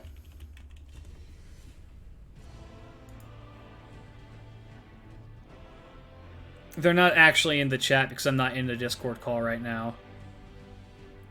They cannot hear you. Alright, let me look at this first. That's some really bad attack for a Lancer. Okay. Bad NP gain too. Okay star gen. Just crits over them due to their mismatched decks. Yes. Yeah, I like her a lot. She seems interesting. I'm very excited for that Gouda Gouda event. Gouda Gouda is probably, like, currently my favorite event series that happens. We're not talking about that right now. Well, we kind of are, because we have Ryoma with us, huh? Okay. First skill.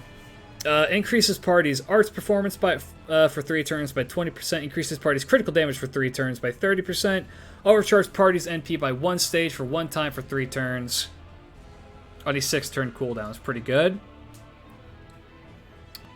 50% NP gauge. Increases own buff removal resistance for 3 turns.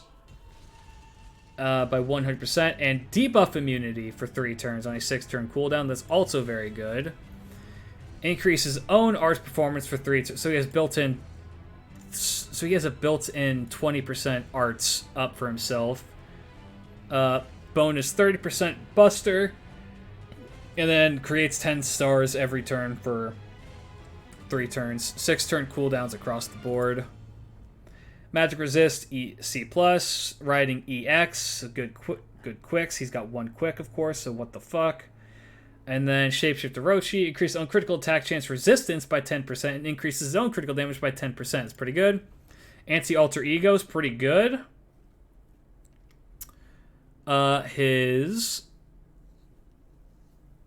Pisu. Melusine has 2k more attack than Ryoma. Yeah, it's... Yeah.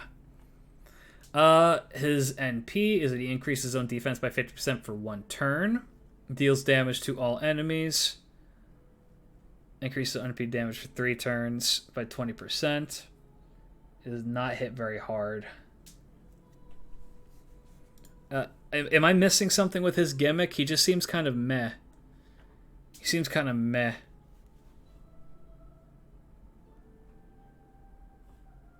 He's like a right here. Attack stat isn't all in a solo situation. Their NPs actually do about the same.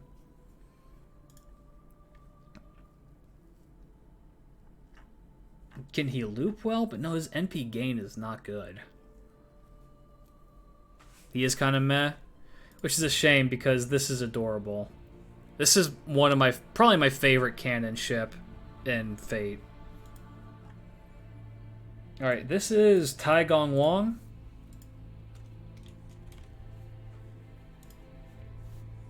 He loops better than Vrishra, worse than Percy and Melt. Gotcha. I like this guy a lot.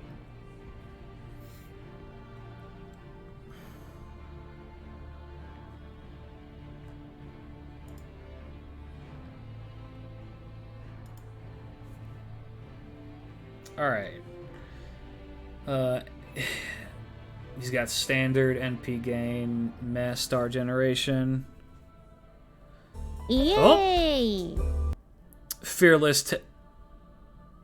Teto, thank you for the follow. Welcome, welcome. Hope that you enjoy your stay. Teto? Tito? One of those. First skill. Increases party's quick performance for 3 turns. Increases party's attack for 3 turns. And party's NP damage for 3 turns. 15% for all of those. 7-turn cooldown. That should not be a 7-turn cooldown skill. Second skill, God's Execution, seals all enemy skills for 1 turn, increases own damage against divine enemies for 3 turns, increases own damage against demonic enemies for 3 turns. So, demonic and divine get fucked by this guy. Interesting. And he's a rider, right? Yes, he is. So he's gonna have, so yeah, he can also crit pretty hard then, probably. And he's got charge zone NP gauge by 30%, and charges party's NP gauge by 20%, 6-turn cooldown. He's got some high cooldowns. Riding A+. Anti-foreigner, that makes sense.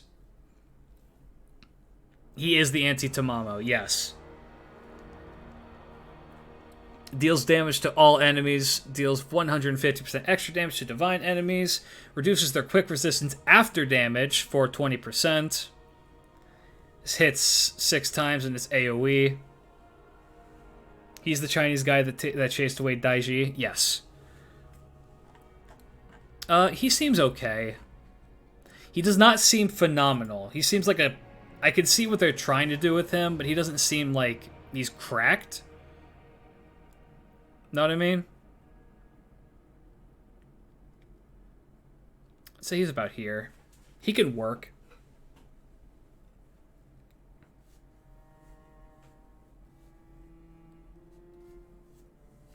Yeah, I use him a decent amount on JP. He's kind of interesting. Yeah, I'd say he's pretty middle of the road. He's not one who I would like go out of my way to use if I had him. If I had other options. Like, I would not say that he's better than Ivan.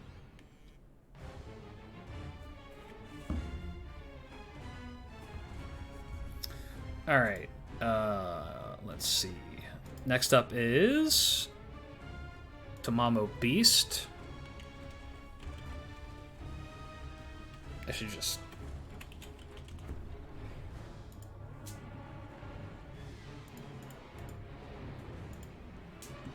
let's do that one. Alright. First skill, Dominator Fox. I want her to do that to me. Increase party's Buster performance for 3 turns for 30%. Charges party's NP gauge by 30% as well. Reduces the critical star absorption of hominid servant allies by 100% for 1 turn. Hominidae, sorry, I'm not Latin.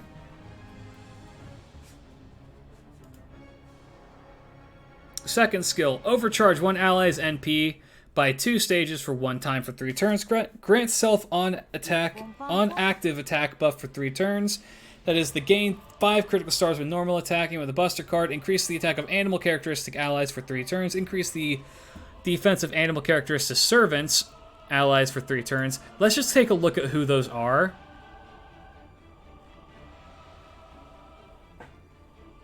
That's not Don Quixote. So there are actually a fair amount. Having costumes that make you appear animalistic does actually make you animalistic. She's the Melusine support. Yeah, I could see that. Good for Atalanta Altar as well. Astolfo Saber counts? Okay. Okay. Okay, she's interesting. 30% on both of those.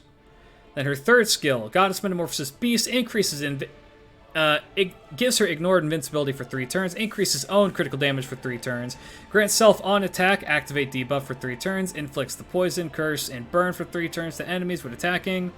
Also inflicts toxic, evil, curse, and spread fire status for 3 turns to all enemies, increases each ailment debuff damage on them.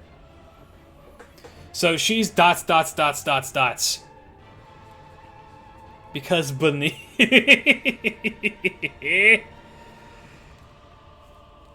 Passives are existence outside of the domain. Gain 2 critical stars every turn. NFF Service EX. Increases own damage against wild beast enemies. Increases own arts performance by 5%. Increases own debuff success rate by 10%. And then Nega Cell for C. 20% chance to inflict buff block for 1 time 3 turns to wild beast enemies when attacking. Anti-Ruler. And then her NP is really, really fun.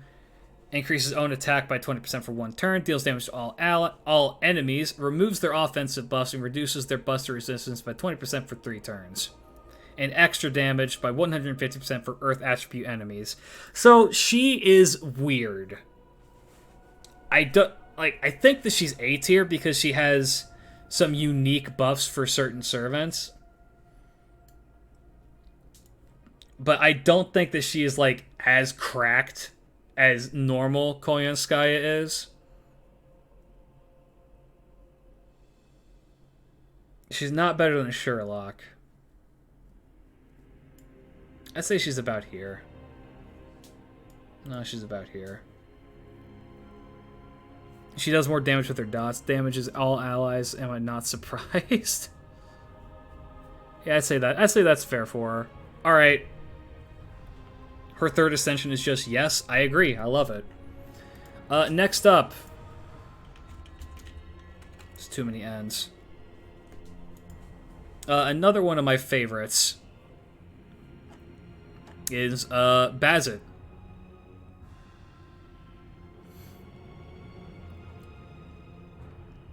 First skill, increases own Buster and Quick performance by 30%, increases own critical damage for 3 turns by 30%, increases own damage against caster enemies for 30% on a 6-turn cooldown.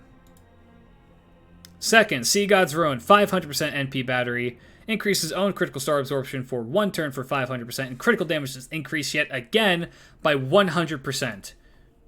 Amazing skill. 6-turn cooldown.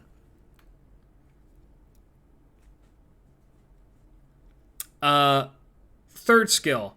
Gives her an evade. It gives her 20 stars and debuff immunity. And on a 5-turn cooldown. She has magic resist, writing, divinity, and then God's Holder Tradition Carrier, which all of that skill does is means that when you get buffed, the buffs don't go away at the end of the turn, they go away at the end of the enemy's turn. That way you could buff her for when she's about to do the thing she's about to do, and she could still use it. Know you, the unit, exactly. And Anti-Avenger, which is a nice little flavor. Yeah, so her NP is that she puts a taunt on herself, and then has a counter. So when she gets hit, or if she's targeted for an ability or an attack, she retaliates and hits with a quick type Noble Phantasm that cannot be removed from her. And it gives them quick resist down, and she gets 10 stars every time that she does it. And it deals insane amounts of damage. And it also, yeah, the overcharge that increases her attack. Baza is an EX tier servant easily.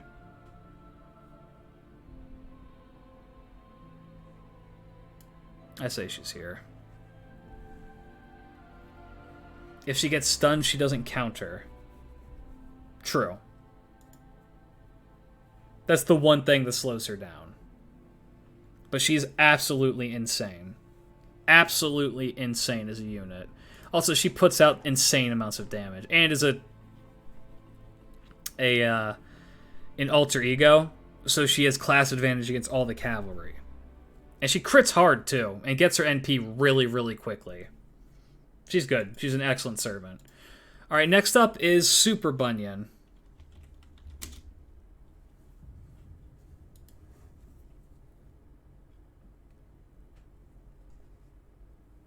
Yeah, that's right. She does have debuff immunity, which does help. This servant is bizarre to me. I'm still trying to figure it out. Bunyan. Alright, her first skill is Executive Order C, which increases her own attack for 3 turns and party's buster performance for 3 turns by 30% and 20% respectively on a 6-turn cooldown. Second skill, Vision Quest, charges own NP gauge by 30% and overcharges party's NP by 1 stage for 1 turn on a 6-turn cooldown. Third skill, Let's Spread Maple Syrup. A, seals all enemies' NPs for 1 turn, reduces the critical attack chance for 3 turns, increases party's critical star absorption of buster cards for 3 turns. That's insanely good. 6-turn cooldown. She has Magic Resist C, Item Construction C, and then Power of Like EX, which is grants self on attack activate buff. Grants, when she attacks people, she gets a like, which enables extra damage for her NP. Grants self on defense activated buff. Grants self a like buff for 3 turns when attacking. Anti-Berserker is amazing.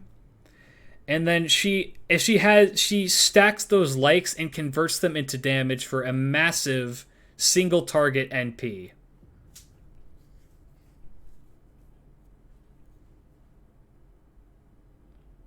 Instead of A, the rank should be eh. Yeah, and it reduces their defense. She hits hard. She's an alter ego, right? Yeah. Buster, Buster, Buster with a Buster NP. She's weird, because she's like an alter ego DPS support thing. Apart from her skill 2, though, it's very eh. Yeah. You know where I think that she belongs? She reminds me a lot of King Protea. And that's not just because they're big. But they both do like their own weird gimmicky thing, which can work and has the potential to work. But yeah. It's interesting. I think that's fine. The twins. The sisters Thrung.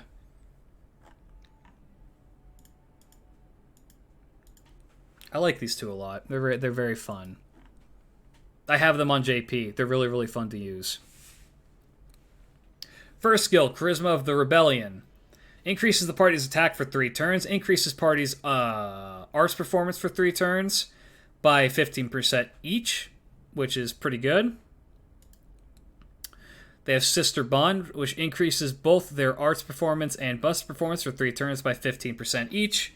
But they also get the added benefit that if they attack with a buster card, their own buster performance by 10% for 1 turn when it's... Sorry. Increases own buster performance by 10% for 1 turn when attacking with an arts card, and then vice versa with the buster card. So, what they do is you can weave together their buster and arts cards to have them hit insanely hard.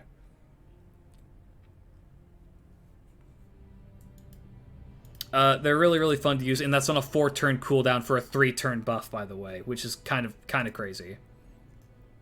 They are kind of a worse Diascori, yes. Their third skill is that they have a 30% NP gauge, increases party's NP generation rate for 3 turns by 20%, and increases party's critical attack chance resistance for 3 turns, which is also really nice. Magic Resist B, Riding B, Divinity C. Anti-Assassin. And then they have an Arts NP, which is single target, recovers the party's HP by 1,000 every turn for 3 turns, and their overcharge effect is that they increase the arts and buster performance of the party for 3 turns by 10%. 9 hits on it, and they get decent refund from it. Their natural NP gain is not great, but they are able to go pretty hard with it. I like them a lot. They're very, very fun to use. They're very unique. I would say they're like a low A tier. I'd say they're about... I think Okita's better than them, but they're better than MHX. I think that's about fair. Alright. 2 more to go! I feel cleaner using them. I feel like the writers have been trying to redeem the Diascori twins since 5.2. Kind of, yeah. Alright, I'll be right back.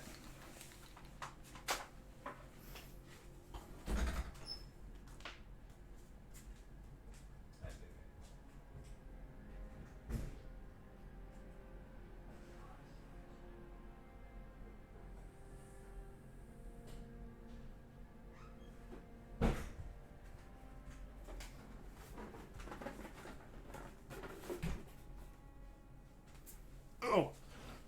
Ouch. Sorry, I ordered a GoPro for my journeys to the other side of the planet.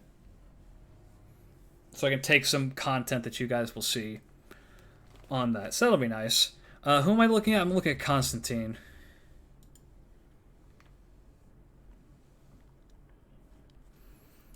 I like this. This is the best one for him, I think.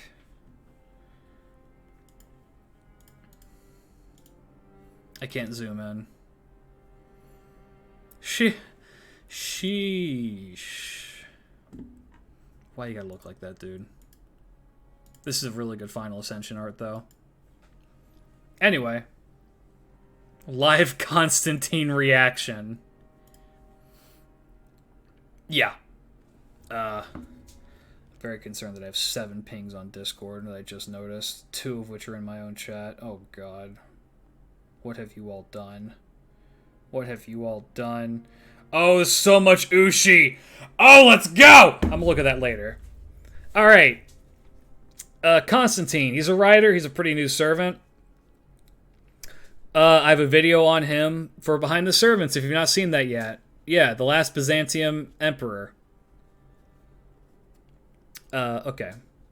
First skill, Prayer of Hagios Sophia. Increases own NP generation rate for 1 turn. 500% chance to draw attention of all enemies to self by 300% for 1 turn. Gains critical stars of 20%. The NP generation rate is for 50%, even though it's only for 1 turn. 6 turn cooldown. That skill is kind of rough, buddy. The Star Bomb is nice, but the 1 turn of generation is rough.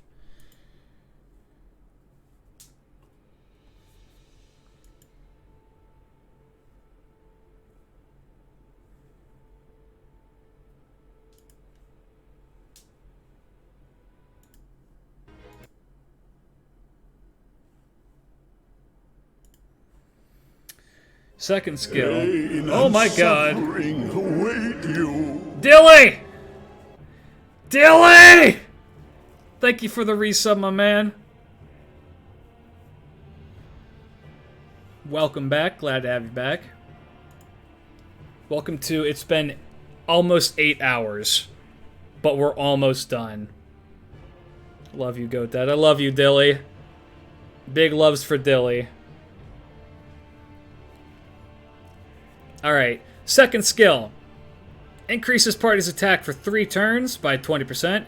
Buster performance for 3 turns for 20%. Increase the critical damage of all Roman allies for 3 turns by 30% on a 6-turn cooldown. It's okay. Cessation privilege. Charge own NP gauge by 30%. Increases own critical damage for 3 turns by 30%. Gains critical stars every turn for 3 turns. That's 10 stars every turn. Grant self on death activated buff for 3 turns when defeated. Charges last ally's NP gauge except self. Increases their critical damage for 3 turns. Charges them for how much? 30%. Increase the critical damage for 3 turns by 30%. And grants them the critical stars regeneration buff for 3 turns. Okay, that's kind of interesting. Where is MHX altar? MHX altar is... low A. She's about right here. She's still pretty high. High? I can't put her higher, man. I know, but I can't.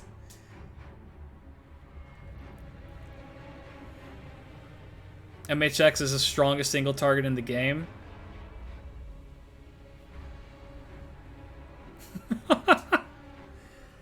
Okay, Constantine's okay, what's he got here? Anti-Archer, interesting. Factual. It's a defensive buster NP. Love those. Increases own buster performance for 3 turns, grants self invincibility for 1 attack 1 turn, reduces the damage taken of Roman allies by 5,000 for 1 turn. And increases the party's defense for 1 turn. Okay, so he's like the hyper defense support. But yeah, basically immortal, except for the fact that, you know, a common theme that we've seen from a lot of 5 stars in the servant category is they don't care about defense. So yeah, I he seems okay. He seems okay. I just don't know when you would bring him is the thing. I'm thinking he's like over. He's down here. I think he's worse than Abby. Kiara slaps his booty. Klidge's mind just unplugged for a second. Yeah. Hey, don't worry about that. I'm fine. Yeah, I'd say he's down here, which is really, really odd for like a brand new servant to be this low. He's gonna need some help. Oh my god! Last one! It's the last one!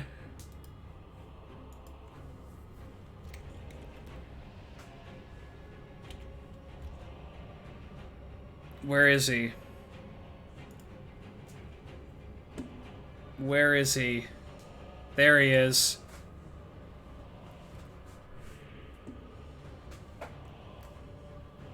The one that we've all been waiting for until tomorrow when, you know, the other one gets out. When the other one gets released.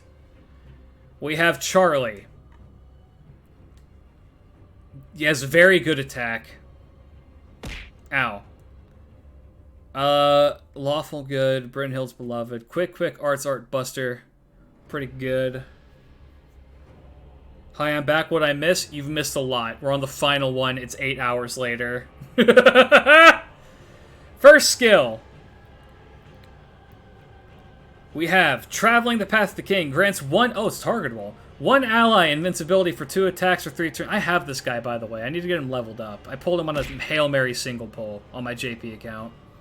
Grants one ally invincibility for 2 attacks for 3 turns. If self doesn't have invincibility, increase own NP generation rate for 5 turns. If self doesn't have invincibility, grants self on defense. Why is it worded like this? Self on defense activate buff for 5 turns, which grants the self heroic, which grants him the self heroic king buff for 5 turns when attacking.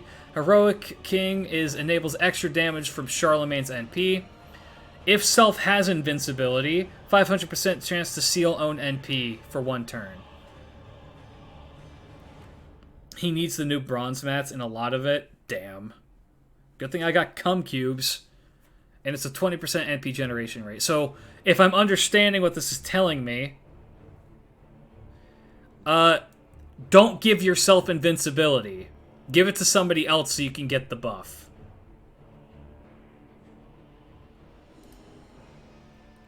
Second skill. The cum cubes are, yes, they are the best addition on JP. I adore them on JP.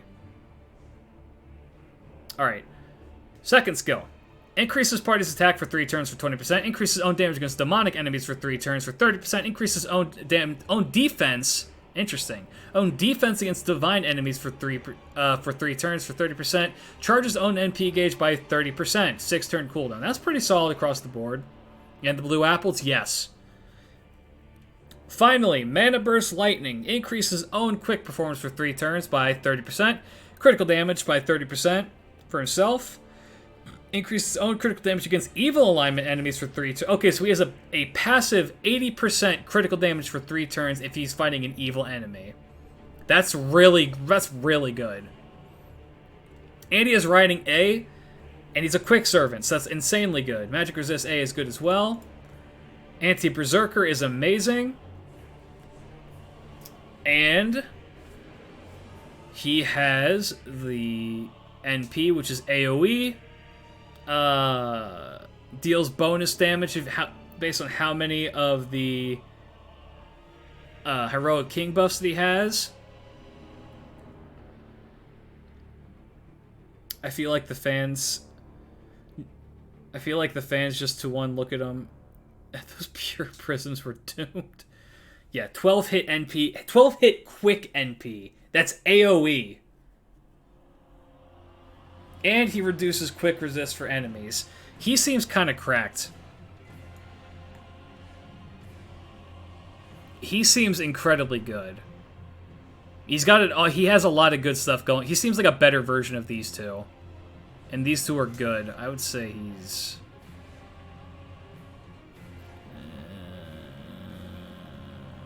probably about here.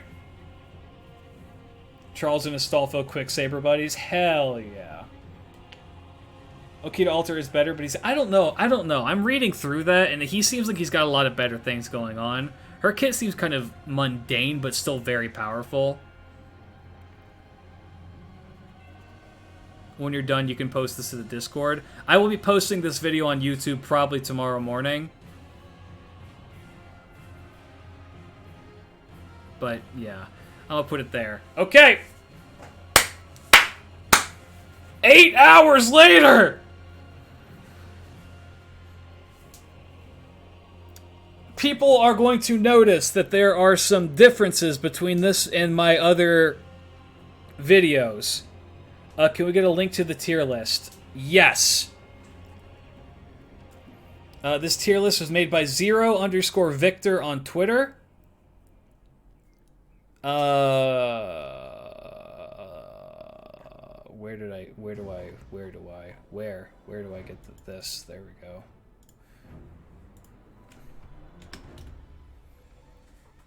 I don't know if this is going to take you to this one or not. Otherwise, I can get it. I can put it in the Discord, which if you're not in the Discord, this is the Discord. So, yeah, some people notice discrepancies between this and my best 5 stars and worst 5 stars, best in class videos.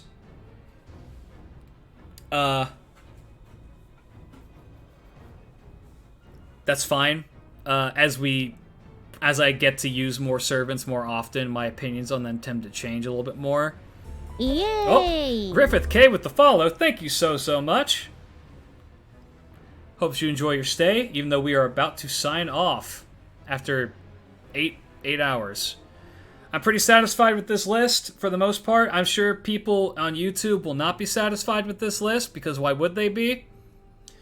Yeah, if you made it to the end, and you're watching this on YouTube, subscribe. I think that I've earned it at this point if you've watched the whole damn thing. Other than that, yeah, I think I'm gonna call it there. Let's get one last nice slow scroll of this list. Castoria, number 1 5-star. BB, number 1 in the A tier. Ivan, number 1 in the B tier. Raiko, number 1 on the C tier. I mean, you'll notice that a lot of the servants ended up in the B tier because honestly, a lot of them aren't that bad. And Arjuna and